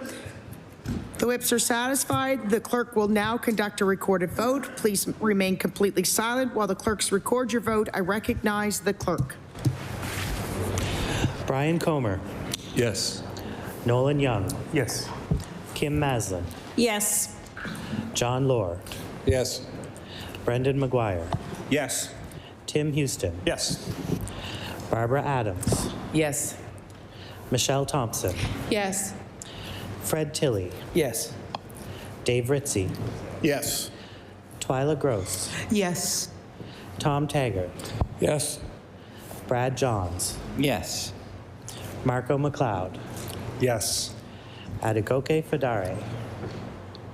Susan Corkum Greek. Yes. Leah Martin. Yes. Chris Palmer. Yes. Melissa Sheehy Richard. Yes. Brian Wong. Yes. John A. McDonald. Yes. John White. Yes. Brad McGowan. Kyle McCory. Yes. Tim Outfit. Yes. Rick Burns. Yes. Julie Van Exen. Yes. Diane Timmons. Yes. David Bowlby. Yes. Nick Hilton. Yes. Becky Druin. Tim Hallman. Yes. Scott Armstrong. Yes. Jill Balzer. Yes. Colton LeBlanc. Yes. Claudia Chender. No. Susan LeBlanc. No. Lisa Lachance. No. Derek Mombercat. No. Ian Rankin. No. Elizabeth Smith McCrossan. No. Paul Wozni. No. Susie Hansen. No. Kendra Coombs. No. Kent Smith. Yes. Tori Rushton. Yes. Trevor Boudreau. Yes. Greg Moreau. Yes. Ryan Robichaud. Yes. Damian Stoyloff. Yes. Danny McGilvery. Yes. Krista Gallagher. No. Rod Wilson. Lena Hamid. No.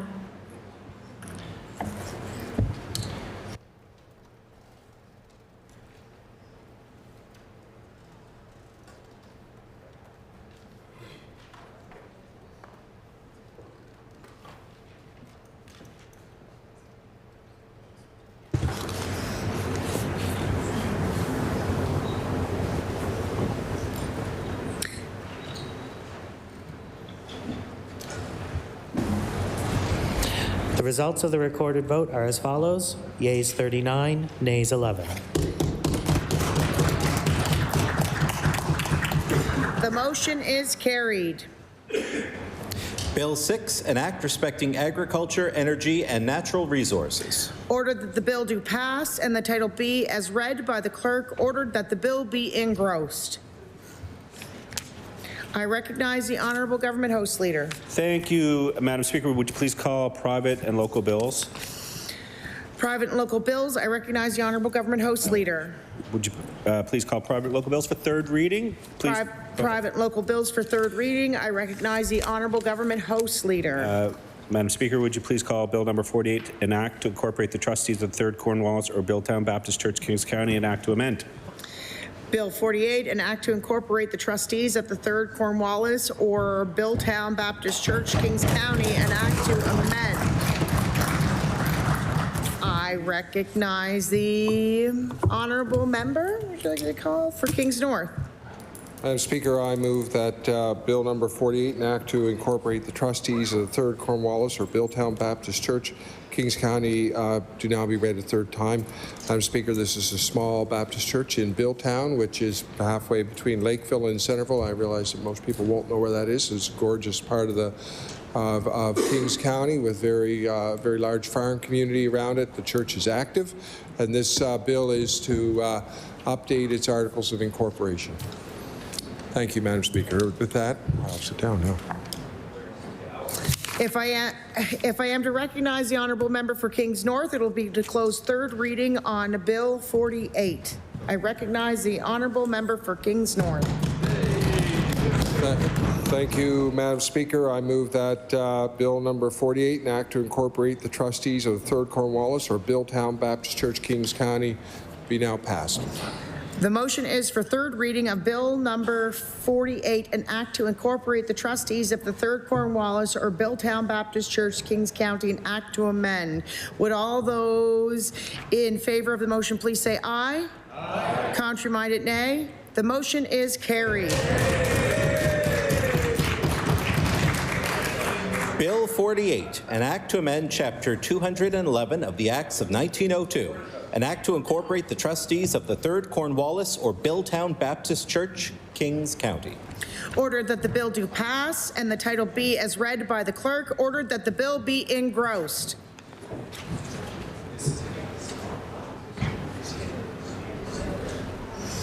I recognize the Honourable Government House Leader. Madam Speaker, I'm just going to skip ahead for a second, and I just ask for unanimous consent to allow the House Leader of the official opposition to report opposition business for tomorrow. Do I have unanimous consent? Yes. I recognize the Honourable House Leader for the official opposition. Thank you, Madam Speaker. Tomorrow for our Oppo debate, we are calling Bill 58, the 2S LGBTQIA+ Bill of Rights. Bill 109, an act to revise the Residential Tenancies Act regarding fixed-term leases, and Bill 116, an act to provide transparency and accountability respecting hospital emergency departments.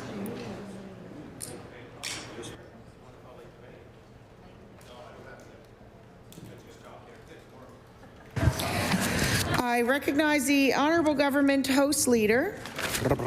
Okay, Madam Speaker, thank you very much. Could you please call address and reply? Call, address, and reply. I recognize the Honourable Member for Bedford Basin. Thank you, Speaker. Speaker, I rise today in response to the Peace from the Throne to give apparently what is also known as a maiden speech. I've already risen in the House to provide member statements and I will be speaking briefly in support of Bill 24 tomorrow.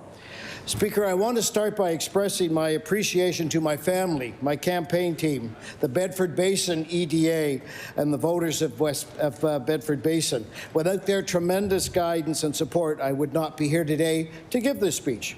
Speaker, I also want to take this opportunity to thank you, your office, our clerks, the party office, the incredible caucus office staff, legislative staff, my CA, Donna Lugar, the Minister of Public Works, the Deputy Minister of Public Works, the Deputy Minister of the JRTA, and several ministerial SAs for their support and guidance with my training and learning process to date. In addition to them, I have been absolutely blown away by the tremendous welcome I have received from my caucus colleagues, all MLAs, and our Premier. I am so grateful for the mentoring and buddy system support from the Minister of Environment and Climate Change.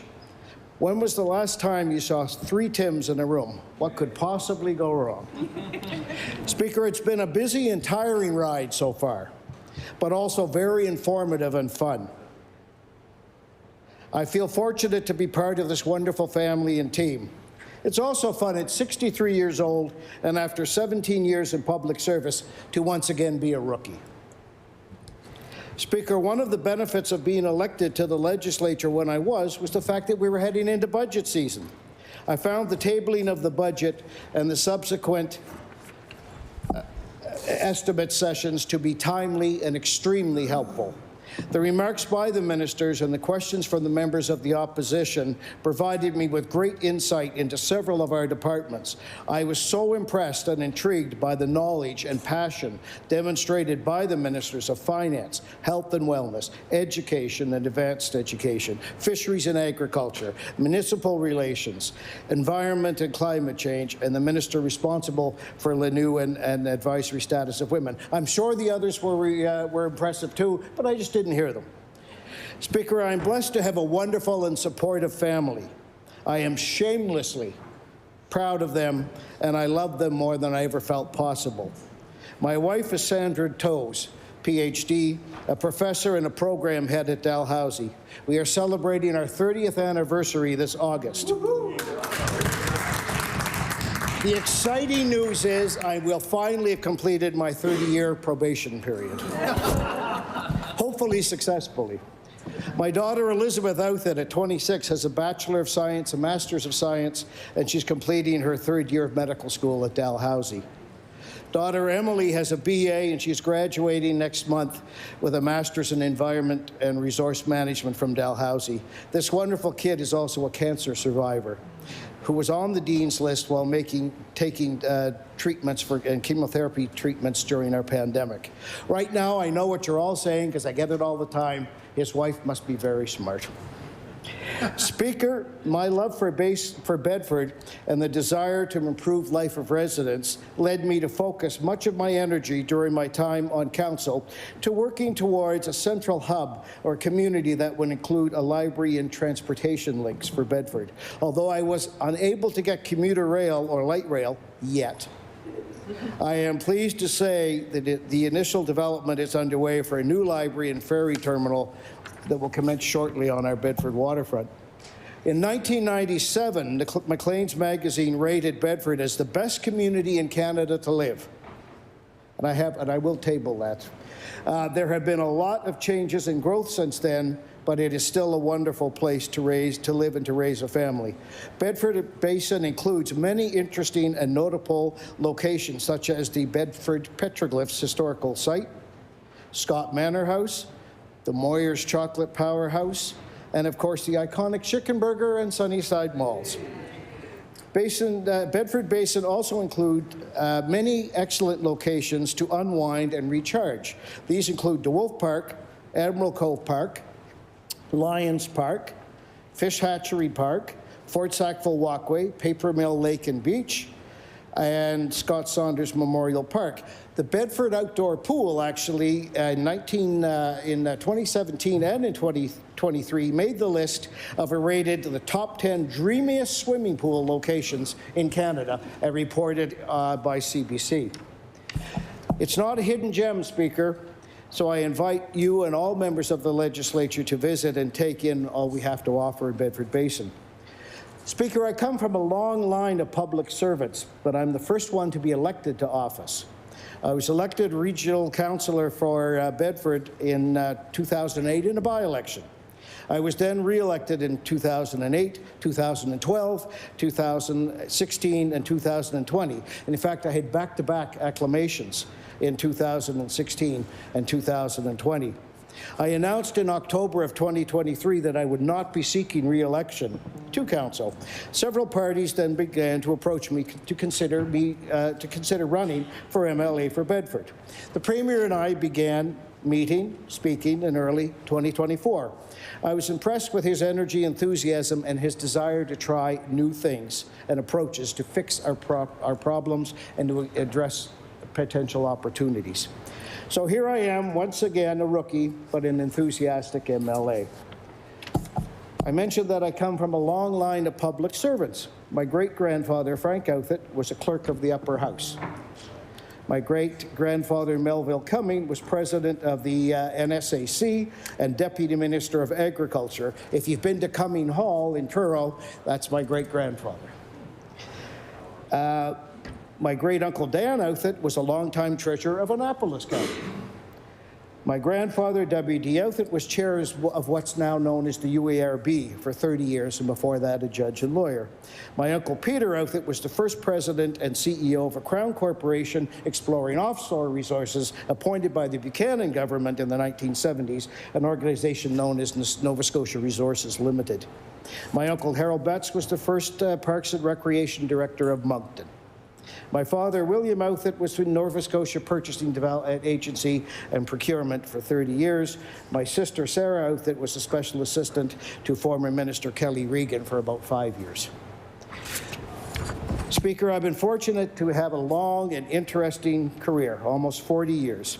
I have lived and worked in 5 provinces and undertaken business in 33 states and 7 countries.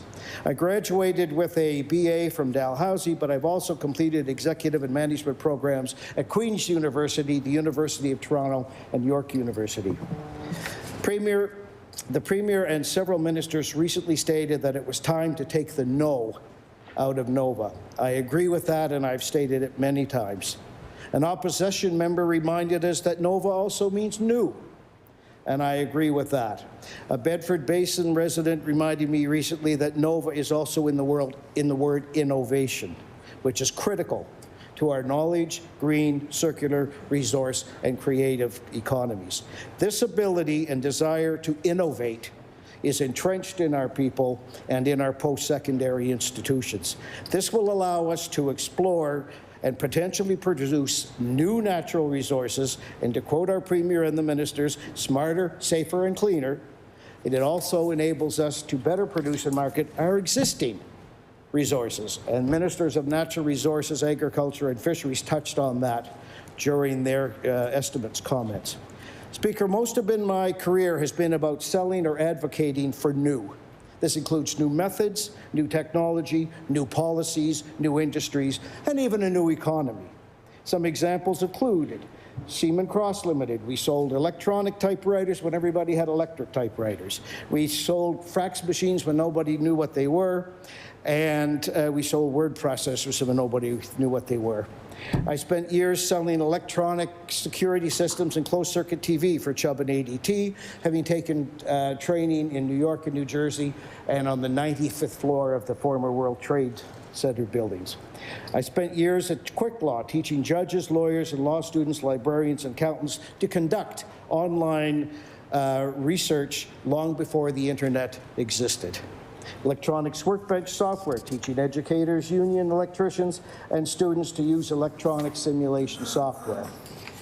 I had a great time working in Nova Scotia for a startup called Info Interactive that was acquired by AOL. I spent 6 years there. We invented Call Manager, and we marketed it to telephone companies and internet service providers throughout North America. I handled some key accounts such as Earthlink and Sprint and directed our value-added resellers. The company was acquired by AOL Time Warner, and then we developed and marketed online voicemail and presence management services for AOL and other internet service providers in North America. I really enjoyed 5 years as CEO of economic development and think tank group known as Nova Knowledge, New Nova Knowledge.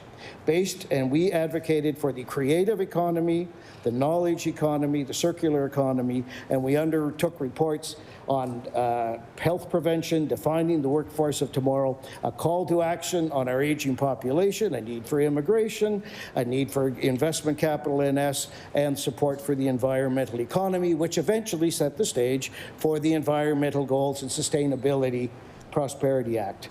We investigated the environmental progress and focus of our agricultural sector, and we contributed to the Ivany Report. We also ran the Computers for School program, which put computers that were refurbished into schools and into CAP centers throughout this province because we knew computers and access to computers and the internet would prepare our students in our areas for the jobs of tomorrow.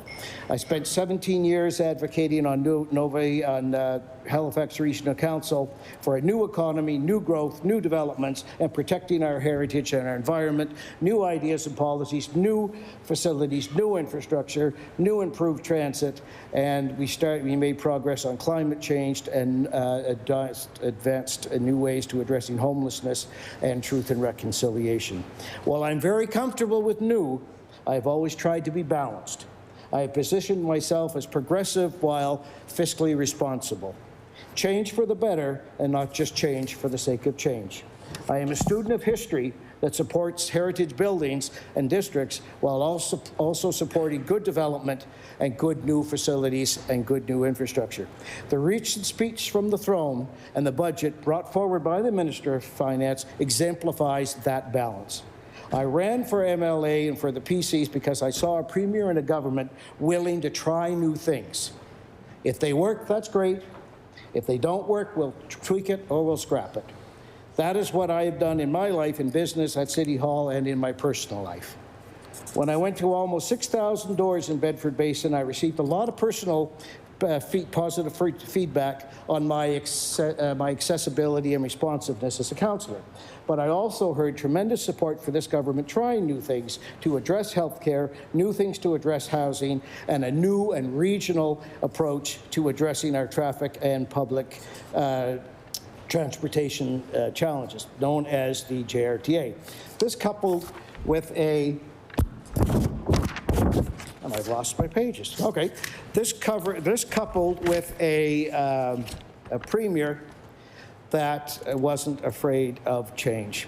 Speaker, change and new will be controversial, and they are emotional at times. I saw this during my time on regional council. We had to deal with a sewage treatment plant failure, a concert scandal, an Occupy encampment, homelessness, inflation, and a pandemic. However, we also saw rapid growth, froze taxes 3 times, approved downtown plan, approved the center plan, and built and approved things such as the convention center, the Oval, the new IMCA, and the Central Library. These all were controversial at the time, and there were lots of no's. However, they are all now successful and have added tremendously to our community. We listened, like this government, and then we tweaked, but we moved forward. We also granted heritage protection to many buildings and established heritage districts. I always told new councillors, you have to listen to everyone, but you cannot agree with everyone, and you cannot make everyone happy. Speaker, I love helping people, I love learning, I love making people laugh, and I love music. While preparing the speech, I thought of 2 strong. We've heard from George Bernard Shaw, we've heard from Shakespeare. Well, I'm going to quote something that's probably never been quoted here in this house, and that's John Mellencamp, the musician, and Bob Marley. And I won't sing because I'm not allowed to sing. John Mellencamp has a song, Peaceful World. And the line of that is, it's what you do and not what you say. If you're not part of the future, then get out of the way. Which I like, but to counterbalance that, Bob Marley said in a wonderful song with a whole lot of deep meaning, a song called No Woman, No Cry,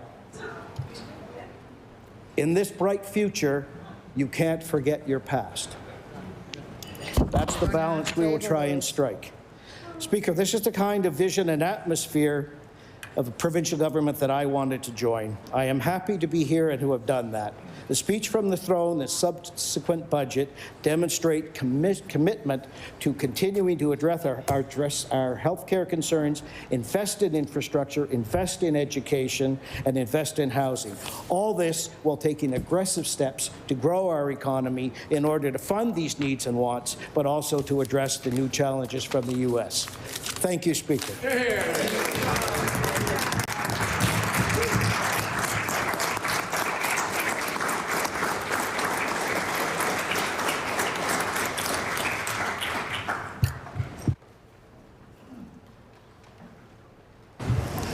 I recognize the honourable member for Bedford South.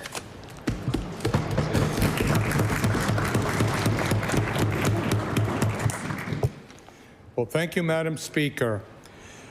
Esteemed colleagues and to residents of Bedford South who will be seeing this, it is an incredible honor to rise today in this historic house as MLA for Bedford South to represent a community that's really vibrant and very diverse, for those of you that know it well. It is a responsibility that I hold with utmost seriousness, and I am beyond thankful to the many incredible people that helped get me here. First and foremost, to my amazing wife, Monica, I'm incredibly grateful for the love and support she has shown throughout this process and always, and my 4 kids, Connor, Brad, Corinne, and Danielle, who have become wonderful people and really helped me and supported me on the campaign. I owe thanks also to the people who helped me on the campaign, who were too numerous to list, but the volunteer list that we had each and every day knocking on doors, the list had 40 or 50 people. That was incredible.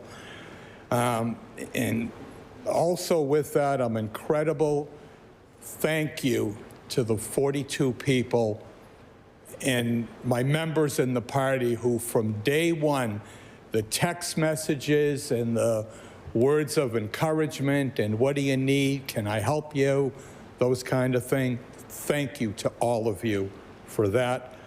I look forward to working with all of you in the future. The first 30 days, whatever it's been here, it feels like 83 days, have really been a lot of fun and a real huge learning.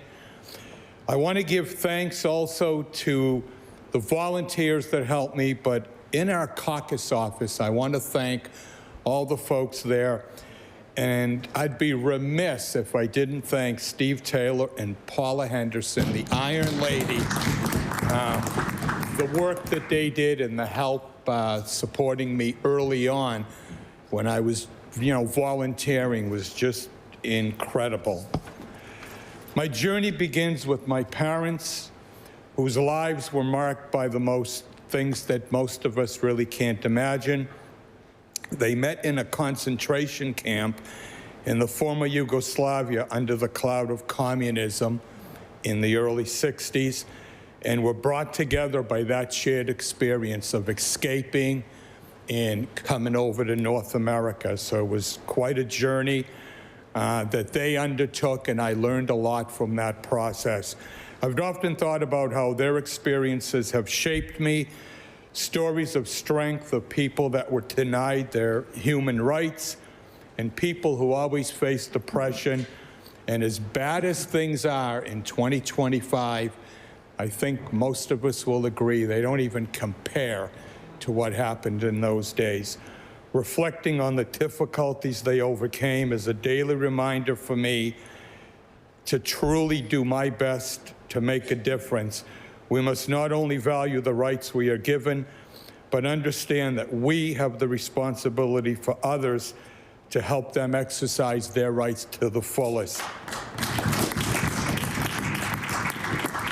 That spirit and resilience of overcoming barriers and moving forward was passed down to me, first and showed in my competitive nature in sports, I have to win at everything I do. I love playing basketball. A few of you know that here already. And yes, I still have a dream of making the NBA. That call will happen. There's no question the call will happen. The good news for the 42 members that I work with, all of you get courtside tickets for the first game. However, I will single out one person who's first in line. The honorable member, the minister from Cole Harbour, will get the first 2 tickets, by the way, just so we know. And it showed throughout my career in consumer packaged goods industry. I worked in the health industry, working with companies developing formulations for products that we sold to health food stores. Sold everything from protein to vitamin D, vitamin C, even sold collagen products for people. And one of our members here, I'm not going to tell you who that person is presently taking the collagen product. Not that this person needs any help, but certainly we'll all see the difference soon. Building businesses, I help create jobs, giving others the chance to feel rewarded and provide for their families. I love the industry of health foods, loved working with small entrepreneurial stores in marketing products, both in the US and Canada. Worked a lot in volunteering in the Bedford community, gave me the opportunity to witness firsthand what we all should be doing and what we need to do.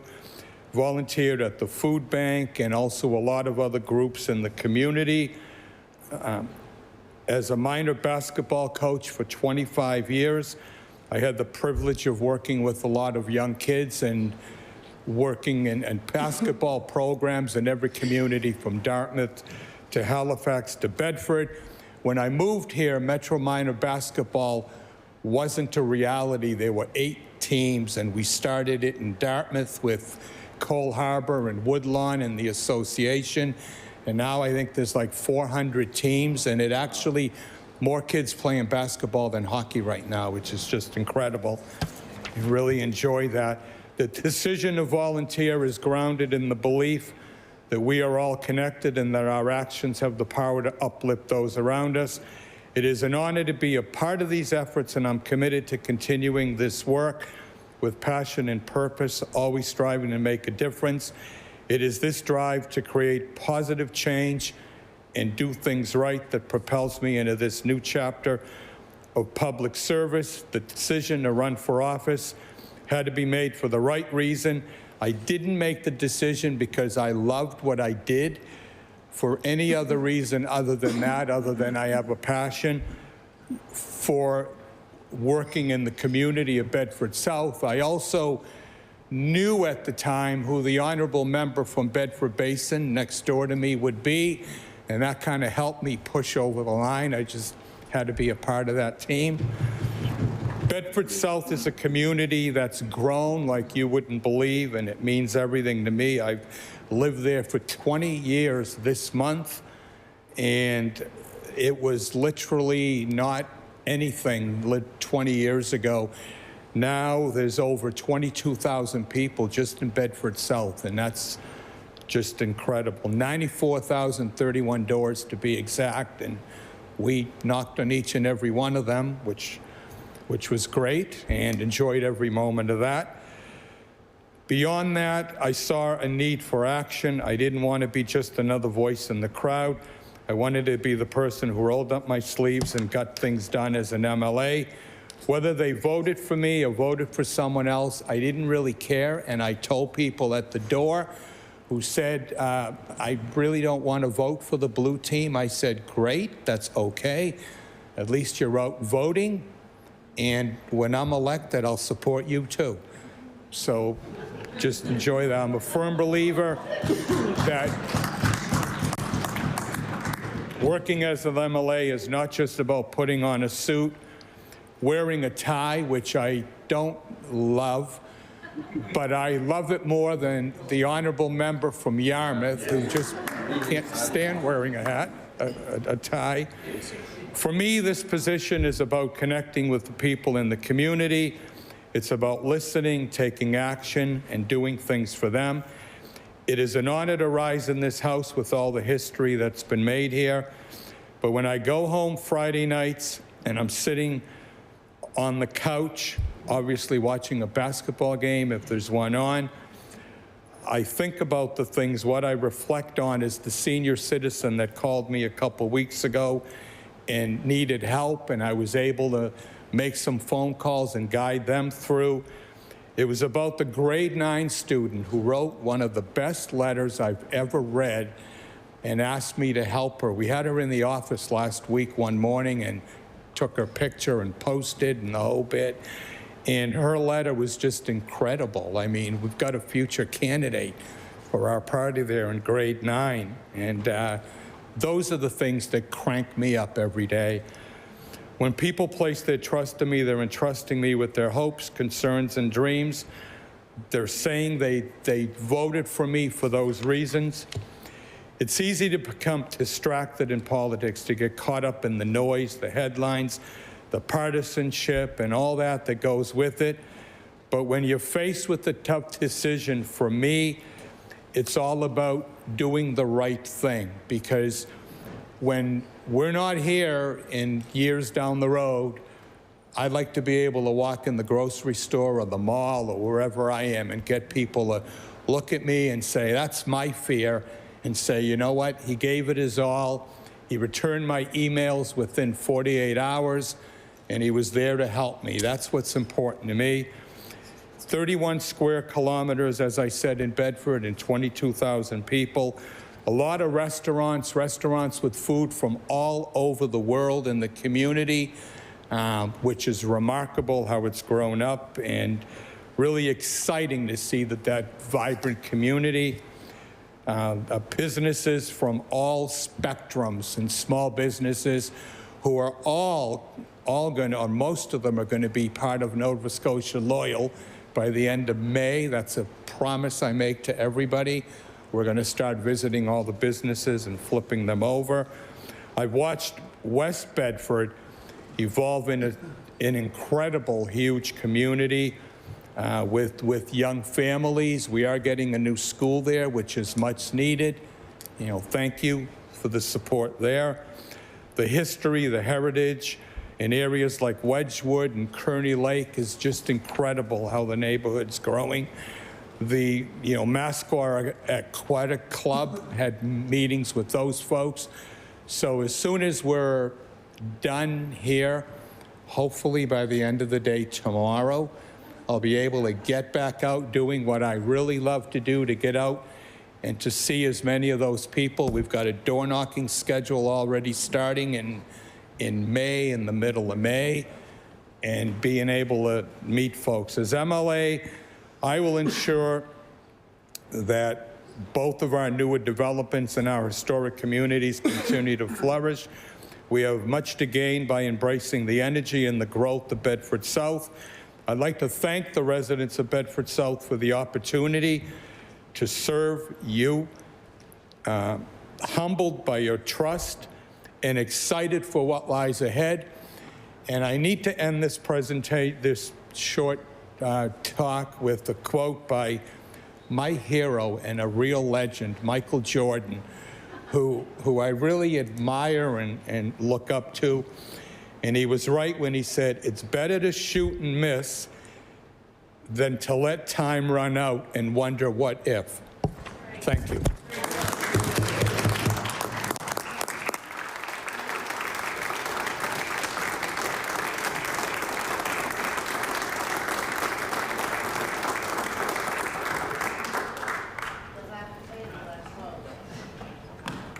I recognize the honourable member for Kings South. Thank you, Speaker. It is with immense gratitude and humility that I rise today as the member for Kings South. Representing this incredible riding is a profound honor, and I am deeply aware of the trust that has been placed in me to be a strong voice for our community. First, I want to extend my heartfelt thanks to my family, my husband, whose belief in me is not something I can really express in words. It is something that has just always been there, no matter what adventure we are on. I have been with him more years than I haven't, and I'm so grateful for all the experiences we have shared. He has been such a big supporter and has been encouraging every step of the way. To my children, who I always say were my two best decisions I have ever made, I couldn't be prouder of the men you're turning into, and what a gift it is to be your mom. They have made perhaps more sacrifices than me during the election. They were there every step of the way. They supported me during the thinking stage, and boy, did we think a lot before I put my name forward. They supported me during the nomination and through my campaign. Long nights, terrible food, and poor sleep, they were there through it all. At 14 and 11, they couldn't possibly know how their lives would change, but they said yes, and here we are. They truly are my compass and my center for reflection. My campaign team, an exceptional group of dedicated individuals who work tirelessly to connect with residents, listen to their concerns, and share our vision for our community. Their commitment and belief in the work we set out to do were unwavering, and I would not be standing here today without their efforts. I was at Acadia doing a Q&A, and somebody asked me about my team, and I couldn't stress enough just how amazing they are. They put their lives on hold for an entire month, pitching in to bring home a victory. And I want to take a moment to express my deepest appreciation to the extraordinary team of individuals who played such a pivotal role throughout this journey. Your dedication, your hard work, and support have been nothing short of incredible, and I'm truly humbled by the commitment each of you has shown. To Mark Parent, George Lones, Norm Rushton, Peter Harrison, and John Isis, your guidance, expertise, and willingness to offer your time and wisdom were invaluable. I'm so grateful for your insight and strategic advice, which were instrumental to our efforts. To our incredible office team, Lindsay, Jessica, Sharon, and Christina, thank you for keeping everything running smoothly and for your relentless attention to detail. You are the backbone and face of our campaign office, ensuring that communication, organization, and logistics were always top-notch. A special thanks to Paul, Barry, Pat, Steve, Justin, Nasser, your tireless work with signs. It's hard work that's often taken for granted, but your dedication to making sure our visibility was strong across the riding made a tremendous difference. And to our fundraising team, Craig, Paul, and David, thank you for your efforts in securing the resources needed to power our campaign. Your commitment to our vision and your determination to see it come to life are deeply appreciated. I'm also grateful to Doug, Valerie, Connie, George and Pat, Catherine and her girls, Jen and Sarah, Justin and Cameron, and everyone involved in voter ID and the Get Out to Vote efforts. Your meticulous planning, your perseverance, and dedication to connecting with our community were truly inspiring. I also want to acknowledge those who worked tirelessly on canvassing and outreach. Josh, Darwin, Dyson, Mackenzie, Bruce, Charlie, Joel, Steve, Samuel, and Giselle, and all the others who contributed their time and energy to knock on doors and connect with voters. A heartfelt thank you to Pam, who is the #1 caller on our team, and Danielle for reaching out to our community through calls and follow-ups. Your commitment to making sure our message was heard did not go unnoticed. And to Albert Tracy for his wisdom and candor. It is always a pleasure to get on the phone with you, and I'm so glad we could turn this riding blue with you after all these years. Thank you for support, and happy 91st birthday. Every single person on this team brought something special to our efforts, from strategic guidance to administrative excellence, from grassroots canvassing to creative problem solving. You all played a vital role in this journey. I'm profoundly grateful for your efforts, and I look forward to continuing to work together to make a positive impact for our community. Thank you all from the bottom of my heart.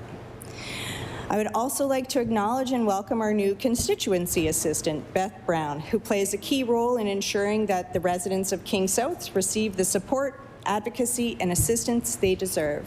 Our office is here to listen, to help, and to ensure that every person in our riding knows that they have a place to turn to.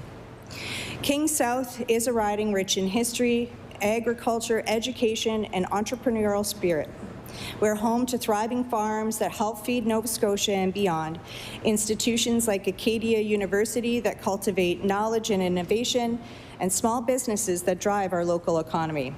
Our landscapes, from the rolling vineyards of the Annapolis Valley to the stunning trails and parks, make King South a remarkable place to live, work, and visit. But the true strength of our riding is its people. I've had the privilege of meeting so many of the hardworking families, students, business owners, and community leaders who are dedicated to making King South a place to thrive. We have seen firsthand the power of community when we come together to support one another, whether through volunteer work, local initiatives, or simply lending a helping hand to a neighbor in need. There's something extra special about the Valley, and I can say this with confidence, having had the opportunity to live in many places across this beautiful country. It was welcoming and warm, and many folks are very down to earth. My Nan, who was a proud Newfoundlander, was so keen to hear my stories of all the wonderful people we met. And in true East Coast fashion, she asked the last name and location of everyone we encountered. She would have loved to see Newfoundland one more time before she passed, so we relived her memories of home almost daily. I find myself feeling the same way about Nova Scotia as she felt for Newfoundland. She was strong, wise, and raised us with a solid work ethic that I am forever grateful for. I certainly didn't understand the lessons she taught when I was a teenager, but I understand them now as a parent. She loved us fiercely, and although she is no longer here, she's always beside me. It was her devotion to her faith and her community that instilled my desire to give back. And looking back, it is what got me here today, standing in the Nova Scotia Legislature, sharing my community's concerns and vision for our future. That need to serve is one I hope my children carry with them into adulthood as well. I love that the Valley is made up of serial volunteers who run so many of our cherished organizations. Colebrook Community Association, the Wolfville Lions, the Colebrook Lions, New Minas Rotary, Wolfville Mud Creek Rotary, Wolfville Legion. They really do make our community shine. I can't forget Black River Community Hall and their amazing soup fundraisers, or eating chicken a la king at the White Rock Community Center. I'm not sure how I scored the recipe for that turkey a la king, but I did, and I can't wait to make it. Our wonderful volunteer firefighters who give so much to our residents. They are always there when needed, and we thank them for their service. Their dedication is an inspiration, and I'm committed to working alongside them to amplify their efforts and provide the support they need to continue their important work. There are many more community groups that are made up of volunteers that take care of their slice of the valley, and we truly are blessed to have such great stewards of our region. Early this year, I had the absolute pleasure to see Les Miserables, a high school edition that was put on by Horton High in collaboration with Avonview High, Acadia, and Quick as a Wink. The talent during those performances was so profound that it had our whole area in a buzz, and they do this year after year after year. We have a lot of great talent, and you can catch plays put on by the Valley Drama School or the Nutcracker performed by the crew from Cadence, and that really is just a few of the amazing groups I can mention. I need to give a big shout out to the First Wolfville Scouts. They have created an environment where the kids are thriving, teaching them life skills, survival skills, and preparing them to be the leaders they were destined to be. Last year, after a year and a half of planning and fundraising, the Scouters took a group of the kids to England for the Essex Jamboree. The trip was unforgettable and has inspired the kids to start working towards their next Jamboree. Where they go is still a toss-up, but they are in fundraising mode right now, and I'd like to thank them all.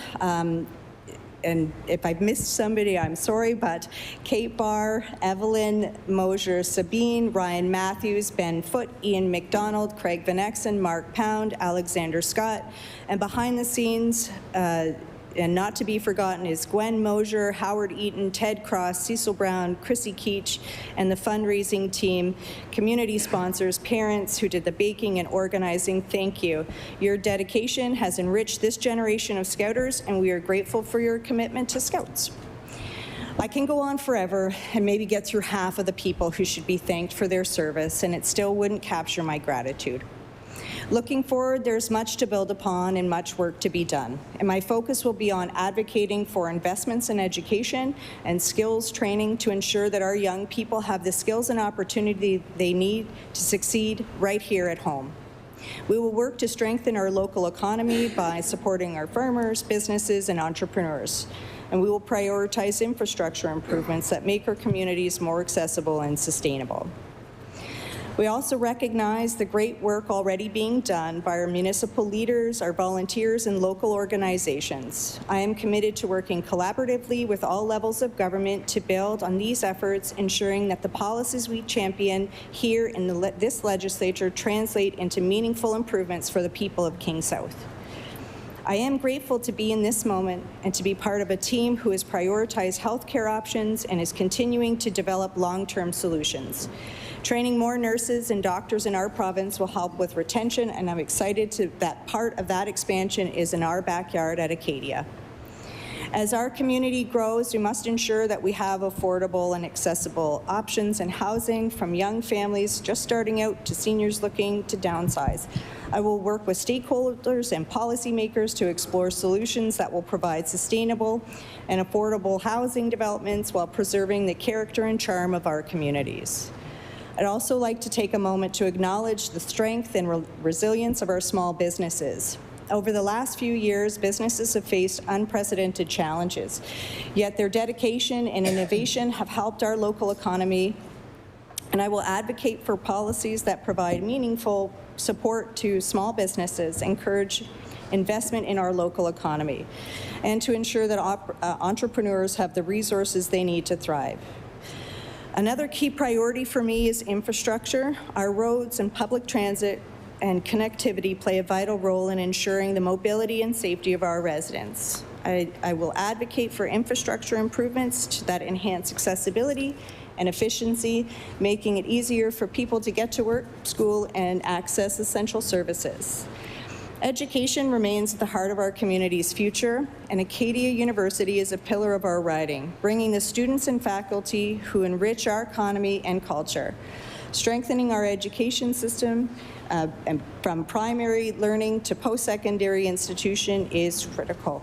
While exploring the idea of putting my name forward and while seeking the nomination, I spoke with organizations, businesses, and residents, and a common thread for them all was the desire for economic growth. Folks want growth, they want good jobs, and they want their kids to be able to have that option to raise their families here in the Valley. And this can happen, and it should happen. We held roundtables to hear from the public on issues and listen to them as they offered solutions with one another. My intention would be to continue this form of engagement while keeping the residents at the center of the discussion. I stand before you today ready to serve, to listen, and to work with my colleagues to make life better for Nova Scotians. My commitment is to remain accessible and accountable and to work with integrity and dedication each and every day. I want to thank the people of King South for this incredible opportunity. I hope that I can instill some pride into you. Thank you, Speaker.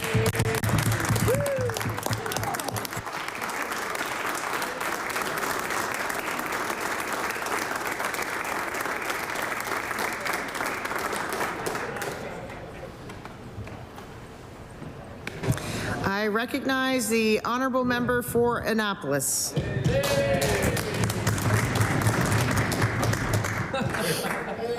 Thank you, Madam Speaker. I rise today in reply to the speech from the throne. Endings are a little sad, and beginnings are a little frightening, but it's what it's in between that really matters. My first day as a farmer, I was 5 years old in the Lawrencetown cattle sale, and I squeezed out behind my dad's great big shoulders, and I threw my hand in the air, and I bid $2 for a pitiful little calf that had to be carried into the ring. The auctioneer hit the gavel before Dad could protest or the calf could die, and that sealed my fate for the next 50 years. If I found that auctioneer today, I'm not sure if I'd shake his hand or I'd rattle his teeth. That calf, it lived, and it sat in my lap all the way home, and it spent its first week of life in the wood box near the stove.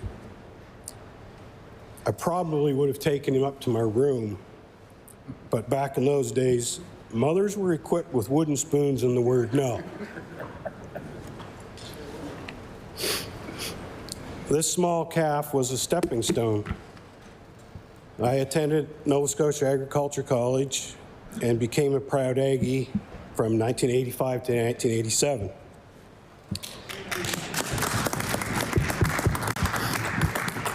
I bought my first farm in 1990, followed by 3 more farms, which resulted in one of my proudest achievements. I actually made money farming, but not right away. It took time, but eventually I did. My wife and I owned a thriving agritourism destination called Dempsey Corner Orchards. The secret of our success was that we didn't try to sell food. We sold something to do and somewhere to go. We taught people about what food is supposed to taste like, where it really comes from, about animals and nature, and gave them a safe place to play and learn in the sunshine.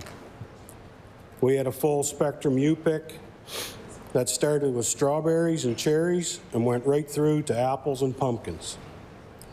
We had the cleanest, friendliest, best petting zoo ever, a bakery and a restaurant. We did school tours and festivals and brought busloads of people and more cars than the Halifax terminal on Unload the Car Day. We welcomed all kinds of new Canadians and Nova Scotians. If you lived in Russia the Middle East, or South Africa, and you went on TripAdvisor and asked for the best things to do in Nova Scotia, we were always at the top 5 suggested places to visit. Saudi Arabia is not famous for its potato production, but the look of shock and amazement on their faces when you help them pull up a plant that is festooned with potatoes on its roots never got old.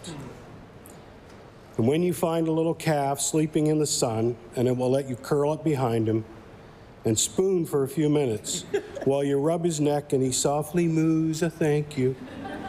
It doesn't matter where they were from. At least half of them cried a little, and I remember one gentleman who was about this big. He came running with a lamb in his arms, and he came running in, and he's looking for his wife, and he says, "Honey, start the car!" We had a world-famous 3-legged dog. He was on TV. He was in magazine articles. People drove to our farm just to see the damn dog.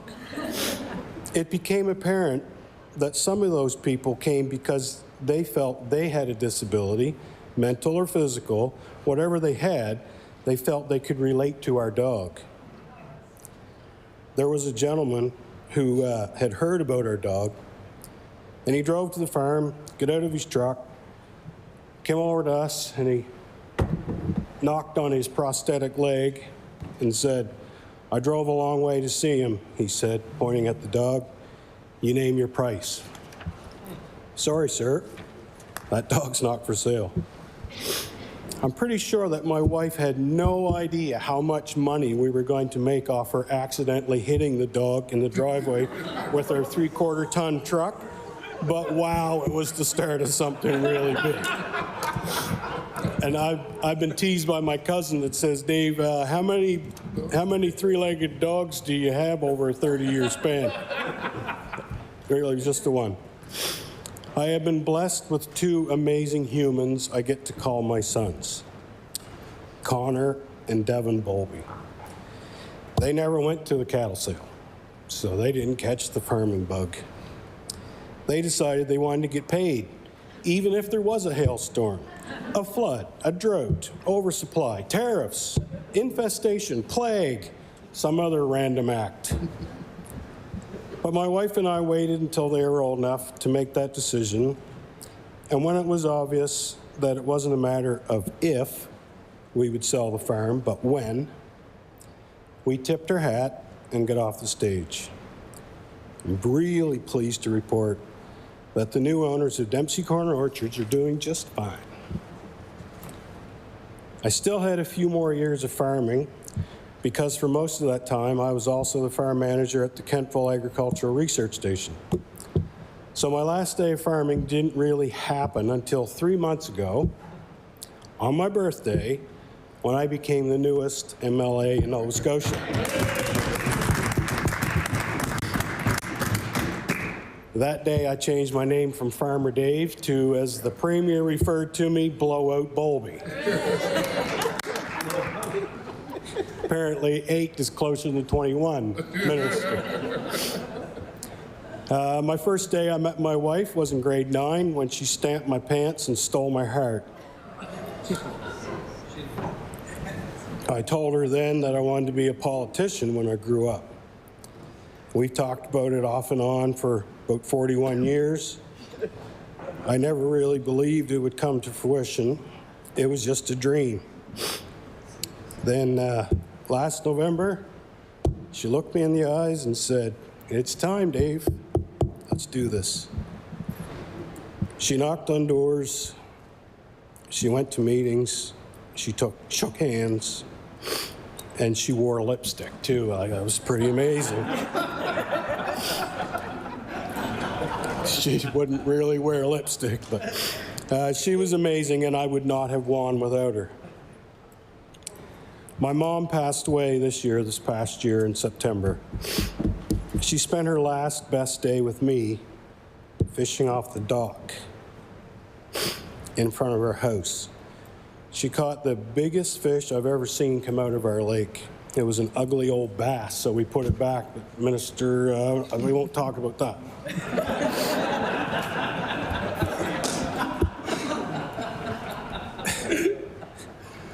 My last best day with my dad, who's still with us, and he's at the Grandview Manor in Berwick, is dementia.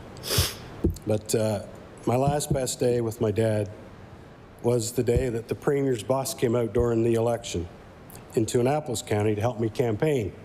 It was on November 12th. The Premier got off the bus and came over to speak with my dad. He was patient, and he waited for Dad to navigate his way out of the truck to stand with his walker and shake his hand. That moment was captured in a photograph, and I cherish it. Speaking of photographs, this fellow here, who sits above my left shoulder in this chamber, this guy, he's my ancestor on my mother's side. Statistically speaking, when this campaign started, my campaign manager said I had a 40% chance of winning. Not very good. We have had 23 prime ministers, and there are 55 chairs and possible chairs that I could have been assigned to in this room. So the likelihood of me walking into this room on my birthday, having a recount come out in my favor, and being put in this chair in front of my ancestor is you take a 0, and you put a dot, and then there's 6 more zeros and a 2. So it's like 2 1,000ths of a chance of me actually being there.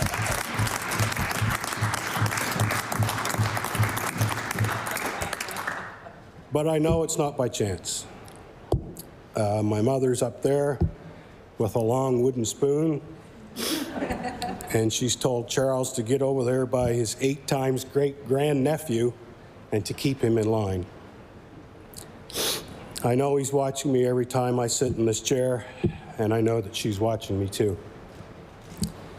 Now to the thank you portion, excuse me. First, I want to say thank you to my wonderful wife, who has been and continues to be my leaning post. Thank you, Kitty Cat. Yes, we have pet names. Next is to the Premier, who has welcomed me into this motley crew and tasked me with a role that is an absolute dream job. Thank you.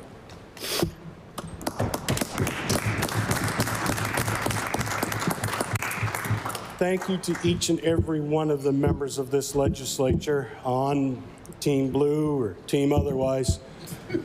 You are absolutely fantastic.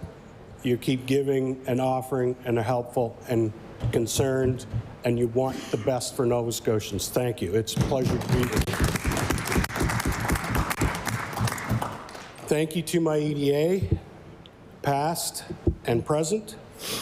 My sign man, Hal Elliott, you finally got a win. My campaign manager, Brent, we actually did this. Kevin and Brenda, good lad, for all that you've done to support me and my wife in this adventure, and my family and friends who have always been behind me. And I want to also say thank you to all the folks of Annapolis that supported me. I am going to do my damnedest to support you. And I want to also say to Paula H., we know who the H is, and Julie C., for answering all my stupid rookie questions, always with grace and a smile. And last, I want to thank my 2 brothers in the House who keep me on the level. Thank you, Madam Speaker. You deserve a hug.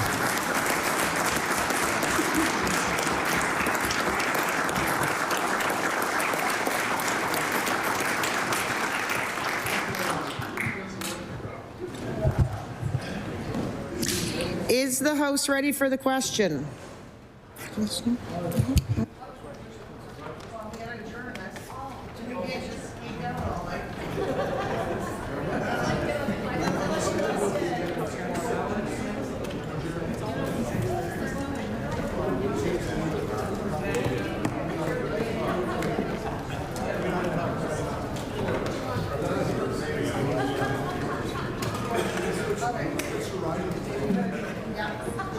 I recognize the honourable member for Annapolis. Madam Speaker, I move that we adjourn debate for the day. The motion is to adjourn debate on addressed and reply. Would all those in favor of the motion please say aye? Aye. Contrary-minded, nay. The motion is carried. I recognize the Honourable Deputy Government House Leader. Speaker, this concludes government business for today. I move that the House do now rise to meet again on Wednesday, March 26, between the hours of 1 p.m. and 10 p.m. Following daily routine and question period will be opposition business, and after opposition business, government business will include a third reading of Bill 24. The motion is that the House rise to meet again on Wednesday, March 26, from the hours of 1 to 10 p.m. Would all those in favor of the motion please say aye? Aye. Contrary-minded, nay. The motion is carried. We stand adjourned until March 25th. 26th.